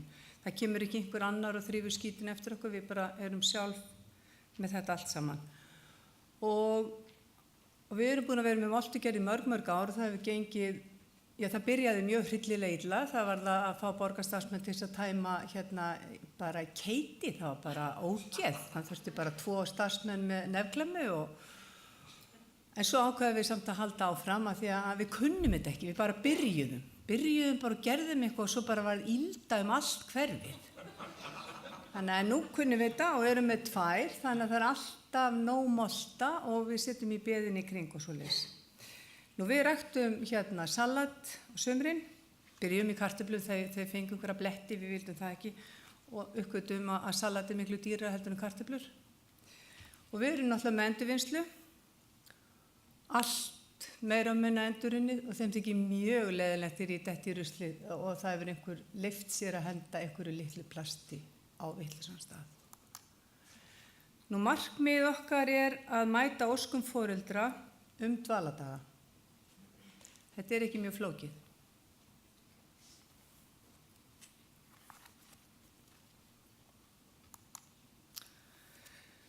Börnin halda öll sínum úrræðum, en ef veikindi kom upp á eða starfsstaðir eða önnur frí í skólanum, þá mætum við því og gerum eitthvað skemmtilegt. Og ég vil meina að við séum eiginlega alltaf að gera eitthvað svolítið skemmtilegt. Hvort sem það allur dagurinn eða bara seinniparturinn. Og þeir sem kannski eins og veðrið búið að vera núna frekar andstyggilegt, ég veit ekki af hverju búið hérna, að þá reynum við að bara gera kósí heima og þá bara bað og nudd eða farið út í garð og farið með liti út í garð í snjóinn og ótrúleg hugmyndafræði sem þetta lið hefur í vinnunni hjá mér. Og þetta sem sagt eina myndin sem ég á Álfaland eftir stækkun. Það sér eiginlega enginn sem stækkun í þessu, þetta bara birta, síminn minn, hann gat ekki betur. En í Álfaland þá koma svona 35 börn á ári og við byrjuðum þessa starfsemi í raun 1987 en hún var 1979 þá hófst hún inn á Dalbraut hjá Vistheimili barna. Þá var sem sagt normaliseringgin og allt það í gangi. Við vorum þar í nokkur ár og það eru enn nokkuð margir starfsmenn sem byrjuðu að vinna inn á Dalbraut sem eru inn í Álfaland í dag. Svo einhvað gerðu menn líka rétt þar 5 mínútur. Þetta alveg að sífa sér þetta. Þetta sem sagt Álfaland fyrir stækkun og stækkunin sem sagt, kannski þess að bakka, sérðu. Þið sjáðu þarna ljósastaur og skúr, en þarna sjáðu að skúrin farinn og við erum nær ljósastaurnum. Það stækkunin, ekki mikil. En loksins eftir mjög mörg ár og marga beðni þá fengum við þessa stækkun. Við vildum ekki flytja og fengum saumalausa stækkun. Það eitthvað rosa flott hjá arkitektum. Það svona saumalaus stækkun. Og þá kannski komið að því sem ég var beðin að ræða starfsgleði og af hverju við viljum frekar vera heldur en að fara. Ég gerði alveg eins og allir hinir hafa gert, spurt starfsfólkið sitt, af hverju viljið frekar vera heldur en fara og það sveigjanleiki, virðing, fagmennska, samkennd, metnaður, þáttaka og starfsþróun. Það samkeppni og samvinna og þarna til dæmis bókahlaup í gangi og einhver vinnur það. Og ég veit ekki alveg, ég held að setja blýantur í flösku eitthvað, ég veit ekki alveg hvað þeir að gera. En árlega þá höldum við starfsdaga og þá húsið okkar tekið í gegn, við vinnum að starfsáætlun, öryggishandbók og fleira, förum í gegnum all þessa pappír, allt þetta dót sem þarf að gera skil og merkja við og haka við og senda frá sér, það gerum við þarna. Við gerum það allir saman og við förum yfirleitt eitthvað út á land og reynum að kynna okkur eitthvað skemmtilegt. Við erum búin að fara allt land nema Austurland. Það bara nákvæmlega ekkert að vera á Austurlandi sem snýr að fötluðum og skammtíma þjónustu, það ekkert eitthvað nýtt og spennandi, þannig að það svo langt að fara, þá það að vera meir 2 dagar, eða það maður myndi fljúga, það og dýrt. En við fórum til útlanda, 2005 fórum við og það gerði svolítið svona gæfumunni fyrir okkur, við fórum þá og kynntum okkur starfsemi í Kaupmannahöfn, eða sem sagt í Danmörku og þá kom allur starfshópurinn og það rosalega mikilvægt þegar svona vinnustæðar sem telur 29 manns, þegar allir eru saman. Það skiptir máli líka þeir sem vinna bara aðra hverju helgi, líka þeir sem vinna bara eina helgi í mánuði eitthvað, 2 mínútur. En það eykur samstöðu innan hópsins að tilheyra hópnum. Og þetta náttúrulega bara sveigjanleiki, ást og hamingja. Og við erum oftast mjög heppin með veður. Þetta sem sagt ekki í vinnunni þetta vín, við erum í fríi. Og höfum farið ódýrt, þetta til dæmis í sumarhúsinu mín út á land, við höfum farið á fleiri staði sem einhver á eitthvað og svo liggja menn bara í flatsæng. eða leigjum okkur eitthvað. Nú, við erum fjölskylduvænt vinnustaður. Við erum ekki vinnustaður sem djömmum ekki saman en nokkra fastar venjur höfum við þó. Það er starfsstaðar á vori. Við reynum að taka þátt í haustfagnaði sem var einu sinni vorfagnaður. Við fórum alltaf í vísindaferðinu, það er búið að leggja þar af. Við höfum jólaboð, pakkaleg, mikilvægt. Jólaball fyrir börn, starfsmanna og barnabörn og þau börn sem eru þá í húsi hverju sinni. Þannig að þetta er í raun svona eins og fjölskyldu. Þannig að koma rautt. Einstakar sinnum er sko leikhús eða partí en það er ekki svona, það er ekki það sem að veldur því að við viljum svona meira vera saman. Það er einhver svona umhyggja og ást. Nú við áttum 30 ára afmæli í fyrra. Það var mikill áfangi og mikið gaman og við flautuðum auðvitað til veislu því að okkur finnst voða gaman að fá fólki í heimsókn. Við erum góð í því að taka á móti fólki. Og það voða gaman, þarna komu margir góði gestir til að gáða okkur pakka. Okkur finnst það æðislegt líka, gaman að fá gjafir. Nú síðast en ekki síst að þá er í haust, þarna fórum við til Edinborgar í 2016 og það fór eiginlega allur starfshópurinn og á alþjóðlega ráðstefnu sem heitir ISPA sem við ætlum að halda núna í október á Hilton. Það er opið fyrir skráningar, það er bara www.ispa.me. Ég er búin að senda þetta á okkur, þannig að kíkja á postinn og það er alltaf eitthvað til að hlakka til og það er alltaf ný tækifæri. Við getum alltaf gert betur heldur en við gerum. Takk fyrir mig.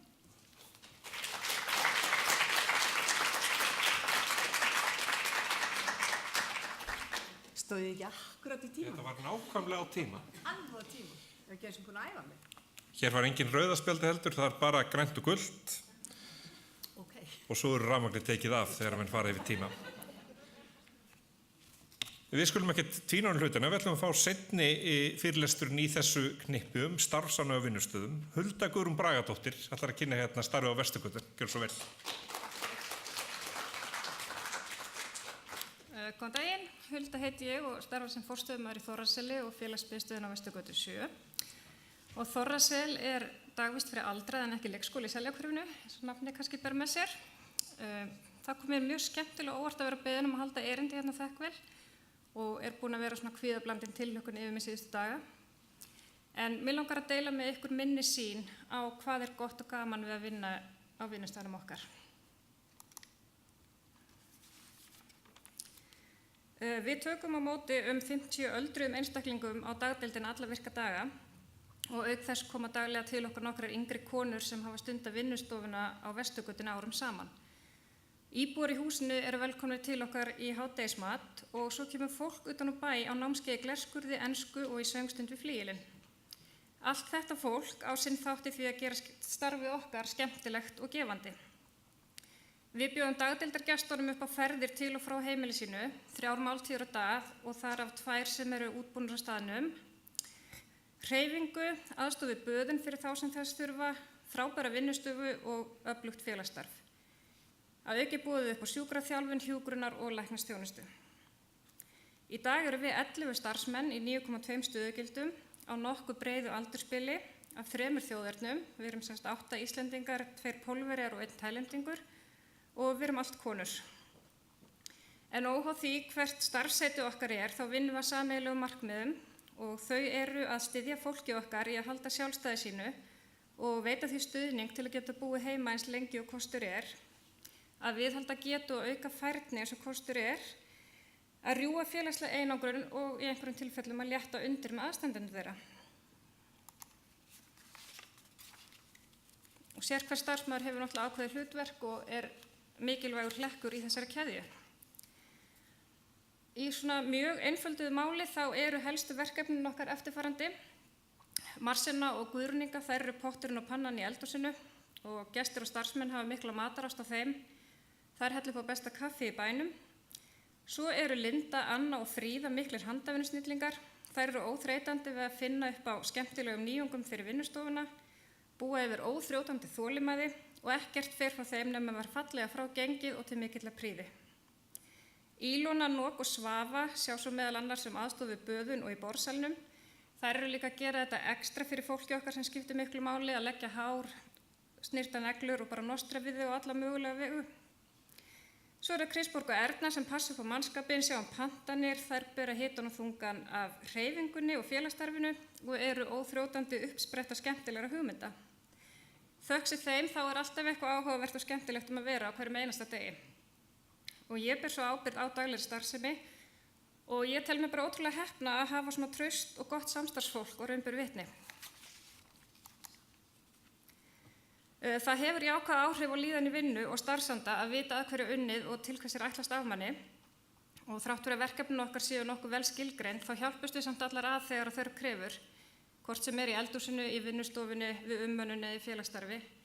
Og þegar það er mannekla þá koma til dæmis stelpurnar úr vinnustofunni bara óumbeðnar fram í eldhús og hjálpa til þar. Við erum reglulega að standa fyrir alls konar uppákomum og þá leggja allir sem einn hönd á plóginn við skipulag og framkvæmd, hvort sem það er að baka, syngja, klæða sig upp, fara í búning, útvega skemmtiatriði, allt hvað eina.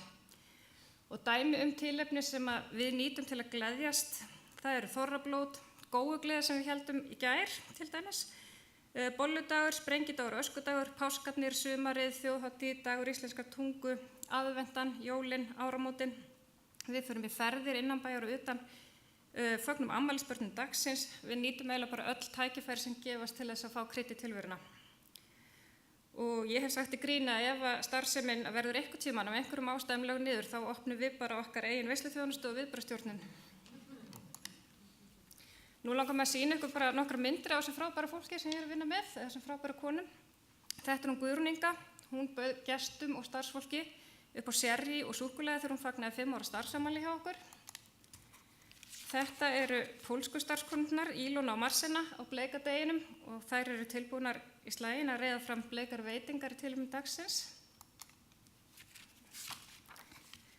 Hérna er hún Svafa að taka snúning með Stefáni sem er tenór úr Elligleði, einn af veislunum okkar. Nóka taka þátt í jólabakstrinum, Linda að leiðbeina í jólafundrinu.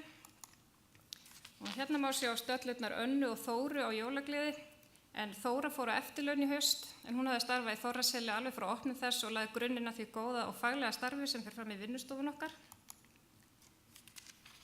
Hér er Fríða að bjóða upp á brennivín og þorrablóti. Svo er ein sem heitir Erna sem er ekkert voðalega hrifin að láta birta myndir af sér, þannig að þetta er peruterta sem hún bjóð til. Og hérna er svo ég og Kristborg, samstarfskona mín, í búningum og öskudaginn síðasta. Hérna erum við á hrekkjavöku, bara svona til að gera okkur gleðan dag og gleða gestin okkar.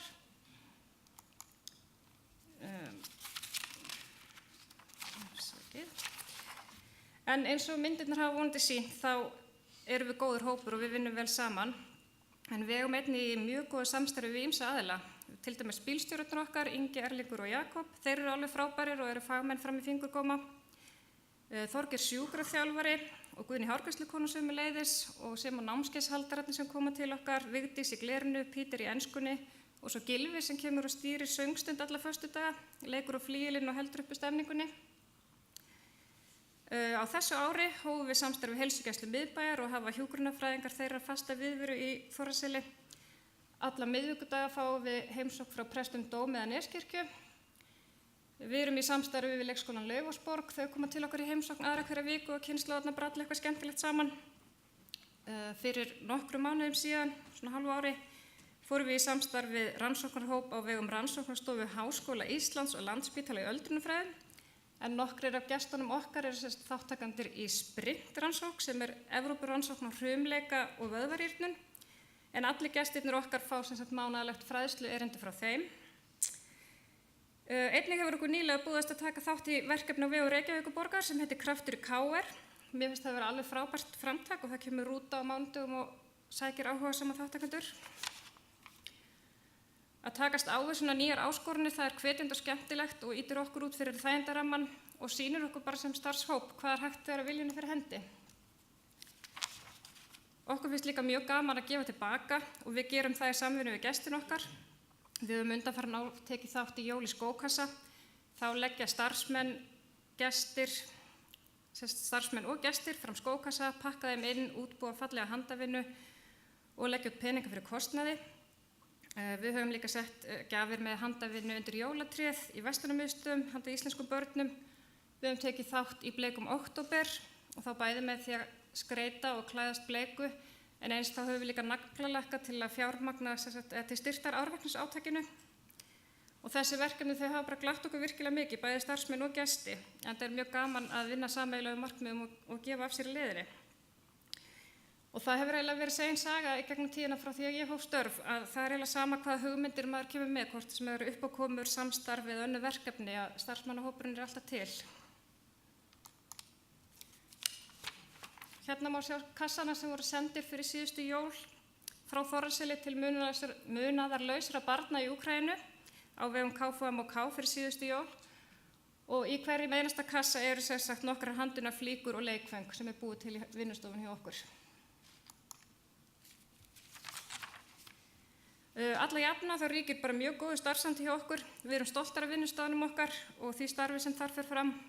Við erum heppnar að vinna fyrir skemmtilega og einstaklega þakkláta einstaklinga sem eru ósparir og hrós til okkar. Við vitum hver markmiðin eru og hvert okkar hlutverk er til að ná þeim, en það eru einnig fleiri atriði sem að hafa áhrif á starfsandann. Upplýsingaflæði hef ég til dæmis orðið vör við er mjög mikilvægt. Og þegar því er ábótavant sem gerist stundum í amstri dagsins, þá veldur það óánægju. Við erum að mæta til vinnu á ólíkum tímum og vinnudeginum líkur sömuleiðis á mismunandi tímum. Við erum farin að skrifa mikilvæg atriði í sameiginlega dagbók og svo skilaboð til starfsfólks á töflu í kaffistofunni til að reyna að halda öllum vel upplýstum. Og maður finnur bara mikinn mun þegar allir vita hvað að vera og finnst þeir ekki vera síðastir til að frétta eitthvað. Á vikulegum starfsmannafundum þá koma allir starfsmenn saman í hálftíma til klukkutíma. Þá förum við yfir helstu mál og í lok fundar er orðið laust ef það er eitthvað sem einhver vill ræða. Og mér finnst vera algjört bara lykilatriði að hafa tækifæri til að koma reglulega saman allur hópurinn, taka stöðuna. Svo tökum við að sjálfsögðu kaffitíma og þá ræðum við bara allt milli himins og jarðar. Stundum þarf fólk líka bara að fá að pústa og þá er mjög gott að hafa skilningsríka samstarfsaðila eftir krefjandi aðstæður. En þrátt fyrir sameiginlega metnað starfsfólksins fyrir að hafa andrúmslofti gott, því að allir vilja eiga góðar stundir í vinnunni, þá eru náttúrulega ekkert alltaf jólin hjá okkur frekar en annars staðar. Og það hafa gegnum tíðina komið upp ýmis vandamál sem hafa haft neikvæð áhrif á starfsandann. Það getur bara verið frá smávægilegum misskilningi yfir í bara hreinar illdeilur á milli einstaklinga. Og við höfum alltaf reynt að taka bara strax á slíkum málum, ræðað opinskátt bæði við einstaklingana og starfsmannahópinn í heild. Og yfirleitt hefur það skilað bara mjög góðum árangri. En við höfum líka þurft að leita bara til mannauðsdeildarinnar og það hefur verið rosalega gott að geta leita til ráðgjafana þar og fengið leiðsögn og stuðning. Og við erum bara í skemmtilegri og gefandi en ofta tíðan krefjandi vinnu. Það eru allir að takast á við gleði og sorgir í einkalífinu. Gagnkvæm virðing, umhyggja, samkennd og stuðningur eru almennt ríkjandi innan hópsins og ég myndi segja við verðum ekki bara samstarfskonur, við erum bara svona félagar. Við samgleðumst á tímamótum í lífi hver annarar, veitum stuðning þegar þörf er á. Við erum ekkert að hittast mikið utan vinnu, en þegar svo ber við þá er bara mjög gaman hjá okkur. Við höldum litlu jól og skiptumst á gjöfum, við gefum afmælisgjafir á stóramælum, útskriftagjafir, sængugjafir og kveðjugjafir, sendum blóm eða kerti þegar einhver missir einhvern nákominn. Við sýnum lífi hverjar annar einlægan áhuga, eins og börnum og barnabörnum, án þess þó að vera með nefið ofan í hverjar annar koppi.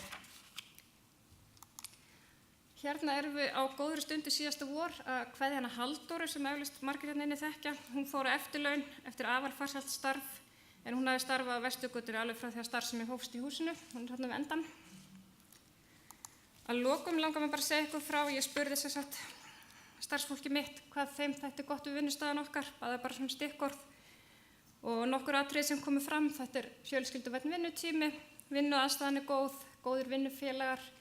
Allir hjálpast að. Það er yndislegt að eiga samskipti við gamla fólkið, hlakka til að mæta til vinnu á morgnana og einn teiknaði bara risastóran broskall á blaðið sitt. Þannig ég þakka bara kærlega fyrir mig.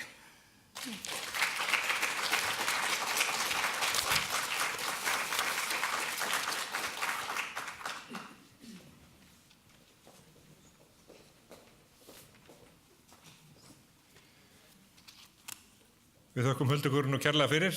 Það var nú ekki meira stress á hana svo, hún fór alveg ágætlega við tíman, þannig að nei, ég er að grínast. Við erum bara á fínum tíma. Það er komið að núna að síðasta fyrirlestrinum hér í dag, hérna í þessum fyrirlestrarsal. Síðan klukkan 3:30 að þá hefst hérna uppistand hérna frammi á Norðurbryggju.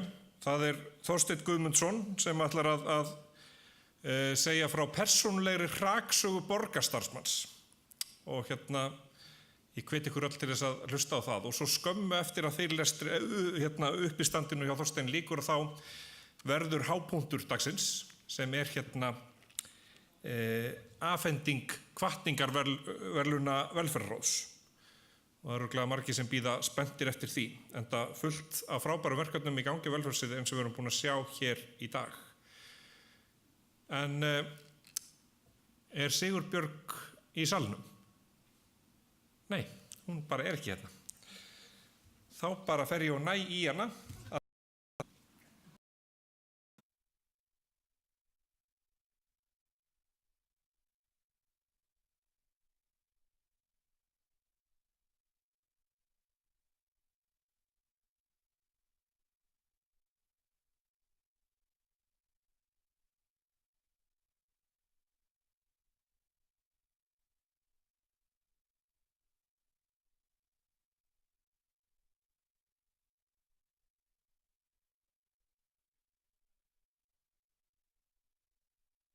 Við skulum gefa Sigurbjörgu hæfilega gott klapp.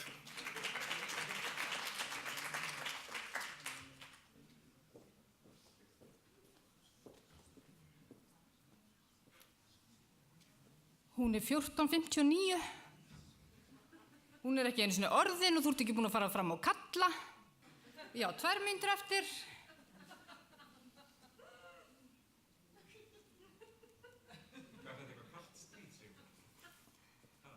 Þú kallaðir yfir mig áðan, en ég að bíða eftir, það hérna 2 að koma inn í salin, ég ætla aðeins að bíða eftir.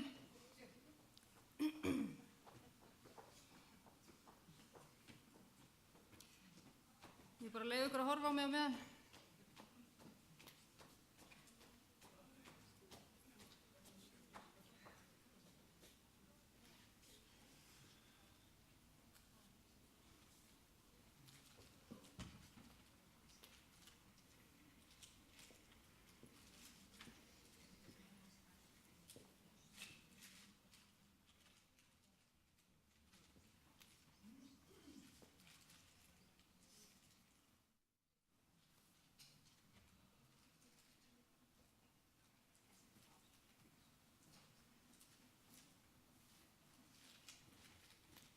Grúppíðurnar mínar eru komnar í salinn.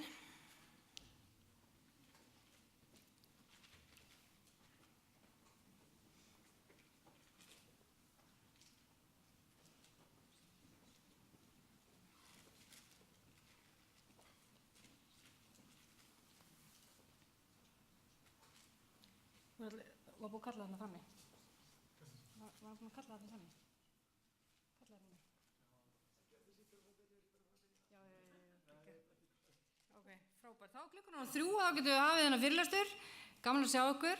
Ég ætla hérna í dag aðeins að fjalla NPA og segja ykkur frá því. Einhver hérna inni sem veit ekkert NPA? Einhver hérna inni sem veit allt NPA? Já! Rúnar, Halli, ekki þú? Já, ok, frábært. Við erum með sérfræðinga í salnum og fólk sem veit kannski aðeins minna. En ég segi hversna allir að missa sig yfir þessa NPA, en ég veit ekki hvort það tekið eftir því svona kannski sérstaklega í lok síðasta árs hafa mikið verið að fjalla NPA eða notendastýrða persónulega aðstoð. Tókuð eftir því í fréttunum? Kannastu við þetta? Ég heyrti þessu umræði. Frábært. Þannig ég ætla svona aðeins að ræða það og hvers vegna allir bara raunverulega að missa sig yfir þessa NPA og svona kannski segja ykkur frá því hvers vegna NPA ákjósanlegt eða ákjósanlegt þjónustuform fyrir marga.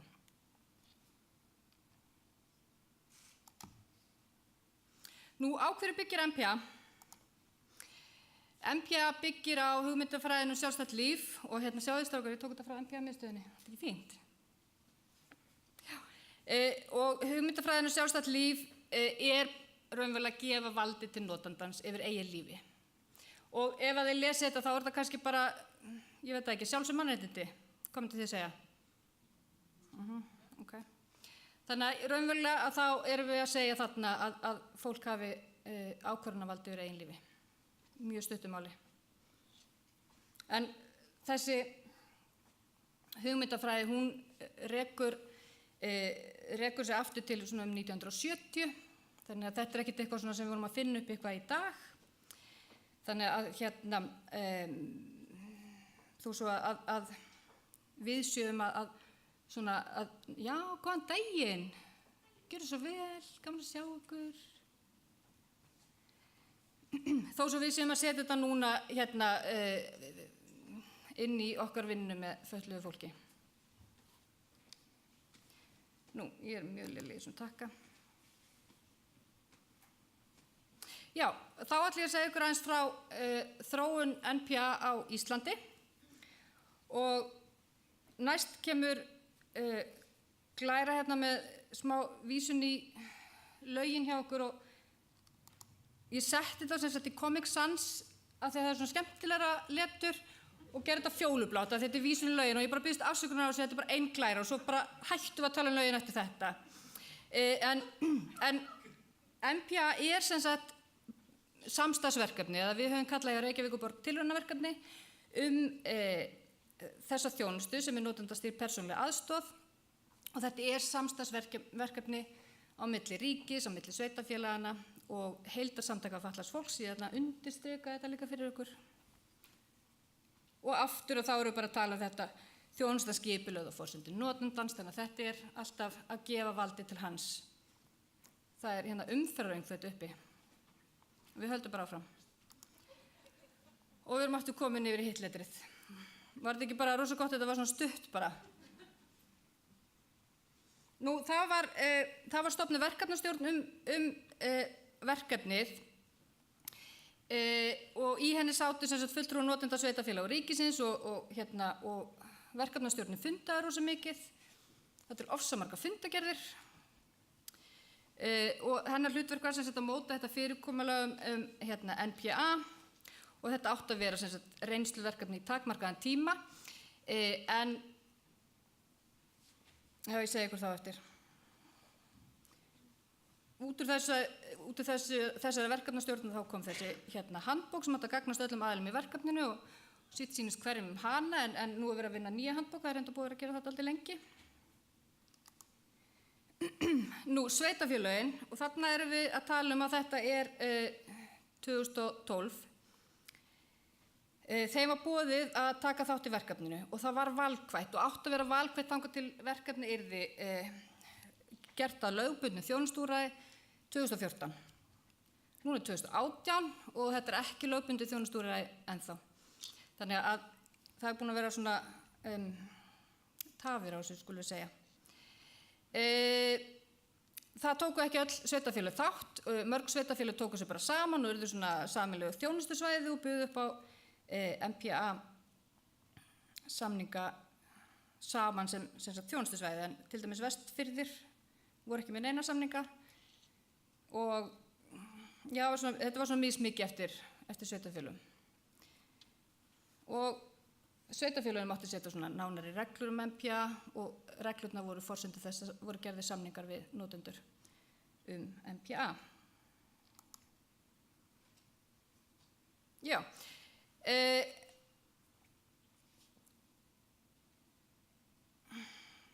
Ég veit ekkert hvað ég var að segja þarna, en allavega að þá,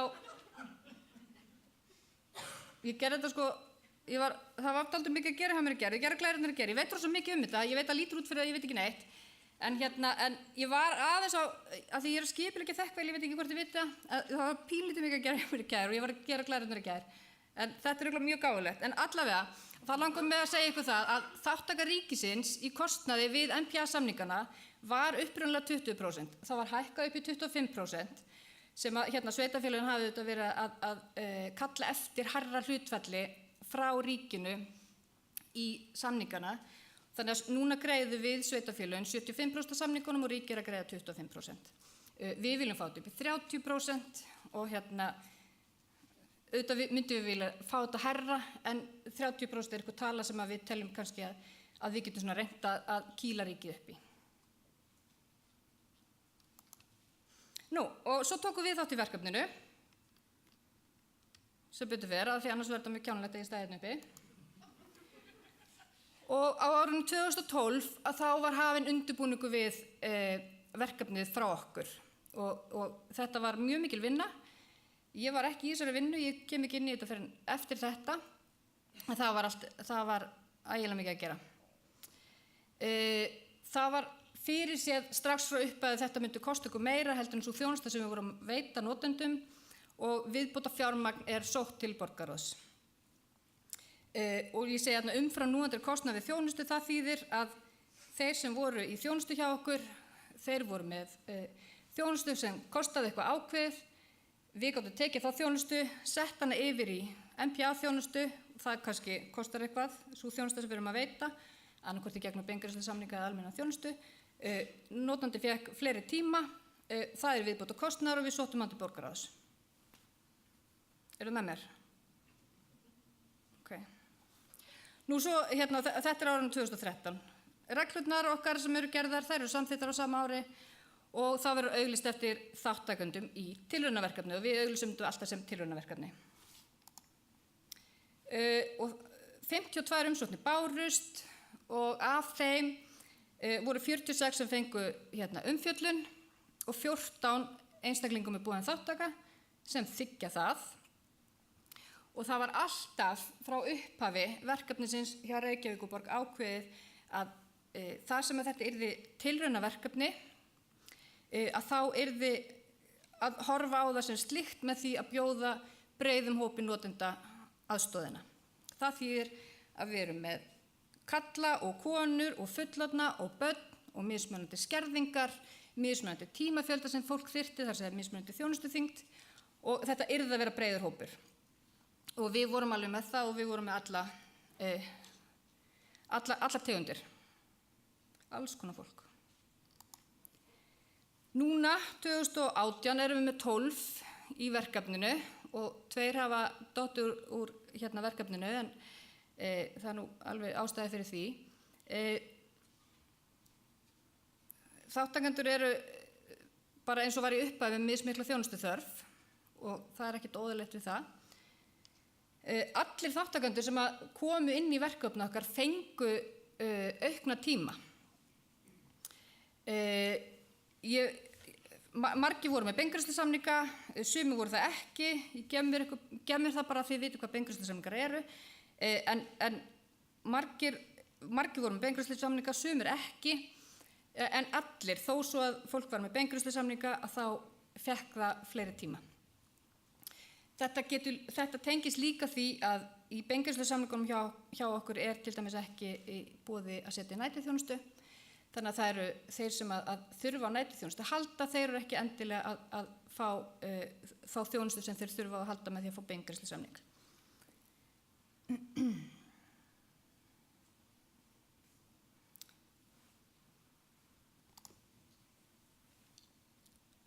Lögfesting MPA, það er ekki búið að lögfesta.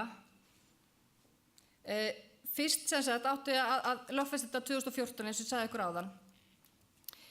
Svo þetta búið að vera framlengt árlega, þannig að við erum búin að vera alltaf, á hverju ári þá hefur verið ákveðið, já, ok, þetta er ekki komið, þannig að það er alltaf framlengt, ár eftir ár.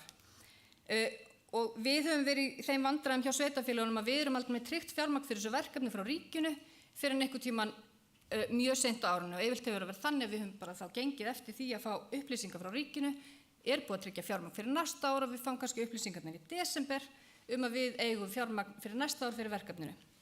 Þannig að þetta hefur verið dálítið bagalegt og eina vitið auðvitað að þetta sé lögfest og komið inn fast, þannig að við þurfum ekki alltaf að vera í þessari óvissu hver einasta ári.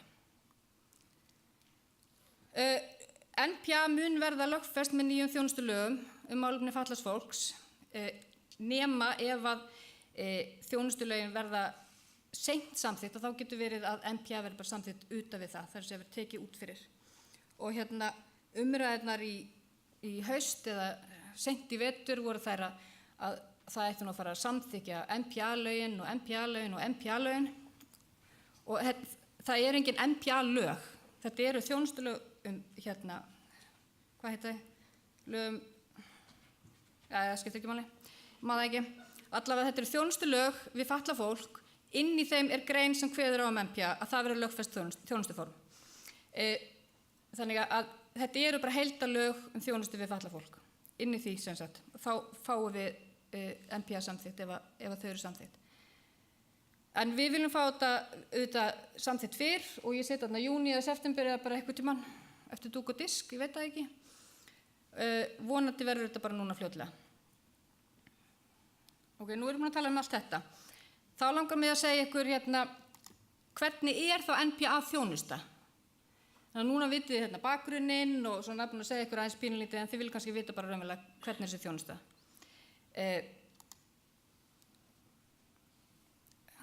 NPA þjónusta að mörgu leyti svipað beingreiðslusamningarnir eða þeir samningar sem við gerum beingreiðslur.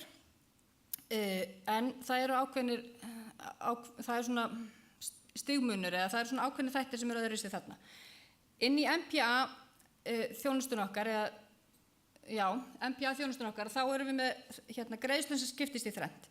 Fyrsta lagi að þá fer 85% upphæðinni í launagreiðslu til starfsmanna, eða hugsað sem launagreiðslu til starfsmanna. 10% af upphæðinni fer í umsýslukostnað og 5% í starfsmannakostnað. Þessu er raunverulega notendanum frjálst að nýta í starfsmenn sína, starfsmannakostnaðinn og í umsýslukostnað ef hann er að umsýsla með samningin sinni sjálfur. Munurinn á NPA þjónustu og beingreiðslusamningi er líka eins og ég var að segja ykkur áðan að við getum búið upp á sólarhringsþjónustu. Þannig að við getum metið það inn í tíma og þar af leiðandi fjármagn. Og NPA samningarnir virka þann hátt að við reiknum alltaf út einhverja tíma sem að umbreytast yfir í fjármagn sem notandi fær þá greitt.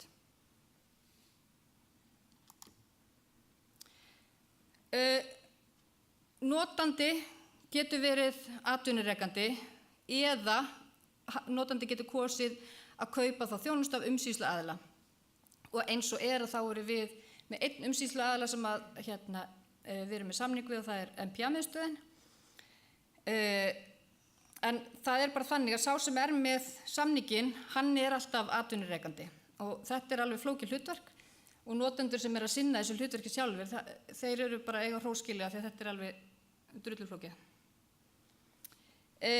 Og greiðsla fjármagns miðað við þá fjöldametina tíma eins og verið að segja ykkur áðan og þá fer fjármagn annarkvort til notanda eða til umsýsluaðila eftir hver er atvinnurekandinn.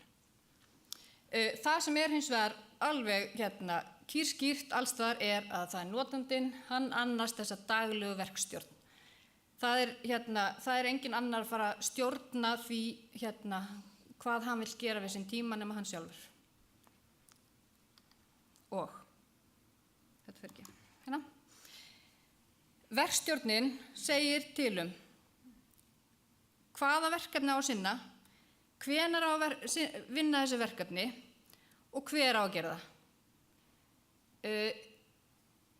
Þetta er bara það sem er aðalmáli í þessu. Það er að fá að segja sjálfur hvað vil ég og hvenær og hvernig. Og stjórna því sjálfur. Þannig að NPA þjónusta er sem sagt þá þjónusta sem við vorum áður að veita í gegnum mismunandi þjónustuþætti og þetta getur verið liðvisla og frekar liðvisla og heimaþjónusta og eitthvað svona hitt og þetta. Hann fær þetta núna bara sem eina þjónustu sem er NPA þjónusta. Eru þið með mér? Eru alveg týnd?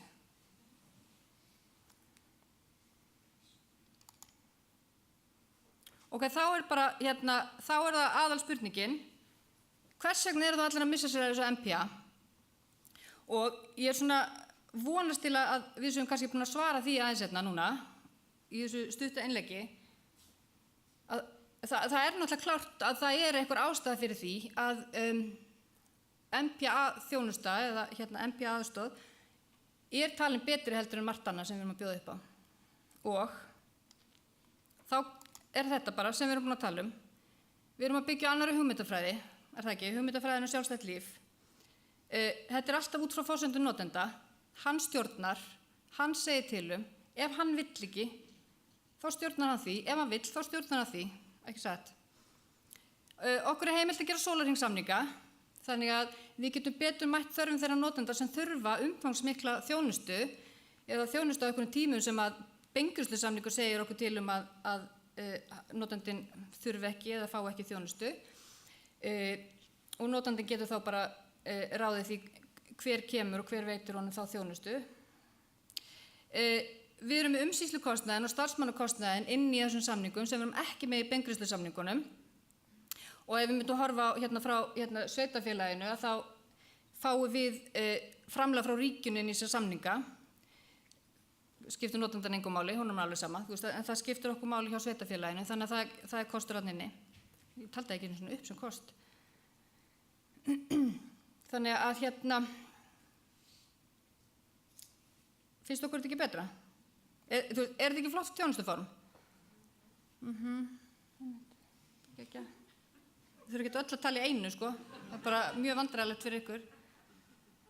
En þetta er bara einfalt. Við erum búin að færa valdi til fatlaðs fólks, sorry strákar, og þau fá að stjórna þessu og velja. Veistu, Arnar, bara, þú varst ekki, þú ert ekki búin að taka tíman á mér, þannig að ég er bara búin að tala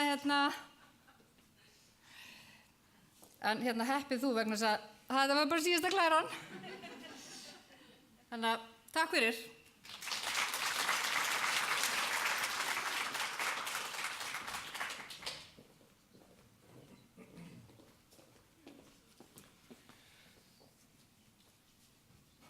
Jæja, þá er dagskrá í Kaldalóni bara lokið, en við erum að nálgast hápunkt dagsins, sem er í fyrsta lagi uppistand Þorsteins Guðmundssonar, grínista og verkefnisstjóra í Bataskólanum á velferðarsviði.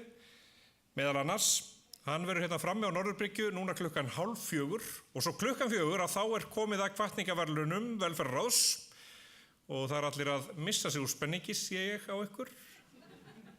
Jeps. Þetta verður ótrúlega spennandi, það búið að vera mikið gaman og ótrúlega fræðandi að fylgjast með fyrirlesturum hér í dag. Ég hvet ykkur til þess að fara á reykjavík.is/þekkvel og skoða dagskránna aftur og ekki hika við að hafa samband við fyrirlesara sem þið sáuð og voru að segja eitthvað sem vakti forvitni ykkar eða athygli. Við skulum heita því að vera ekki bara í þekkingarmiðlun á starfstögum eða þegar við hittumst við einhver hátíðleg tækifæri, við eigum að vera að miðla þekkingu okkar á milli alltaf, allstaðar, hvenær sem er þegar við hittumst. Við erum öll í þessu saman. En þá þakka ég fyrir mig í dag og sjáumst frammi núna eftir nokkrar mínútur. Takk.